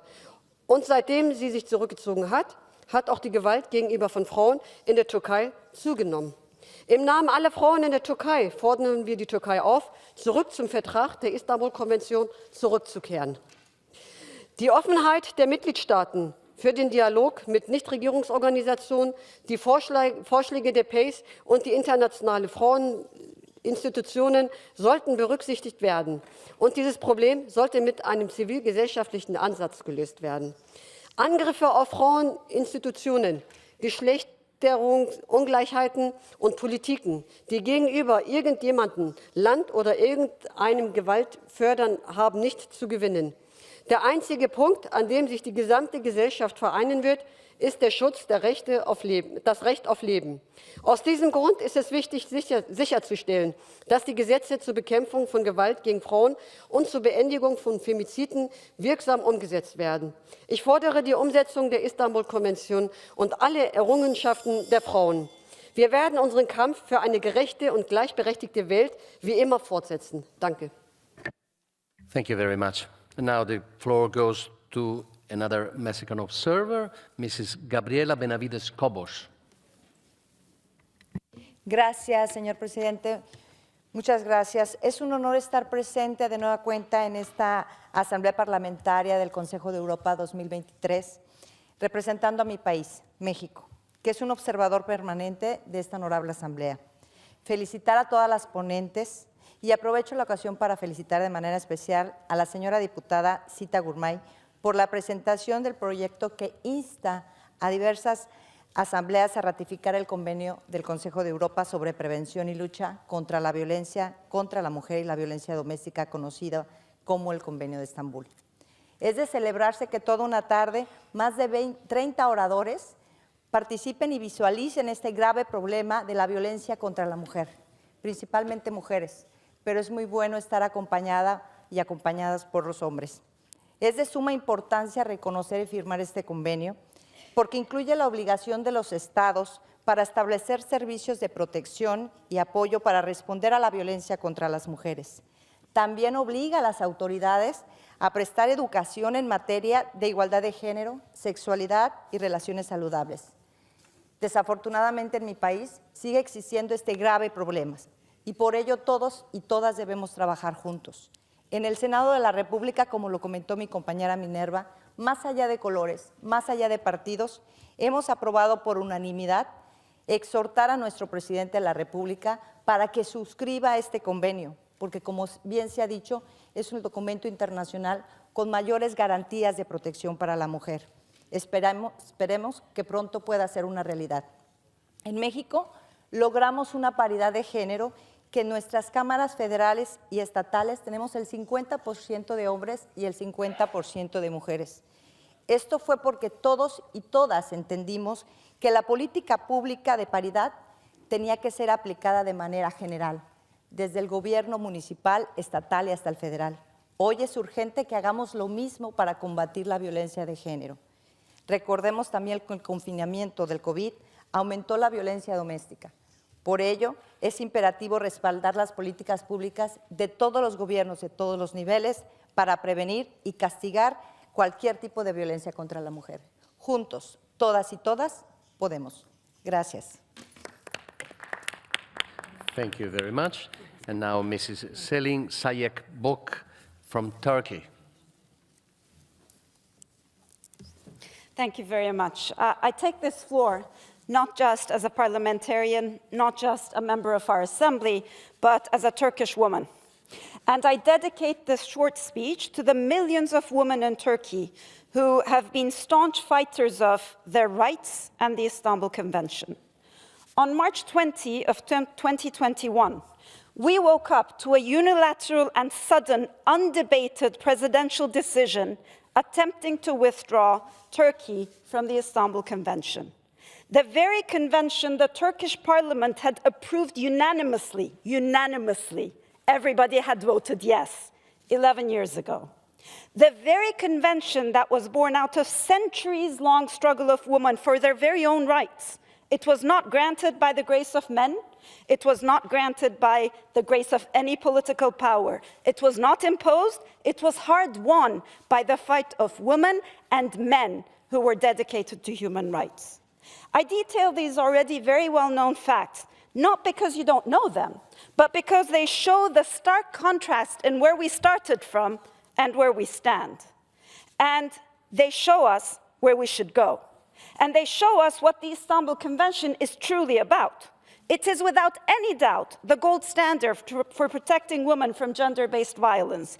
But it's much more than that. And the Turkish case is actually proof of this. It was adopted in 2011.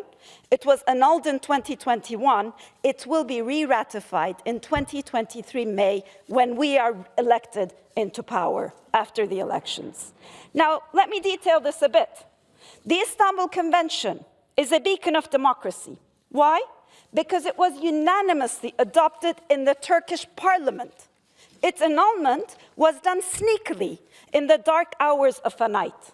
So its reinstatement will be the celebration of reinstating democracy. The Istanbul Convention is the beacon of rule of law. Why? Because it guarantees the rights of women legally with the powerful will of the millions of women's political struggle of many, many years. Its annulment was done illegally with a single signature. And its reinstatement will be directly related to rule of law. The Istanbul Convention is the beacon of human rights. Why?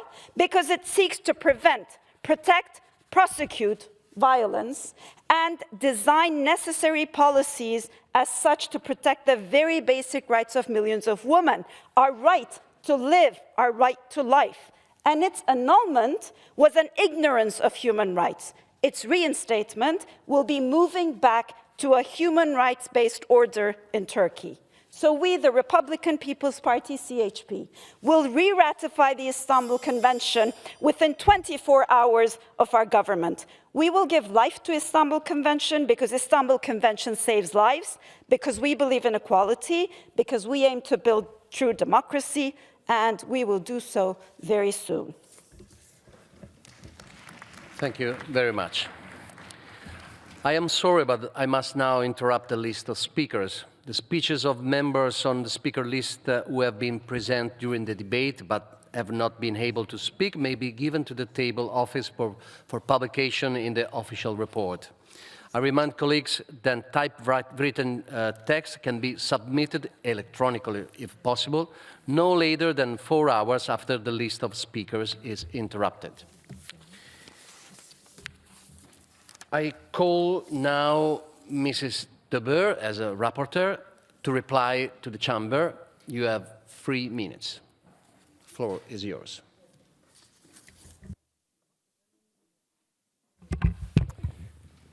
Thank you. I was supposing it would be the same order, but nevertheless. I want to thank all present for the nice words for us rapporteurs and for the nice words on the reports and for the support for the reports. And I also, and I take away the floor from Petra, want to thank the men who spoke for stepping out the box of masculinity. I now will respond to some of the remarks that were made on my report on marital captivity.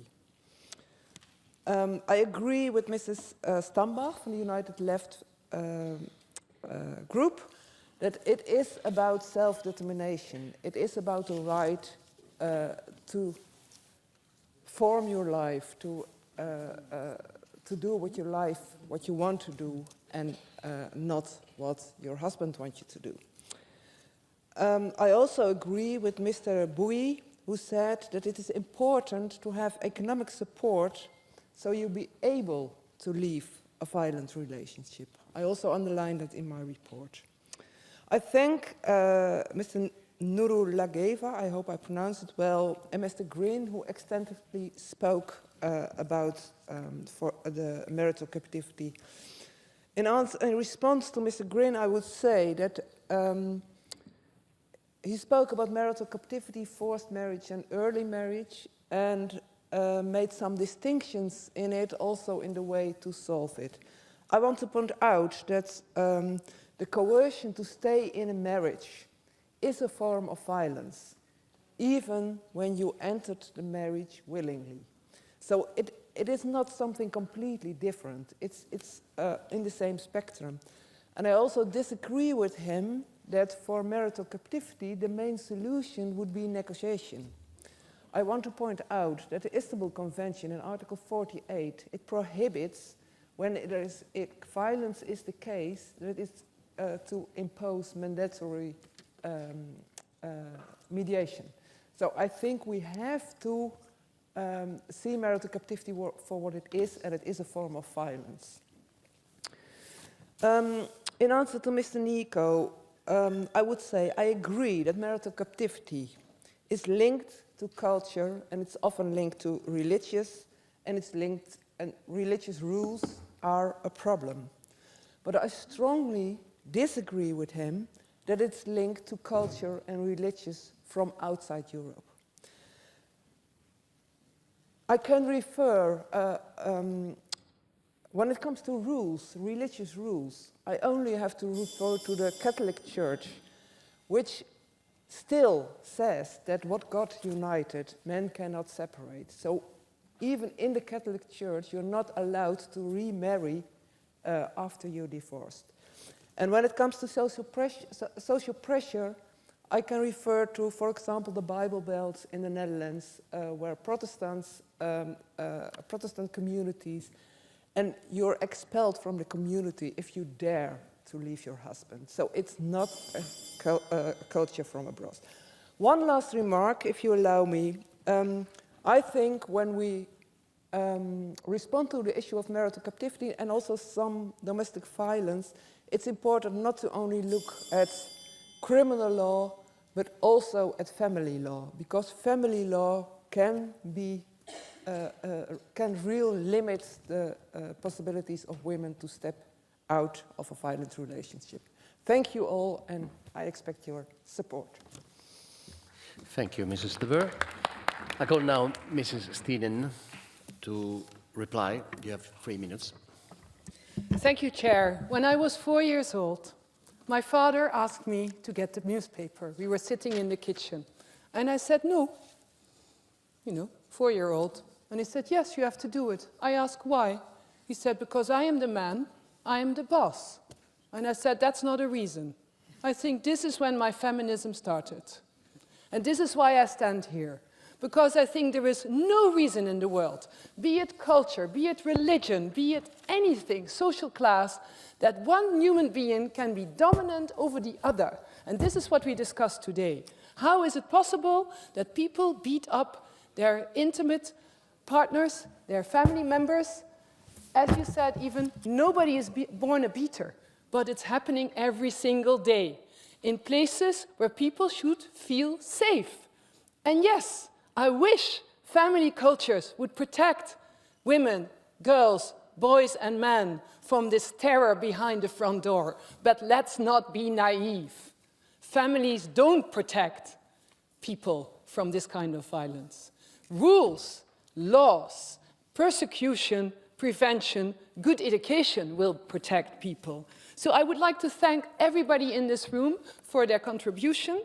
I would like to thank the wisdom in the room, and also some of the resistance, because that makes my feminist ideology and my feminist drive the fire only bigger. Thank you for that. I think there are so many questions that have been raised, but I want to say one thing, and I'm looking at my dear friend Petra.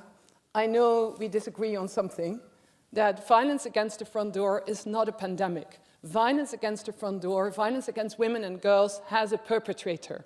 And very often that perpetrator has a male face. And we need men and boys to deal with it. It's a human rights violation, and I really believe that today our male colleagues, and I thank you, and Frank Schwabe, thank you very much for keeping your promise, and you showed something that I would like to share with you as my final words. I think we need empathetic, inclusive leadership. Before I will have my final words, I would like to thank Elodie Fischer. Amazing to work with you. It has been such a joy. What would we be without the people from the Secretariat? And then I will close with the words of Jacinda Ardern, who has shown us what inclusive, empathetic leadership means. And I wish for all genders in this room, everybody outside, to take into her words. She says, "One of the criticisms I faced over the years is that I'm not aggressive enough or assertive enough. Or maybe, somehow, because I'm empathetic, I'm weak. I totally rebel against that. I refuse to believe that you cannot be both compassionate and strong." And I wish that for all genders. Thank you.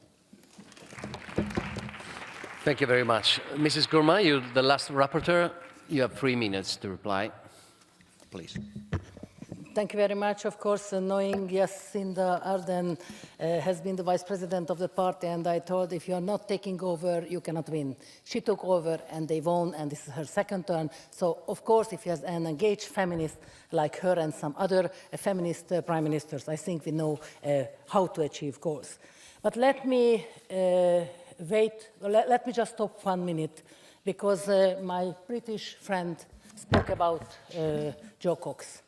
I would say that was one of the horror in our life, and a young British socialist was killed. And I'm very thankful for Belgium, because they named the street after her. So I would say we know her, but how many women who dies who we don't know? So that's why I would say I would wish to all to stand up for 1 minute for all women who we lost for the last 10 years because of this crime. So that's first. Second, political will and a good resolution. Within 1 year, out of 37, now we have 40% women in this room. And by the way, 2/3 of the room has been women who has been speaking. But I would like to say chapeau for all the men who understood the importance that we need 100%, not 50%, to get this fight. Of course, I am very thankful for all those governments who ratified and dealt with a proper implementation, because it's absolutely crucial. We still have countries who ratified and still need to deal with implementation. And I think we need to mention the great job of the civil society and non-governmental organizations who really helped us the last long years, you know, to make the best golden rule, as we say. You said that, some of you said that Istanbul Convention does make a real difference, and of course, I'm very thankful for our Mexican colleagues, because I would say you had 50-50, but I was very upset to hear that you have doubles, 60% women who are. We really need to find commonly, and I would say we can warmly recommend this very important tool. This is true when I have been in Turkey. I got lovely support from the government. But of course, as Selin, my friend, said, we really need to make sure that Turkey is back, because we need to save women's life. And the last 1 year, we had more women died because you left the convention. So that's why I strongly believe that we really need to work on with the colleagues here, parliamentarians, who can help to have it happen. And just the last sentence, gender-based violence starts and ends in equality. And I would say, now we are in a power game. So my dear male colleagues, are you ready to get the 50% and to give the 50% for women? Because that really means that this parliament could be, when we get the 50%, a safe space for women. Thank you very much, and I'm thrilled of... Thank you very much, Mrs. Because I Gourmay. can tell you, without the fantastic secretariat, we could never get it. Thank you very much for your patience. Thank you very much. Does the chairperson of the Committee on Equality and Non-Discrimination wish to speak in positive case, you get 3 minutes. Yes, I think I must, dear President. Colleagues, I'd like to cheer you up with small stories and some inspiration arriving from Ukraine. First of all, I want to congratulate all 3 amazing rapporteurs on their tremendous work, and of course the Secretariat. This brings a new era of gender equality, and women's rights are golden rights, which are human rights, of course. Who would ever think that men would be the leaders of these movements, like one person who is celebrating his birthday today, and this is President Zelensky. 11 years ago, Ukraine has become a co-author country of one of the most fundamental documents ever in human rights, which is the Istanbul Convention.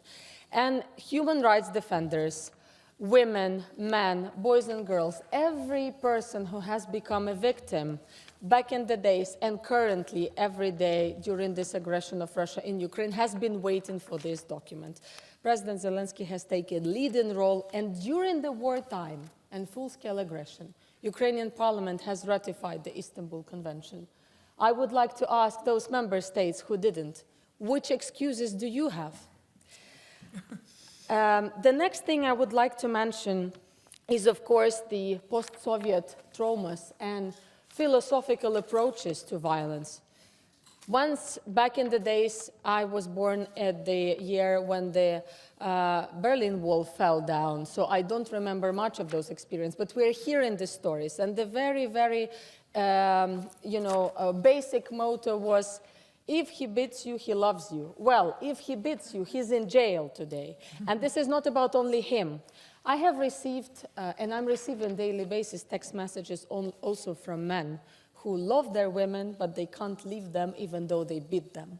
During the wartime and very sophisticated text, which also our committee went through on sexual violence during the wartime, also emphasizes these stories. And as we speak right now, colleagues, there are so many missing persons who can't speak, who are deprived from this right to speak about their stories. We do hope that those police officers, prosecutors, who will be trained under these beautiful instruments investigated and described in the resolutions, will promote the instruments to record and to prosecute the perpetrators, to whom you've many addressed your speeches. Therefore, colleagues, I would like to congratulate us all and to take these documents as the leading ones for our future world of the human rights. Some men are calling them feminists. I want them to become more of those. Thank you so much, and I have the last good news for you. No amendments were tabled, so we can proceed to the vote, I think. Congratulations. Thank you. Thank you, Mrs. Mezenseva. The debate is closed. We will now proceed to vote on the draft resolution on the Istanbul Convention progress and challenges contained in document 15673. A simple majority is required. The vote is now open.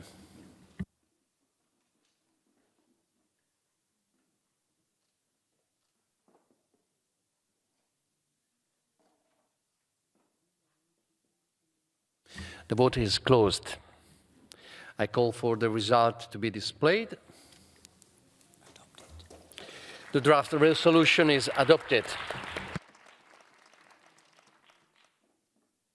We will now proceed to vote on the draft recommendation on the Istanbul Convention progress and challenges contained in document 15673. A two-thirds majority is required. The vote is now open.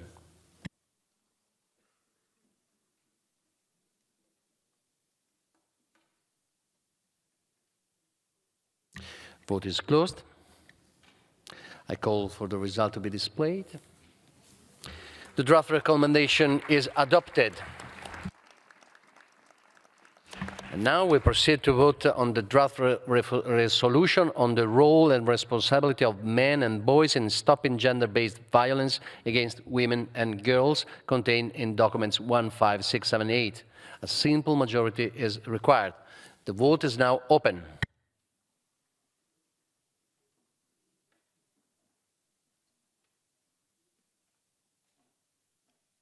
The vote is closed.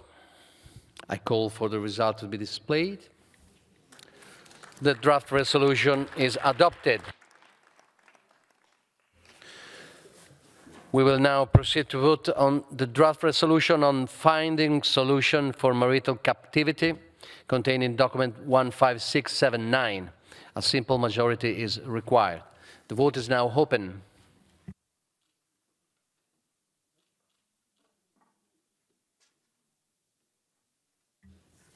Vote is closed.